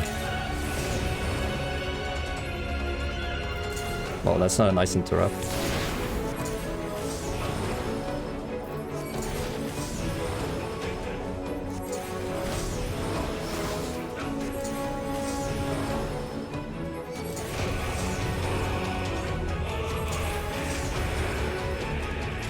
Ah, damn.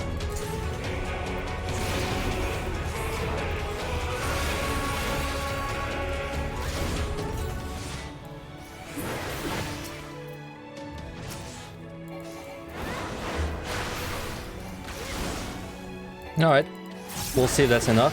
Juice. I should probably do the math to make sure. So 420, 35. 420, 35. 420, 35% there.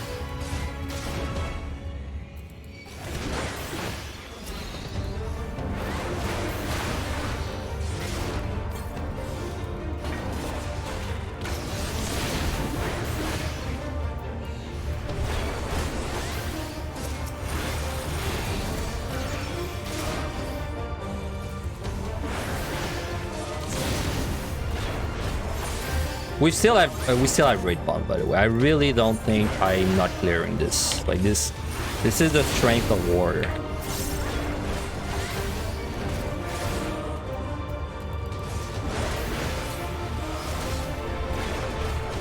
Okay, red bombs left. I was getting distracted, not paying attention to the red bombs.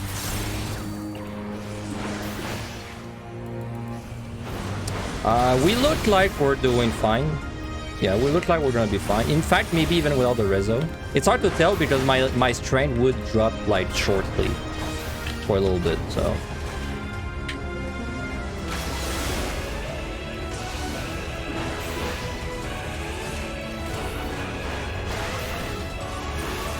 Well, we're fine right now. We're definitely fine right now. All right.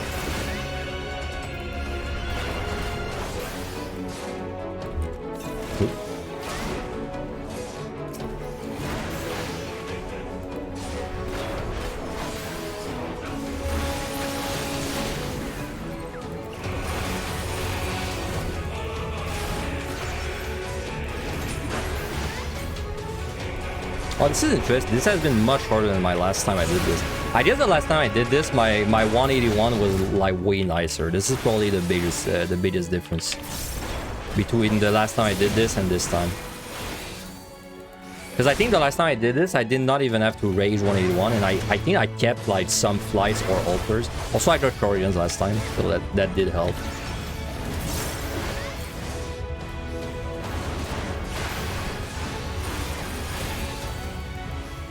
Okay, bomb is mid.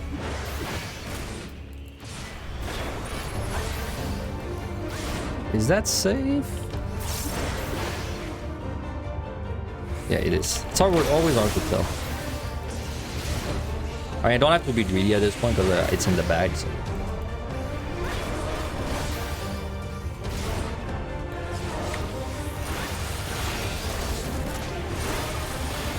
So would I have been fine without the rezo? I think I would have been fine, honestly. I think I was fine without the rezo. Because like we are gonna have an entire minute left, basically. And my strength is dropping in like a minute, so...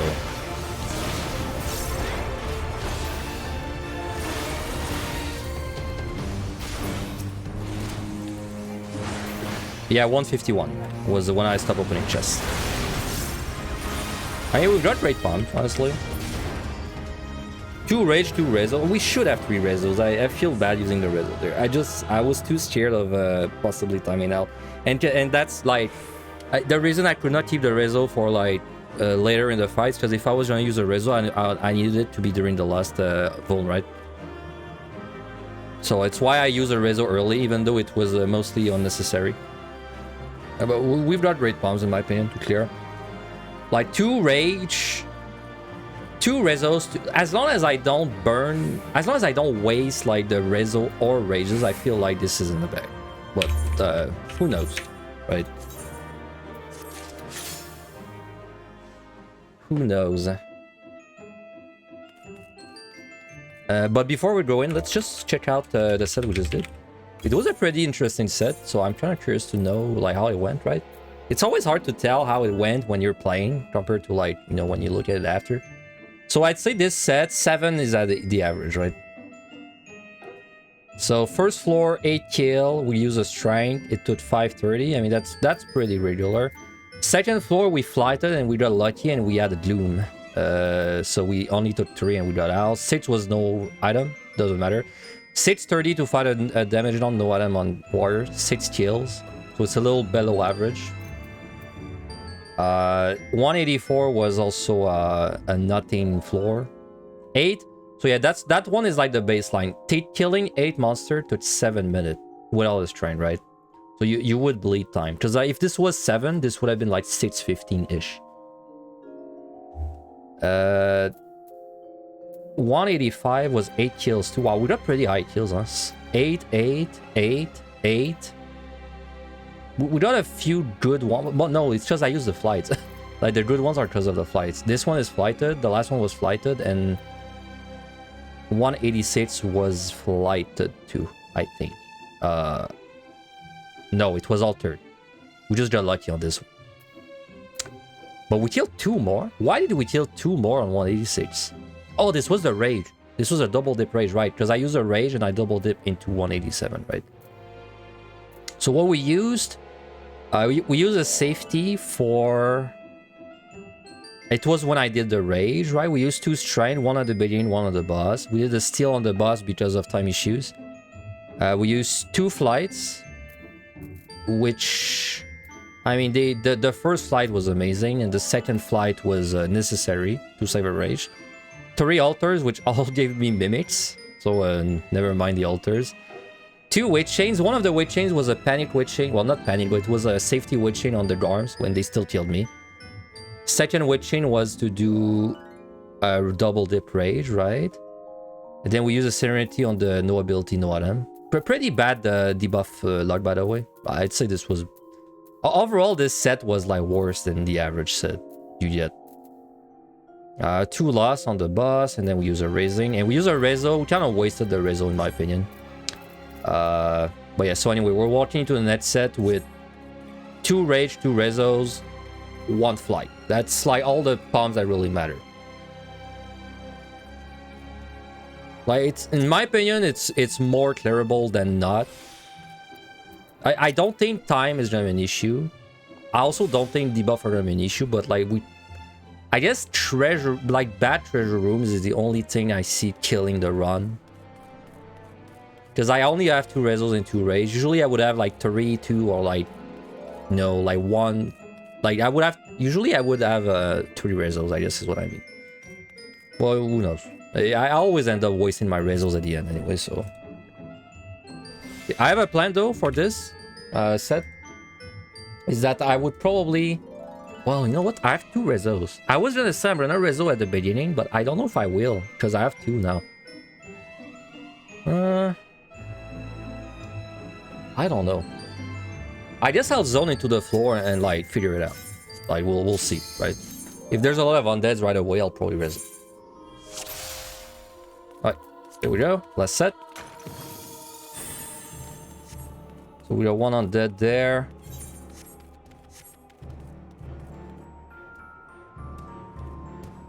Two mummies. This does not look like a rezo floor to me. There's like 5 undead in total.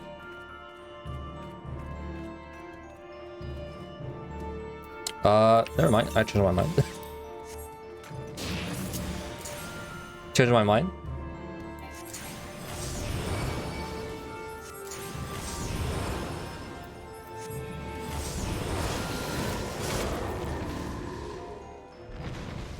Oh, it's a pain.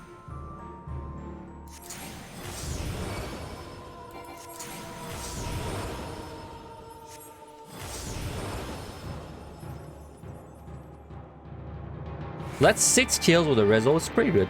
6 kills is about what I would expect. 6, 7-ish. Okay, you will pull, but I'll take it because I'm a tank, so I should be able to kill the mummies before he fucks me up, right? Now, if the key opens, it's a little unfortunate, but like if the key opens on 6 kill, it's, you know, it's a good problem to have. So, alright. 6 kill with a reso, I like that. Didn't even cost me a steal, so. Alright. Because keep in mind I have no witching, right? So my resos, I'm not able to do massive resos really.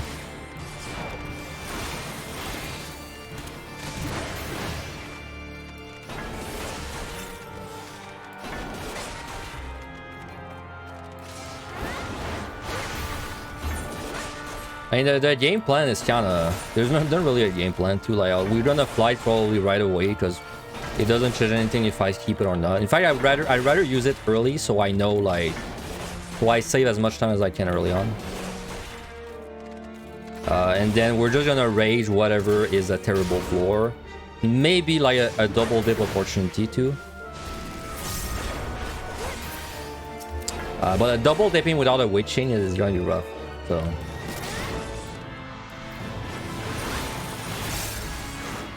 You always wonder why I like to reso the earlier floor. So like in a regular run, the reason I do it is because I like putting my resos at 2. Because then if I find 1, it goes in my bag, right? Like I don't have to rush and use it. Also another reason is on DPS, it lets you kill the patrols easily without a steal. But a reason on tank that it doesn't really matter is because I can't fight anything anyway. So I just look at a floor with a lot of undeads and then I reso the floor. Because it doesn't really change anything in my life if I fight a Gourmand or a mummy on warrior, right? Like it's the same for me. 8 kill. No, 9 kill. Wow, okay. Okay, that's fine, Carson. Thanks for hanging around. I mean, the VOD is going to be on the Twitch channel, and the VOD is going to be on my YouTube if I care, so... You can catch it later. Have a good one.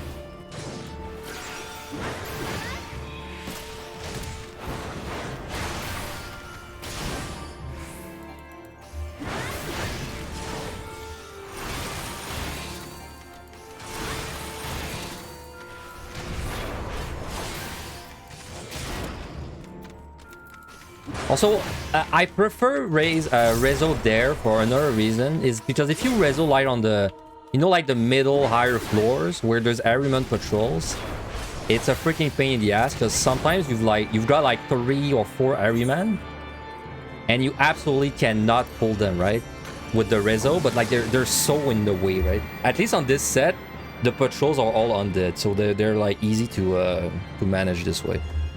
You just gotta watch out with the hippogriffs. Okay, I'm not gonna guarantee this.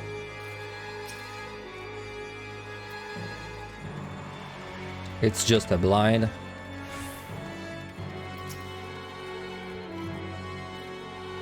I don't see any patrol. Okay.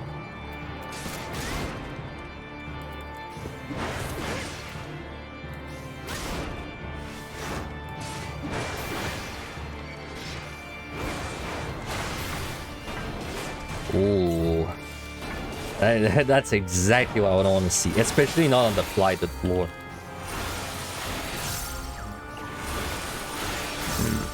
Okay, well, I gotta move now.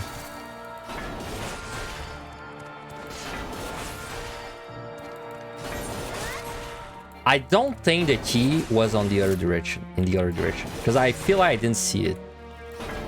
Oh yeah, the key is in the room. Dude, thank God it's full of hippogriffs and not mummies, because oof. if it was full of mummies or the patrols, it would have been bad. Alright, what do I clean up in there? That makes the most sense. You? I think it's not gonna be that painful. I think I just pull like 2 or 3 guys on the left and we're gonna be out. But I would rather go on the other side if I can, because it's gonna be less distance to cover. You like the result one of 191 to 193 and then the rest on the last 2 floors.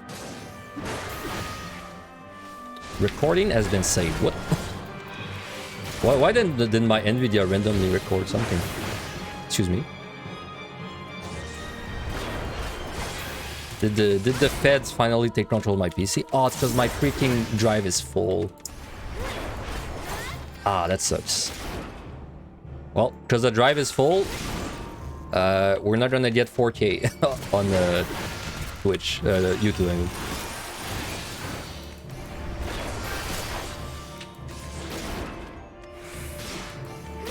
Wait, I can maybe save it if I hurry up and delete something.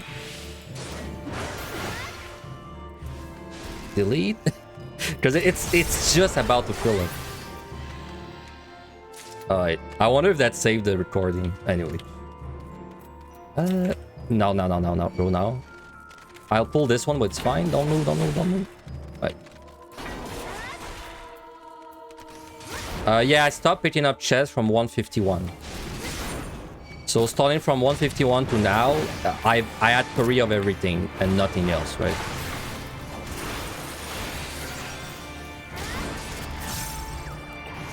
And I'd say we had a worse luck than usual run too, so it wasn't lucky at all.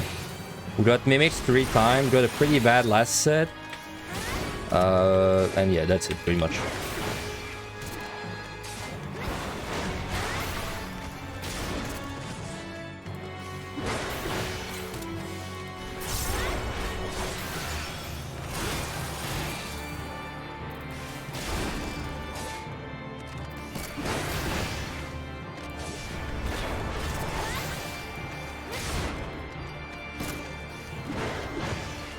Please. 3, oh, that's 4. I mean, 4 is still the average, to be fair, so... Like, 3, 4 is pretty average for a fight. I mean, we got kind of lucky that the treasure room wasn't worse. It could have been way worse.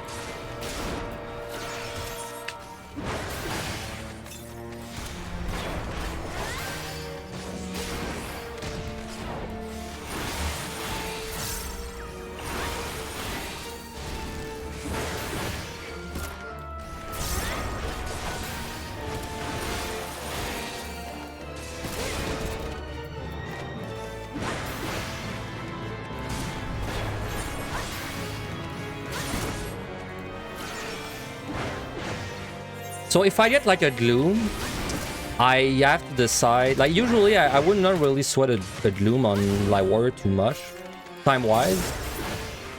Not 5. Okay, so we're going above average. But like this, like I could see a warrior where time like gets tricky with treasure rooms and all that. So if I see a gloom, I might remove it with serenity. Because the odds of getting no ability twice are like pretty damn low. Oh, nice respawn. Patrol going towards me.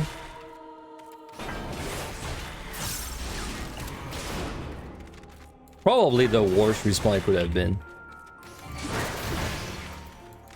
Go on the right place so I can sneak past you. That is not the correct right. I hope it opens, but then if it opens, I have to wait for this fat ass to move all the way to the other side.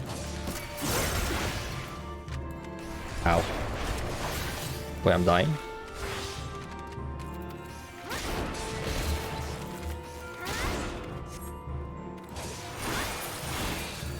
It's not out. Okay, I mean... 6 kill flight. Well, there you go. There's a 6 kill flight. It can go up to 7 if you're very unlucky. I mean, whatever, right? Like, see it like I entered the set with 0 flights, which I could have done that, and I still think I would clear even with 0 flights. So it says it the flight got cancelled there. That's the way I see it anyway. Should maybe use my tinctures more though.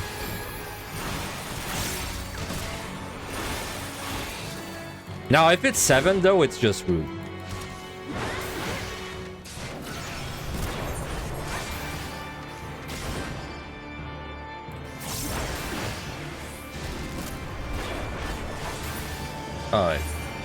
Alright, so we've got nothing left except 1 reso to rage. Yeah, luckily the treasure room though worked out in our favor. Luckily, because it could have been way worse. Alright, no debuffs, very nice.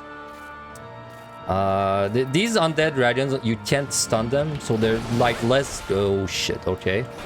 I've got another treasure room. Okay, I need to see where the key is. I'm pretty sure it's not there. Oh boy, if the key is inside of there, well, it's not the end of the world. If the key is in there, it's a double dip, right? So at least we can benefit from it in some way. I'd still rather the key was not there though.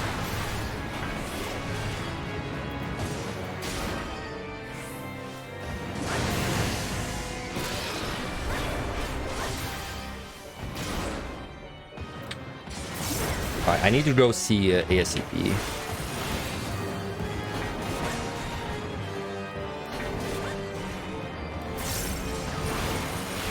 I can't quite tell. I mean, the turn or return is there.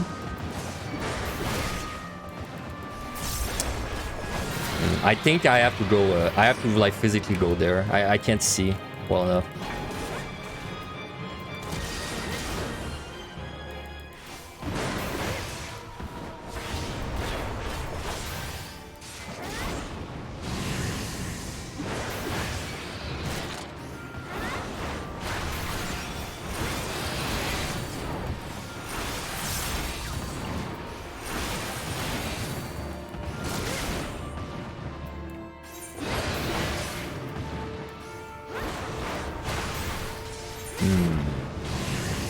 I gotta see like soon though, like if it's there, because if I'm gonna raid, I would rather do it now.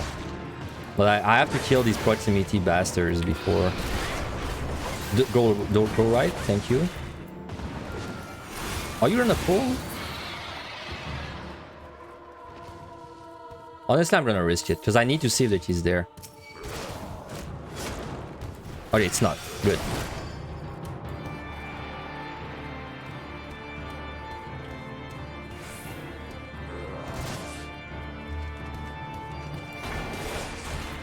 So it's somewhere deep in there. It's better in the treasure room, but it's still like a million proximity things.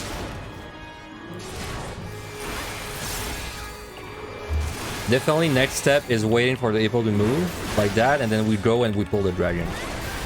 Unless we're lucky and the dragon moves back. I'll give him like 1 movement to do it.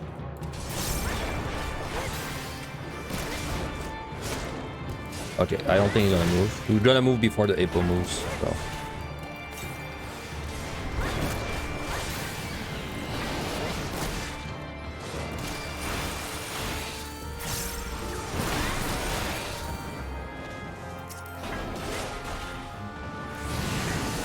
Ooh, what a floor, wow.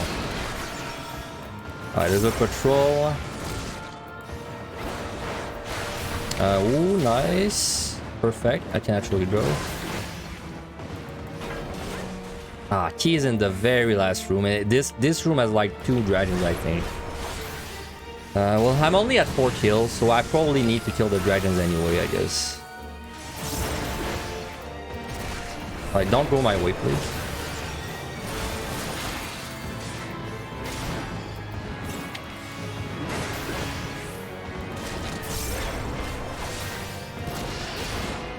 Alright, good. Good, mummy moved. Yeah, we got 2 dragons there.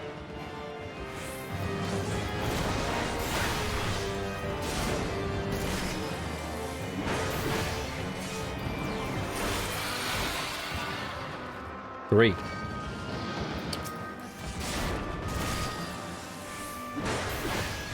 Well, I need to kill at least another dragon. But like this is gonna be 6 kill after the second dragon. So it's probably not gonna be open.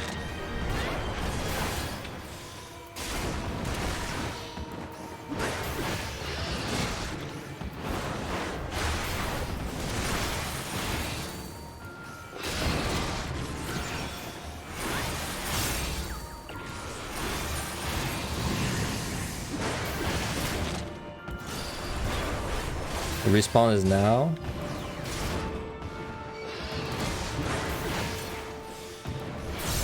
I don't think it's in there.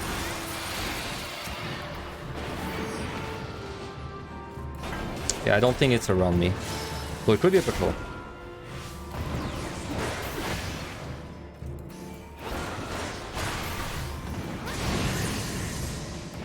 My one steal is gonna be like... Whenever I do either the double dip or the last reso is probably when I'm gonna steal. And I would rather it was with the reso than the rage.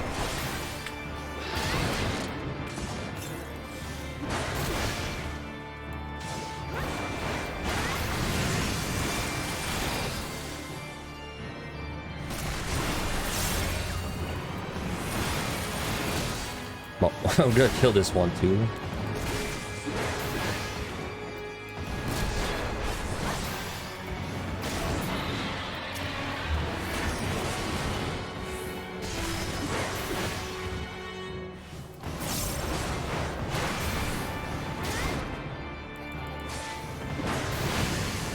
Okay, we're actually not that behind on time, by the way. Like, even if this takes 3 more kills, I'd say we're still like on a good pace. Considering we have all the rages left, well, the 2 that we started with, I think we're on a good time right now.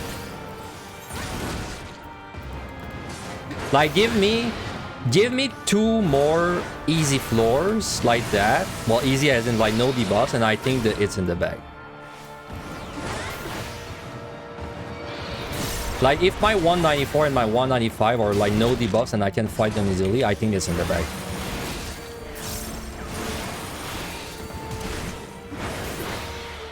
Not out. This is 8 kill. Above average again. I guess so, though. On this set, the average is, it's not really 7, it's like 7, 8, right? Like 7.5.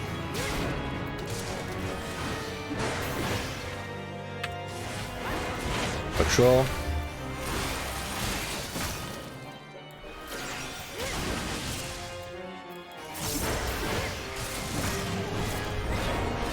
You are not coming my way, good.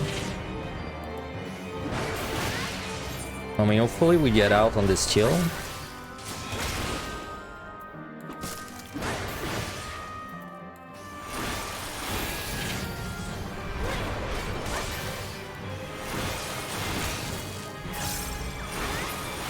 Nice. Alright, we're doing pretty good. Unless we get garbage debuffs like this for in the next one, we're doing pretty good. No, no debuffs. It might be a gloom. When there's no sound, it's sometimes a gloom. Yeah, well, yeah, see? I don't know why when the gloom thing spawns, there's no sound. I guess it's because it only does a sound if you get like a debuff on you, but like gloom buffs the enemies, so... I think this should be rage. Oh yeah, that's not a bad rage. I think I can maybe... I have to do it like right now, but I think I can double dip.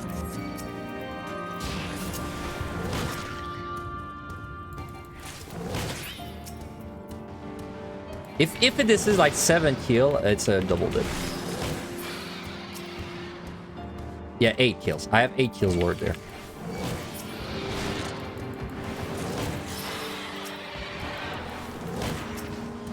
Nice. Okay, so we got a little bit of a dip there.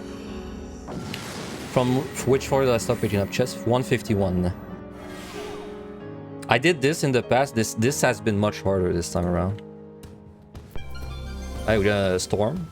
Storm floor. Alright, no landmine, please.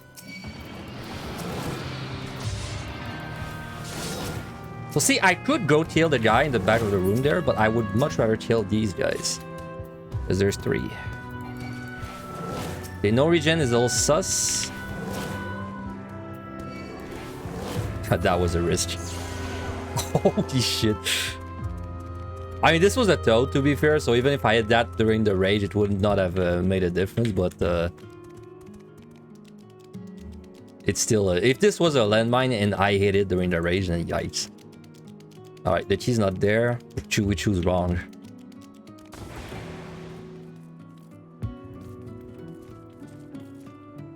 Oh man, the key, it's like a 50-50. I'm gonna check this way first.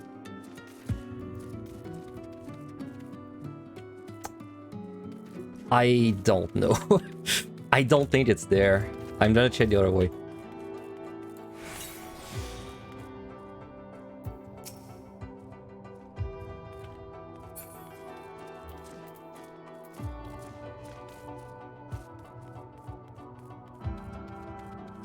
Honestly, it's hard to tell. It might... I'm gonna wait for him to move. If the key's there, I never have to return there. And if the key's not there, then I never have to return there too. So it's like... I don't have to fight this guy. Alright, it's on the other direction. It was hard to see though. Okay, I'm gonna pull the hippo, that's fine.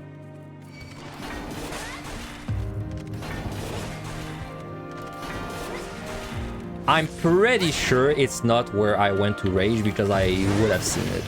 So it's like on the right there. It's probably hidden behind the fat dragon.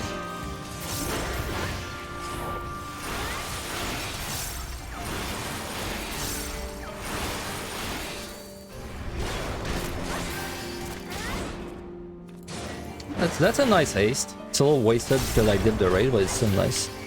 I mean, I'd rather have this than the gloom.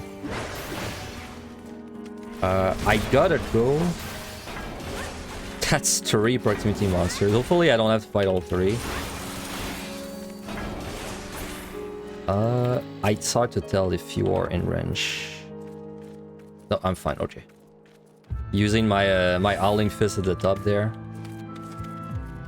Yeah, it was hidden behind the dragon. God damn it. So see, this is a case where I'm avoiding the patrols and I said this is a waste of time. But like in this particular case, I'm already 7 kills in and I have like proximity monsters of the ass there. So it's like,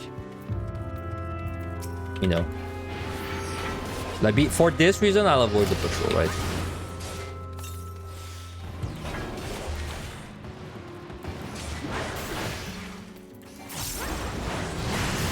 The ghost will be annoying, gotta be careful. Just not get Venn diagram there.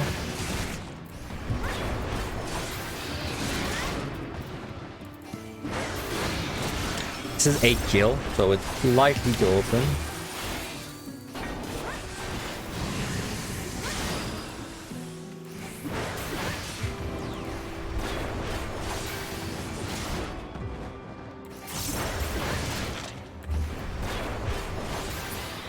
Nice. Alright. Very good. I think we played that as well as we could. So now we're on 195. 10 is the max? No. I think if you did it, it's like 13 is the max. Holy shit, that's a bad floor. Nah, I can't. Like, I can do it.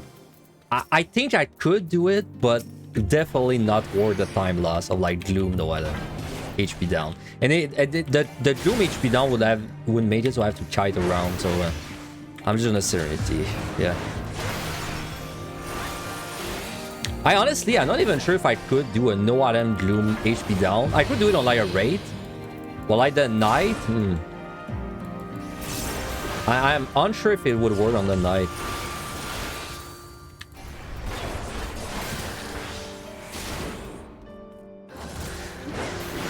But at this point, well, Maybe I should have tried though, because like at this point, time is like safe. We're not timing out, in my opinion.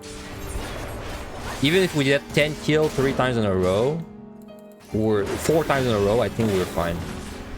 Because I can basically like dip a rage and have a result. So there's only 2 floors I need to fight.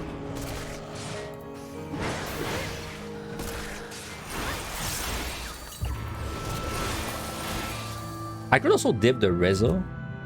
But for this, I need like good stunnable monsters, which there's not any, so.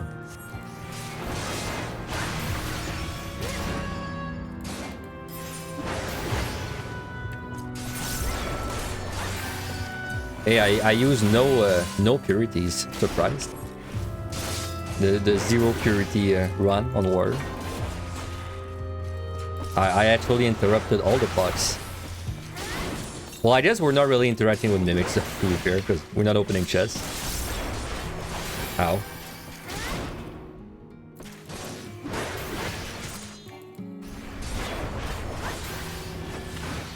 Alright, you're gonna do the enrage. Could I face tank the enrage? Probably, right? But this should be safe.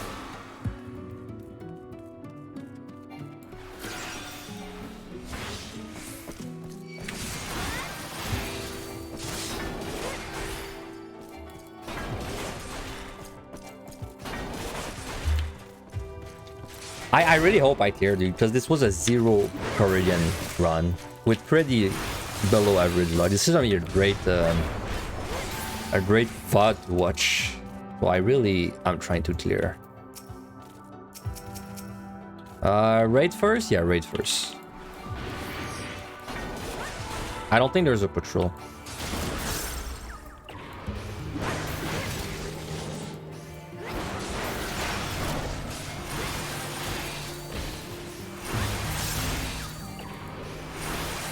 Do the bronzes count? I'm not opening any chests, including bronze and silvers in this run. Like clearly the bronze would not they would not affect the run, but it's easier to not open them, so then I can say I didn't open any chests instead of having to specify, right? Because we already have to specify the whole like 151 plus thing.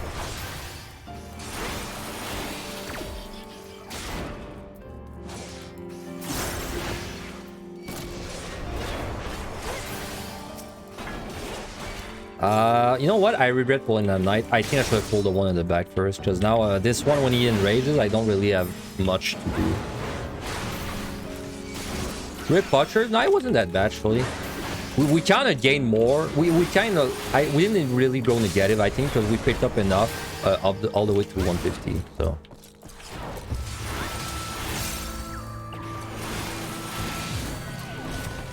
Oh, nice. I can actually do this. That's a terrible room to go through. I would probably have to kill everything there. 3 of them.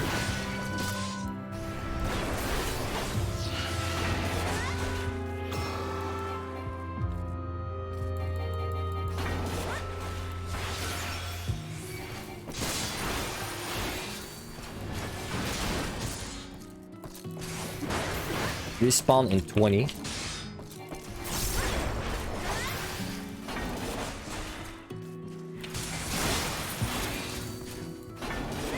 Alright, so you're 5, and then this dude is 6, and it's probably not open with 6, so like the dragons would make it 10. With 10, it's gonna be open.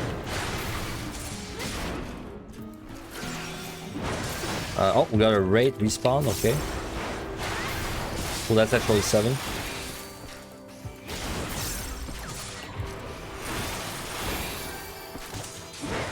Let me kite this guy a little bit over there, so I can actually kite towards the room when he does the enrich. See, this is why tank, like yeah, you have to work harder to manage your time, but like I don't have to worry about steal for any of these monsters, dude. It makes it way comfier in my opinion. Like if I was a DPS right now, it'd be such a freaking pain to worry about steal.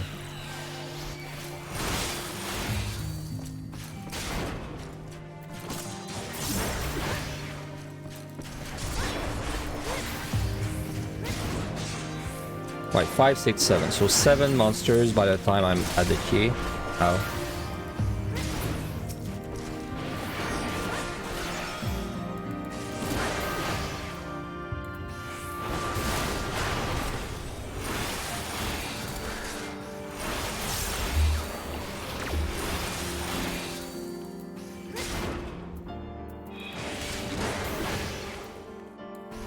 You know what? I just thought of something. What if Reprisal reduced attack speed too? That would be kind of cool. Like a bit like Arm's Length.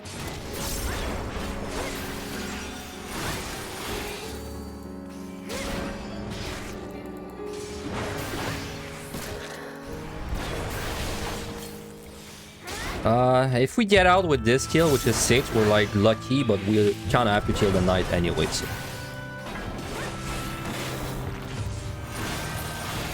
Yeah, I thought so.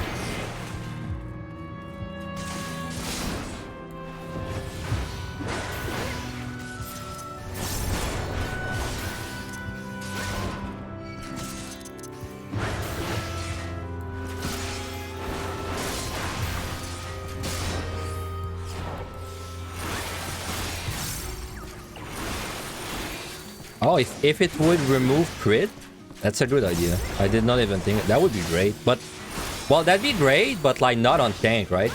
Like that'd be great on the DPS, so it's kind of... if DPS had a skill that like that, it would be great.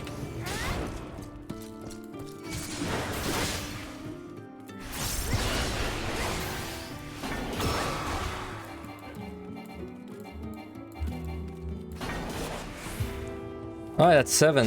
Hopefully we get out.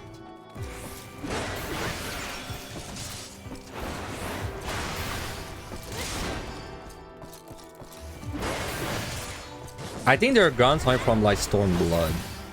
Oh, nice 7. Average.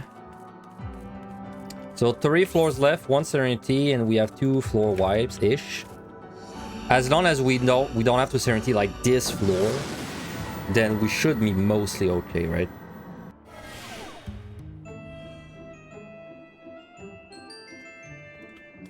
Nice, aced.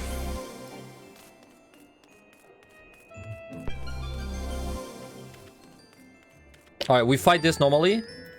Next floor we use like Reservoir Rage, and we use Reservoir Rage for the last one. And then it should be... Only way we lose is next floor I have to Serenity. Yeah, there's only one way I lose. Next floor is like I force Serenity. And then the floor after that, it cannot be no nutback. But it's so big that I don't like... I can't kill enough with my rage that I would use on this break. That's the only way we would lose. We're pretty unlikely to lose. That's what I mean.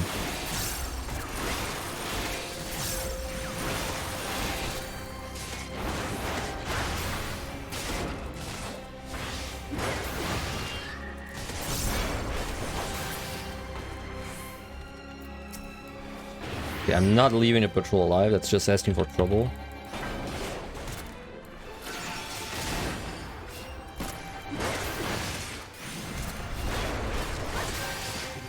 So yeah, compared to the last time I did this, we actually emptied out the poms, almost.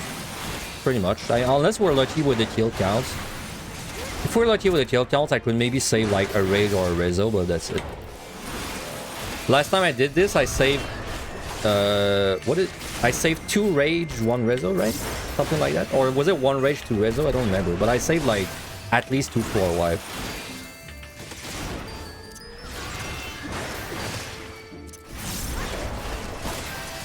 But we added more rock this time, so. Another treasure room. Yeah, it's just a patrol inside.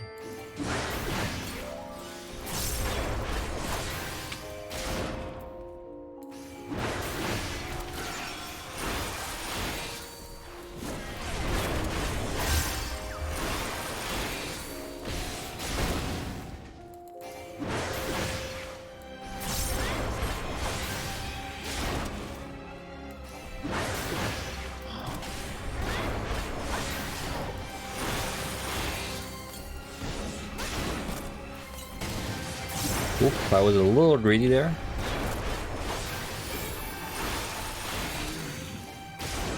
And there's not really a strategy on this set, right? Like I guess my strategy is what I was talking about. I rezo early on, and then I rezo later, and then I just like basically every floor you adjust for this set, and then you just kind of use your flights and altars until you have 0. Because there's no reason to keep your flights and altars, in my opinion. Well, there is a reason, but not on tank. Like if you're a DPS, sure you can keep your flight for like a steal, but like on tank, there's not. This is not a thing. So.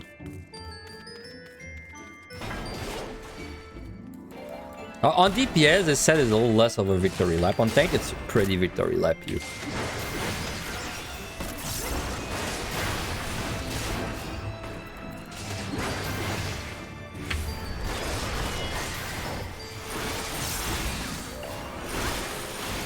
I mean, back when Behemoth used to be really hard on tank, people used to say that, you know, once you got past 180 on tank, you deserve the easy 181 plus. And I mean, it's still like that. It's a Behemoth is much easier now. So.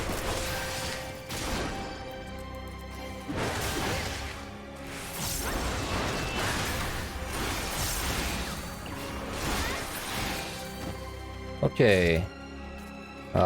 Thank you very much for moving. Patrol? Do I kill a patrol? I should kill a patrol. Like, it's just gonna be in my way. Like, at this point, we don't time out. So that, like, the only thing that would kill me is just taking risks for no reason. So I'll take the minute loss of killing this guy.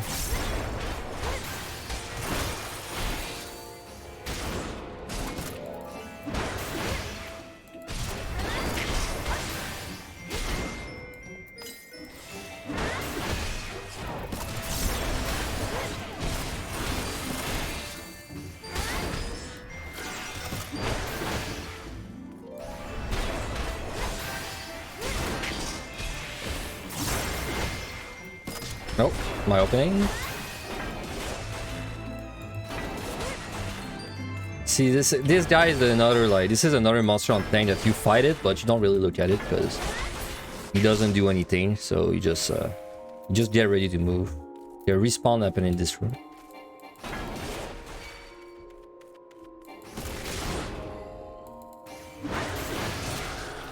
Now, if you're fighting the great people on DPS, it's different. On DPS, these guys wreck. Even with steel, they're pretty dangerous.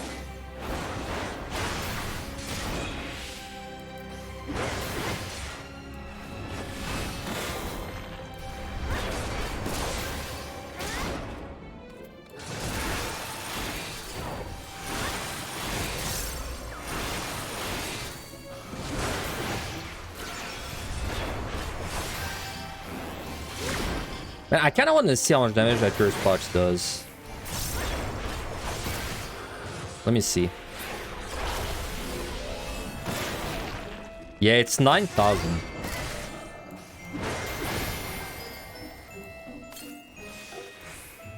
$9,000 without any defensive on tank. So, and tank has like an innate like reduction thing, right? So it would do like what, 11k on a DPS without steel?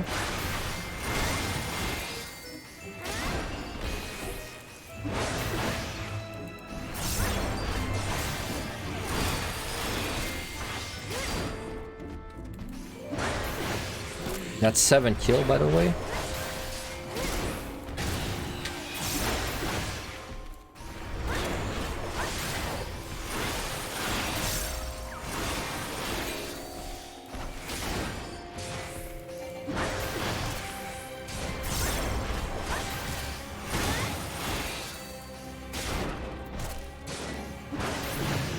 Not out.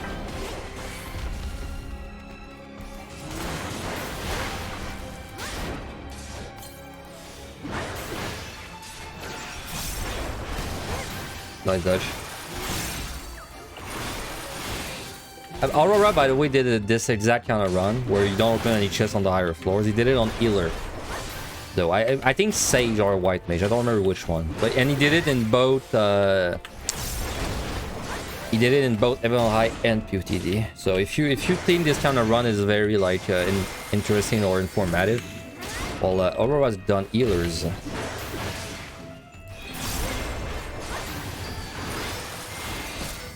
And I don't think it would be like it would be possible on maybe red mage, but any other DPS I don't know if it would be, because they rely on steel and serenity too much.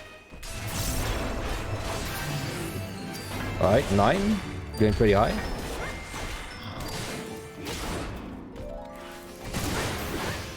Holy shit, dude! The 3 crits in a row. Hello, tank privilege.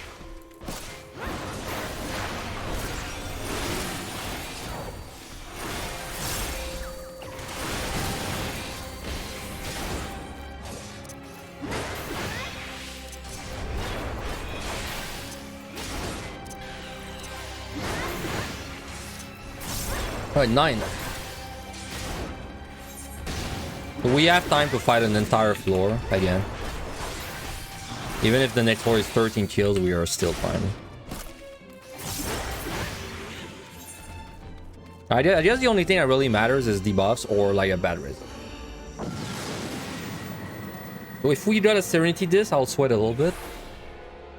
Or if it's no item, I'll also sweat a little bit. If it's no item and like something bad, like a glue. Okay, so this is fine. So we clear. There's no way we don't clear. So okay, there's the thing. I could Serenity. Well, I can keep a Rezo or a Rage, I think, for the clear.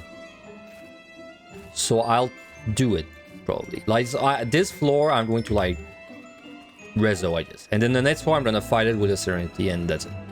So we will have kept a Rage. That's something, right? But now if I'm gonna Rezo, I need to see where the hell the key is. Oh, there it is. Okay. Yeah, it's not that bad, right?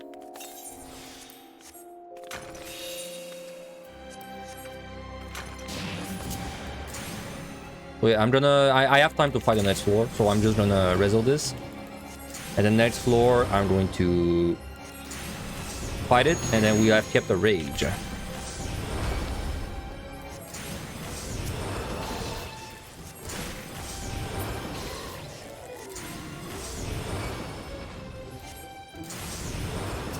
I can't believe that hit, wow.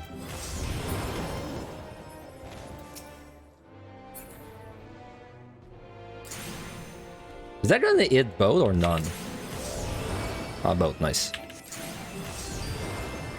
400 rage to flex. So I would do it, but I don't want to do it because I don't want the stats to be skewed. I don't want the stats to show that I use a rage, because what I'm gonna do in the video, because this will be on YouTube, is I'm gonna put like the stats in the description, right? But if I use a rage on 200, it's gonna say that I use the rage on 200. Well, it's gonna include it in the set, basically, what I mean, so... Unfortunately, there will be no rage flex. So, let's be real. I kind of wasted Rezo on the boss too. I should have had one more Rezo as well. So... I did it on the last run, no chest as well. I did it, but then back then I did not have the DDT. The tracker did not exist. So it's why I didn't mind doing it. Because I was gonna like manually put all the commanders in the spreadsheet anyway. But this time it's automatic.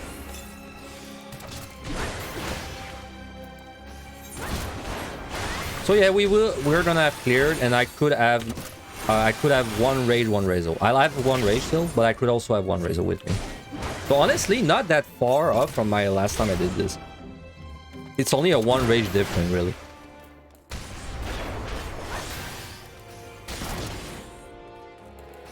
Well, and the Serenity. I use more Serenities, but the Serenities, it's out of my control, really. Like...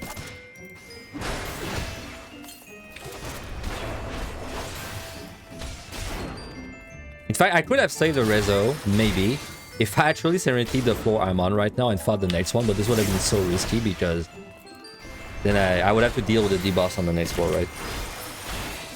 Anyway, I'm out.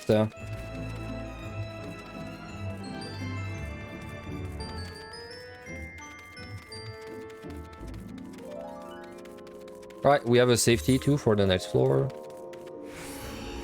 I'll use a safety because, like, who cares, but... I don't really care if there's a safety more in the thing at the end.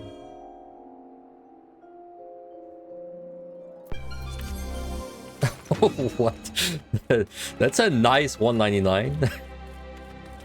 Just a buff, sure. You don't see that often. I've had a aced 199, like a straight up just ace and nothing else.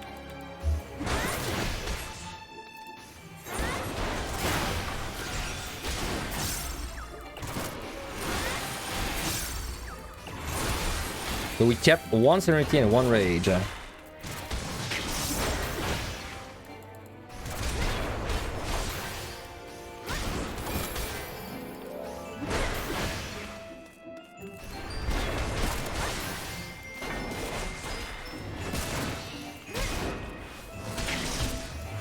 Like the last set was rough. No, not the roughest I've had, but not definitely a little below average in well, above average in difficulty. And the set I'm on right now was pretty average. I'd say the 191 was pretty average. Like maybe debuff a little. Nah, even debuff this was pretty average. And then everything below 181 was kind of whatever. I don't even remember that much. 171 was good, except like one floor was really bad. And 161, 151 didn't really matter. Where was the first rage used? 185, I think. I double dip a rage with a witching.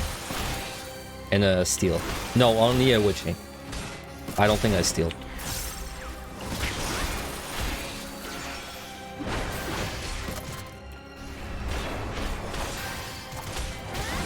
Dude, you're immortal when you have a steal on the tank. Damn.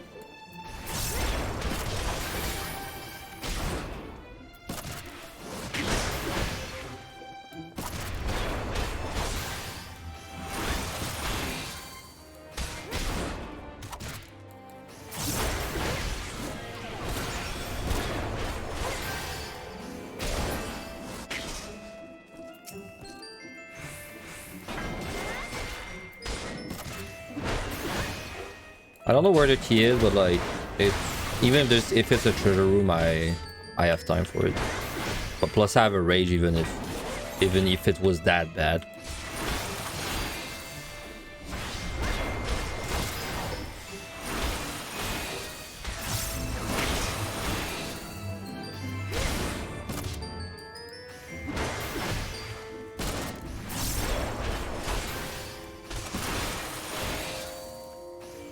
I don't think the key is in that direction though. I'm just gonna like kill the patrols and probably move.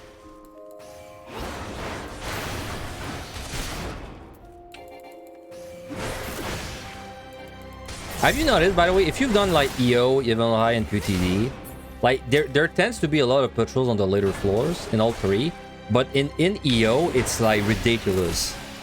Like as soon as you enter like 95, there's like 8 patrols every floor. Then that's like a generous estimate. I swear I've had EO floors with like 12 patrols. Not even kidding.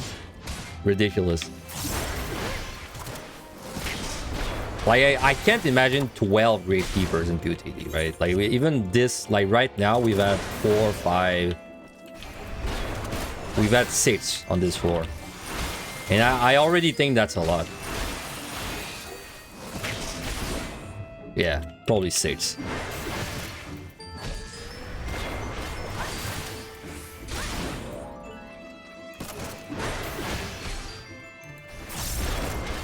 There are so many proximity monsters, man. It's gonna be a long journey to the key.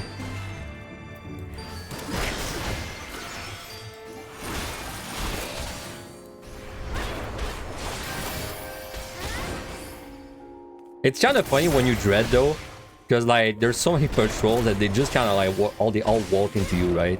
Like you can rage you can dread in a room and then you can walk out of the room with like 10 kills.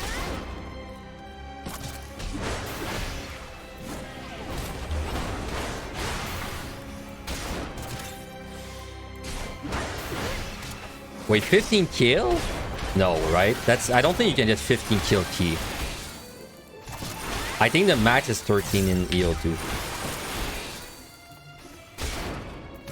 Alright, thank God, that's the last patrol. After that, I can finally move.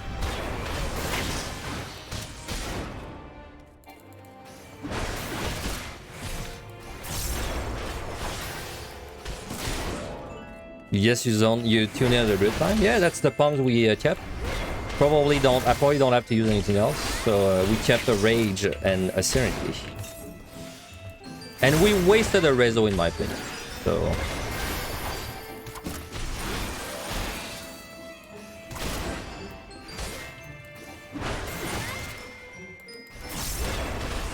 I mean, I guess if the 4 I'm on was 13 kills, we would have to rage, but it's kind of pushing it, right?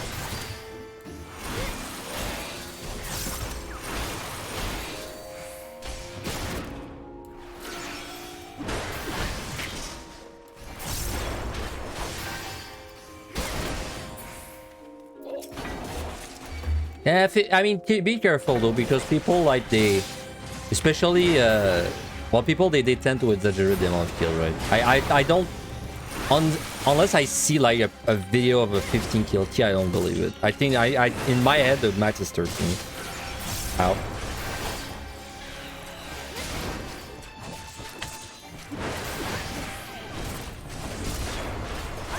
It's like Flight.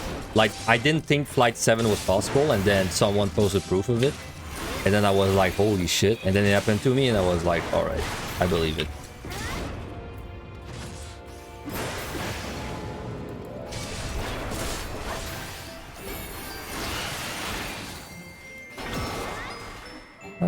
Do I need to kill all these dudes there? I think I can only get through killing one ghost.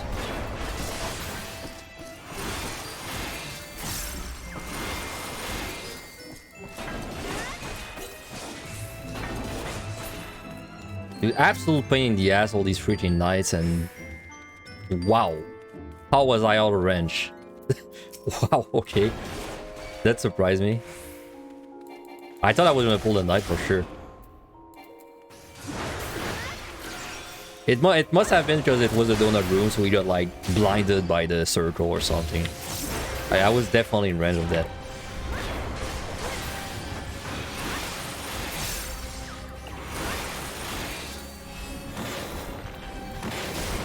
Oh, I'm just watching them to see when I can go. Okay, this one moves. If the knight moves nice, I can go.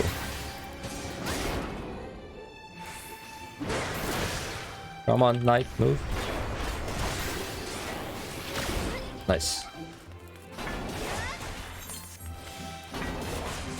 Okay, let's just be a little bit of Venn diagram there. Oh my god, the key is so far. It's literally beyond all the procs bullshit, man.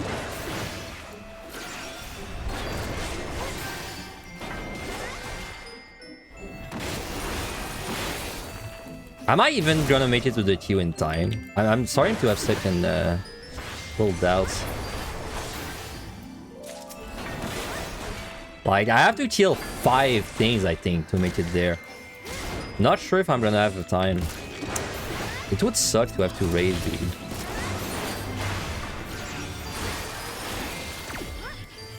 Man. I really want to keep the rage, dude.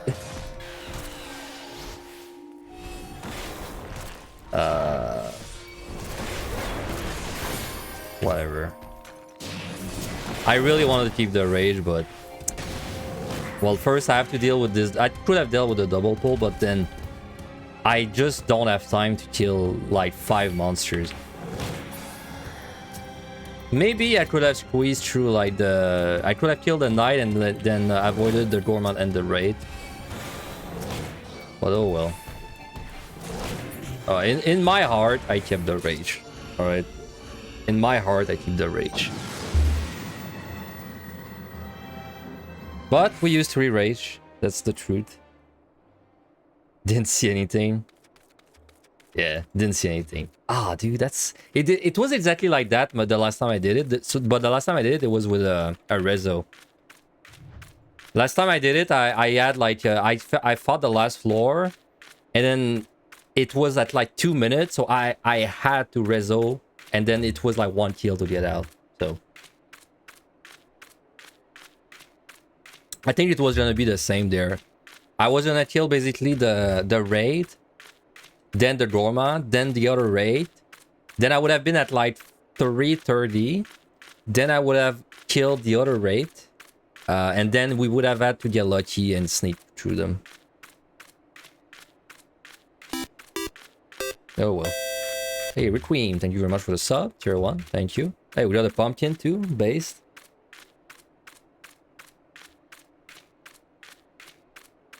Why are my feet so loud? Holy shit. I'm trying to bat in the Serenity there. The peace and Serenity, a fat level fill.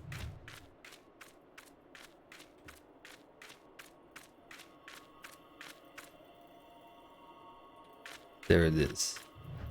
Luigi was there. Wow.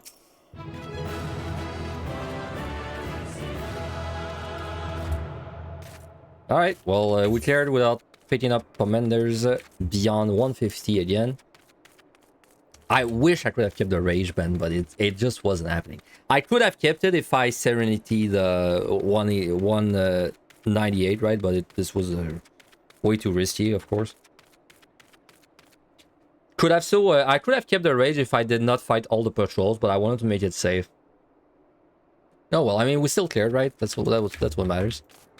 But yeah, we cleared. We picked up no commander assigned from 150, so we cleared using all that we had, basically. All the with everything at 3, and it wasn't like a super rough run. It was like definitely below average luck though. Even the altars were like, we got mimics, all 3 altars, so the altars didn't help whatsoever. Like, what did we do wrong? There was a few like accidental pulls that I could have avoided. Specifically the Garms that cost me a witching. Like, if I had not witched the Garms for safety and died anyway, then I could have kept the witching for the last set, and then I could have probably done a better rezo with the witching, right? And then I would have definitely kept the rage. Rezo first floor was 6 kill, which is alright. You can usually kill more on tank, but there was like a room in the middle with an hippogriff, so I had to like get through it. But that was that was still a solid run. I mean, if we go over the stats real quick. I say real quick, it's a lie, it's not gonna be real quick, because we're gonna go through most of them. So like the last set, like we got 9 kill, and I used a flight, which was 6, so this was already unlucky. 8 was average, 7 is average, 8 is average, 7 average, 9 is unlucky, 8 average, and 11 is pretty unlucky. But like we raised the last one, so pretty average last set, I'd say. And we had like a Gloom, a Nobility. Yeah, we were pretty average last set. This is about what you would expect. And then we had to get through the last set, we had to use 2 safeties, whatever. A steal, well, the steal is also whatever, honestly. We had to use a flight, 2 rage, 2 rezo. And the rage was like borderline, right? That we barely needed it. So didn't need much. Like, if we go over the last 3 sets, like, so on the last one, we used 2 rage, 1 rezo, 1 flight. Sorry, 2 rage, 2 rezo, 1 flight. On the one before that, the 181, we use... This is the one that cost me the most, right? It's like 2 strength, 2 flight, 3 altars, which were useless, 2 witch chains, which one of which was just a panic pull witch chain, 1 rage, and then the boss cost me the 2 loss and the strength, right? And this is the secret set. This is the secret, man, to playing tank. The 171, as long as you do sights, right? And you do landmines on the first 3 floors, and you can get through it using barely anything. I mean, in fact, using anything, using nothing, right? You use a sight. I use sight steal, and then I did this on the 3 first floors. And then look, I could do the rest of the entire thing without a single commander, excluding the boss. Even a Gloom blind 9 kill floor. Insane, man. Tank is busted. War is busted. I have to say it again. I did a machinist run recently in a challenge run. But like the challenge wasn't that hard, so it was mostly like a regular run. And like after doing this run, man, I'm like this warrior run where I could not open chests beyond 151. was easier than my machinist run, which was kind of like a normal run with a funny shader, right? It's, you know, machinist is strong, but I think warrior is better. Like, it's, I can't be convinced otherwise at this point. I think there's people for who machinist will be better than warrior, but it's like, you gotta be a kind of person that like really struggles with managing your time, right, with your commanders. I mean, there's such people, but like in my opinion, it's way easier to manage your time than it is to enter 186 on machinist, and then you, like every monster is like a claw, a worm, gloom, a flood dragon, and then you're like, oh shit. In Evon on High, I think it's no question the best job. In PotD, it's a little more. It's more like. People don't agree exactly. Like me, I think Warrior is better. Someone like Angelus thinks Machinist is better. I think there's like there's merit to both. But like it's like Angelus, you could not convince Angelus that Warrior is better than Machinist. You could not convince me that Machinist is better than Warrior, which kind of proves that both are like very strong in their own ways. At least for my own playstyle, like the way I play. It's significantly easier to do Warrior than Machinist for me. But yeah, we cleared. We had to use all the juice that we had, but